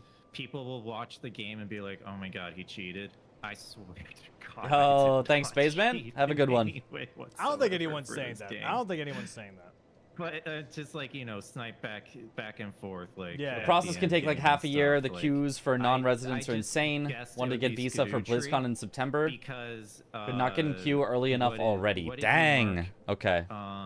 After it was Getting visas is not Demi easy and anyways. Swordsman, I if think, you can right? get to consulate, it might And take then- months yeah. and still be I don't denied. I don't have the feed. I kept Cannot just disconnecting use and ESTA, reconnecting yeah. from the board apparently. Yeah, he got Demo Human Um, Swordsman, and then Demi both you Human, guys went for Lightning Ram. Yeah, so my thought when he did Demi-Human Swordsman, I looked at the Curious how board Dom and was going to was handle like, audience audio for the event. Seems like a challenge. like, They it do it at just- GDQ, I so was there's just some like, sort of Scuderia Tree solution. I guess it's Avatar just a good because mic or it's something. kind of out of the way. I don't and know. It's not really something that he would expect me to go for at that moment. Was the thought. And then after I was like, I have to secure I have to secure the Lightning Ram, or else he's at 12. Yeah. Right. And then it's just pretty like Ceiling Tree. There's no way I can cover Ceiling Tree, Bale, Midra at the same time, right? Yeah. Yeah. So you kind of forfeited that pretty much. What about for you, Blanks? Why Midra over Also, Soccer World Cup going on in the US soon. That can add more travel issues with travel and prices. If it happened at the same time, yeah, that would be bad. So hopefully Domo will not pick exactly the same locations or times. Bail for you as well. I'm assuming it's because you saw Dragon Bosses from Tom, so you thought he would prefer that over Midra. Half of the world has because put he had incredible aggression towards conditions that. to give visas to I was Russians. still curious of like Yeah. why exactly you decided between Yeah. that one. Well, Politics. I was behind Ugh. on bail because I had the grace before dueling Drake. So Yeah. I was like, the only way I can win is if I just beat him to me. Only Riot Games let Because competitors if he compete got- with visitor If he visa. got bail, because he has Yeah. recluse river I mean, yeah, I don't know how it's gonna work. Like Domo would be the better person to ask about, like, do people need visas? Can they just come here as like tourists? Because I mean, like, I've been to countries. I don't think I got a visa. I just went as a tourist with my passport. But like, I don't know how that works. I'm not. downstream, right? So like, Is it maybe LA or New York? Yeah. Rakshasa, so I'm like, he has recluse river downstream. If I lose bail race, I lose me. That would have been smarter. No, he went for Dancer. Yeah. First is illegal. The Oh. thing is, That you would have been both- smarter. Yeah. The thing is, you both literally beat Jory at the exact same time. Yeah. Blanks was Is a there a little bit prize? close. There is a prize. Maybe that is a problem. There is a prize. I'm pretty sure there is a prize. To the exit, but Blanks, you went like a Paid venue and they path I make haven't money off seen, it. like Yeah, way, I like guess you they went on would the- need a from the visa then. Grace to the left towards the church with the perfume. Is that like, is that faster? Is it safer instead of the right way? Just gaming, then ESTA for sure is maybe, fine. Maybe okay. the right way is faster. Prize can be a real-time. problem. Oh, I just know okay. that we went like in the dismounted. We would If just there's put a out prize, bench it's work. in, like, the Oh, mist okay. Well, because that was just faster to get to the manse. I guess. Not all in-game passports time, made equal, I but guess. Maybe in real time, the right path is faster because you're not putting out as much. That was also a skip Tom did, right? At this tree, to skip some on the Yeah. right side. Yeah. Oh yeah, Well, I don't if know the skip if that's a thing. If I Technically, if I even executed streaming it, as EU would like, require a first, visa. it definitely Oh. would've been faster, but I That don't know if it happened. was faster. Because I But think I avoided the guys, right? The Yeah. Just untouchables. to lay it out, but you guys can watch it afterwards. You guys basically beat Jory at the same time, but Tom Excuse was me. already upstairs towards going the lever, and Blanks, you were just entering the menses. That's I what see. the difference was at the Wow. end then there. Yeah, So that when- was about what I thought. Yeah. So this is me obviously nitpicking a little bit just Bless because you. this is Thank you for the bless. very intense match with very close calls and niche calls. But there's something that I mentioned that I was hoping that maybe would see if that was crossing your brain. Friend of yours put up a tournament for another game that someone from Russia won. It was illegal for him to send money to Russia. Oh, yeah. Yeah. Man.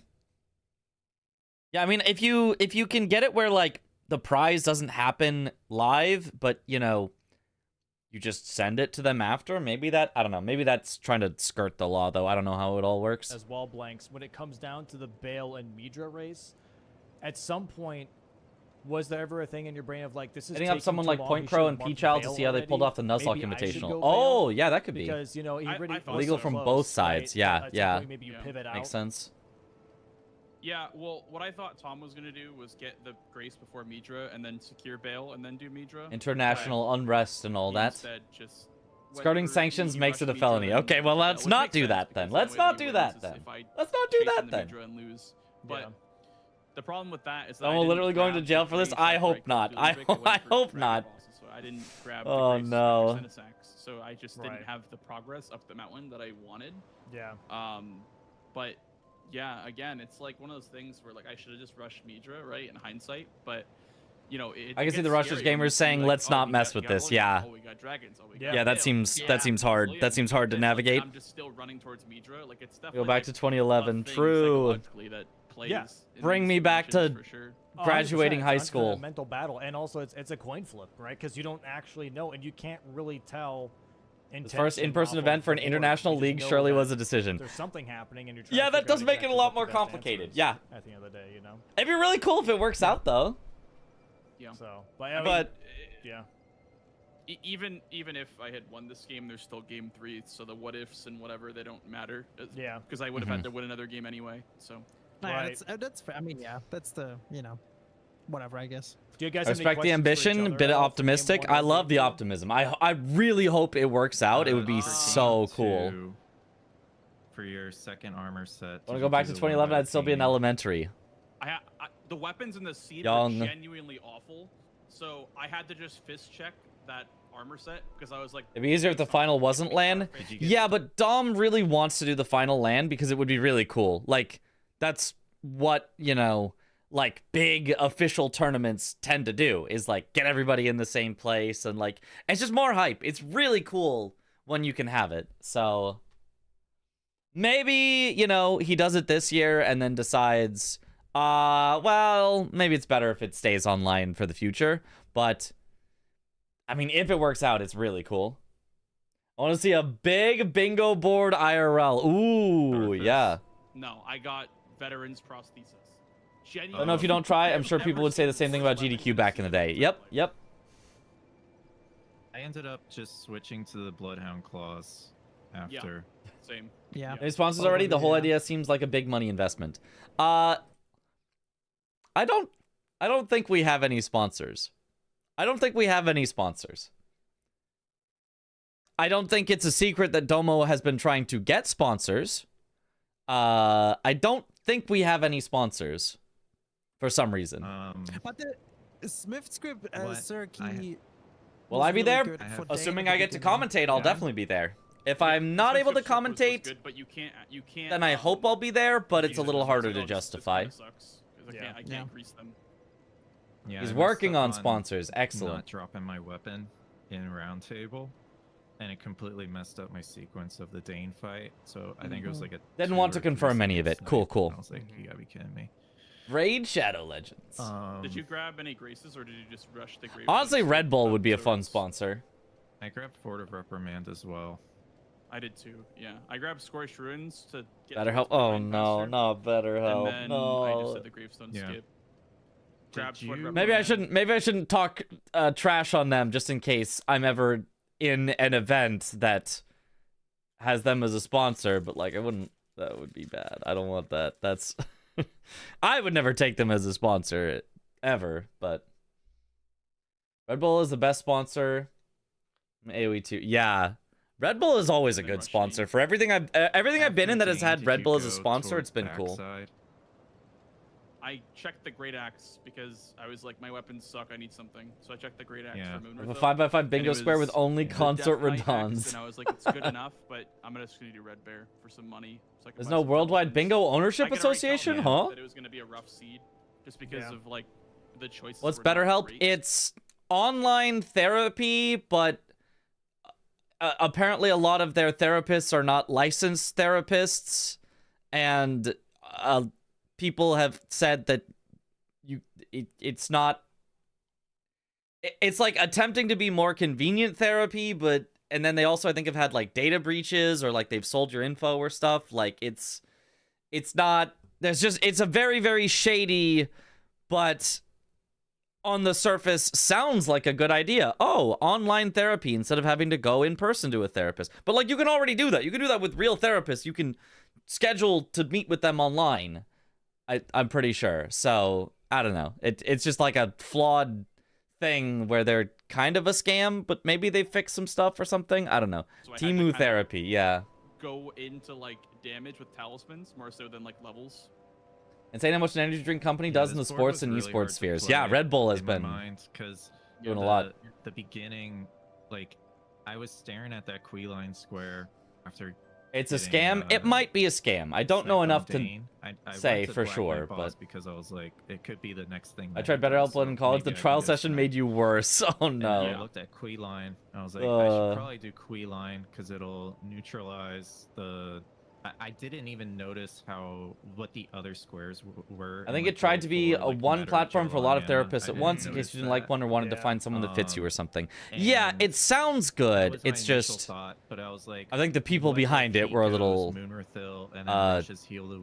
suspicious. And then like I have to try to get a demi-human swordsman, but he'll just go straight to ceiling. Like like it would have been column 5 would have been bad if he got Moonrithil. So yeah, I mean, for me, I just liked the level of pressure that I had, and that's why I doubled down and got Moore's armor set to lock myself out of Wounded Kindred, which was kind of on purpose because I knew that you would have to do that if you want to burn the Sealing Tree. So I would have a telegraph when you're doing Sealing Tree progress. So I did it on purpose. It ended up losing me this game, but I did it for the pressure, for the row 4 and the column 4. Yeah. Makes sense. No, it was a smart move because I was gonna. The weird kick out in Blanks' headset makes you uncomfortable. It does look kind of weird, doesn't it? It does. I mean, it probably is better for getting the ear like properly aligned. It probably better like makes it flat against his face, but like it does look weird. I was gonna try to get the heal the wounded, but then you marked Moore's armor set. Oh yeah, Leto was like a 3-second snipe too. That was really annoying. Yeah. Danny DeVito want to sponsor this. Kind of my only Domo gives him free publicity anyway. True. Yeah. And then he should took that sponsor from me, it. and I was like, oh, you gotta be kidding me. I don't know. Maybe you had, maybe your fight was faster. Maybe you were there before me. Maybe the dialogue after the kill was longer for me than you. I don't know because I had the Ask longest Wendy's. dialogue like I've ever seen. We'll talk about that 4 for 4. Like what weapon were you using? I was using the great axe. It's called. Are those headphones? They're incredibly Crescent comfy. Moon Axe. Yeah, That's makes the one sense. I got it in from Roundtable? Roundtable. I guess that would have been better. I was using the Death Knight long haft and the Smith Script Circ. So and I got Meteoric Comedian. Game studios might in exchange for coverage of their products. Tom, That could be cool. Cat Talisman. I was curious as to Like why. I think Devolver Digital does GDQ stuff where you advertise the Devolver Digital games. That's something I'm aware of. Why are we buying Cat Talisman? It's only 5,000, and it just means I don't have to heal when I take damage from fall, like normally from fall damage, right? So, like, it's just more convenient. On some things. And you only use it for like the early game, and then at some point when you have 4 like aggressive talismans, you swap to those. If I did more skips, I probably would have equipped it, but my mind was like, even if I did like skip back down to like Ellic River or something, I probably would have forgotten to equip the talisman again. Fair. But yeah, it's like the beginning. I think it's more like you don't have to heal, and healing takes time. Yeah. So you can get to a rush square faster by doing. I wonder how much time you would save with the Cat Talisman. I feel like it can't be more than like 1 or 2 at the most seconds, but maybe 2 seconds on a rush square is worth 5,000. In that. Sure. Yeah. Gotcha. Well, insane series, guys. Please watch Nice it back. job, I'm Zoodle. not gonna lie. After 2 games of that, it feels like a game. It feels like a full series, even though it wasn't. Yeah. That was a lot It of feels like we have intense been back and watching this forth, a lot of series for intense like gameplay. 7 days. Folks, please be proud of yourselves. Please do not let chat. Often the difference any on some YouTube rush comments squares. get Yeah, to you. yeah. For the love of God, all right.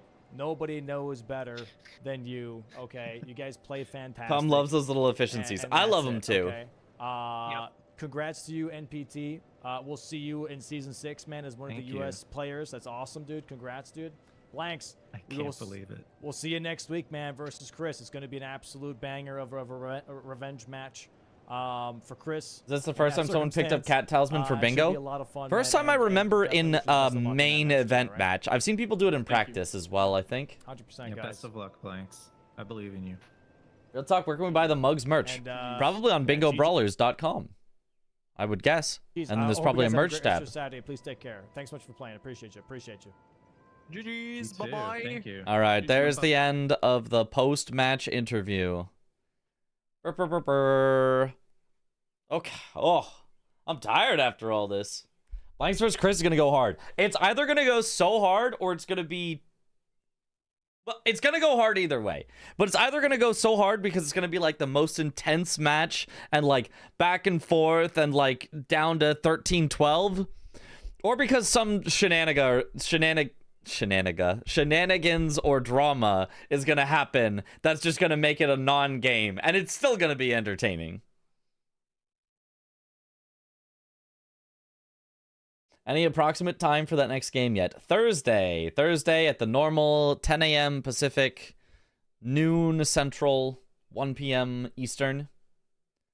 Chris is going to get his revenge. The writer's cooked with this one. I mean, we'll see. We'll see. I've got a few days to recover, yeah. Chris is going to forget a bingo line. Hopefully not. Not again. Not again.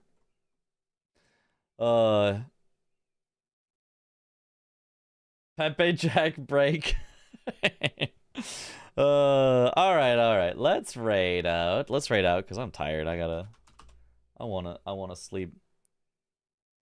What does it feel like it has been actually like 12 hours? This is only an 8-hour stream and it feels like it's been 12 somehow.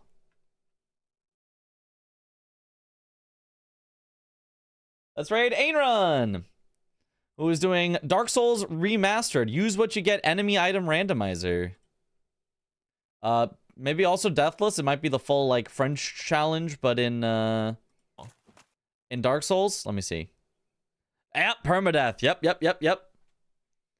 It's the French challenge. Only 8 hours. Yeah. Imagine how long those games felt for Tom and Blanks. Yeah, just like an eternity. But yeah, thank you all for watching. Have a good night, or morning, or afternoon, or evening, wherever in the world you all happen to be. And I will see you all later. Have a good one, everyone. Bye-bye.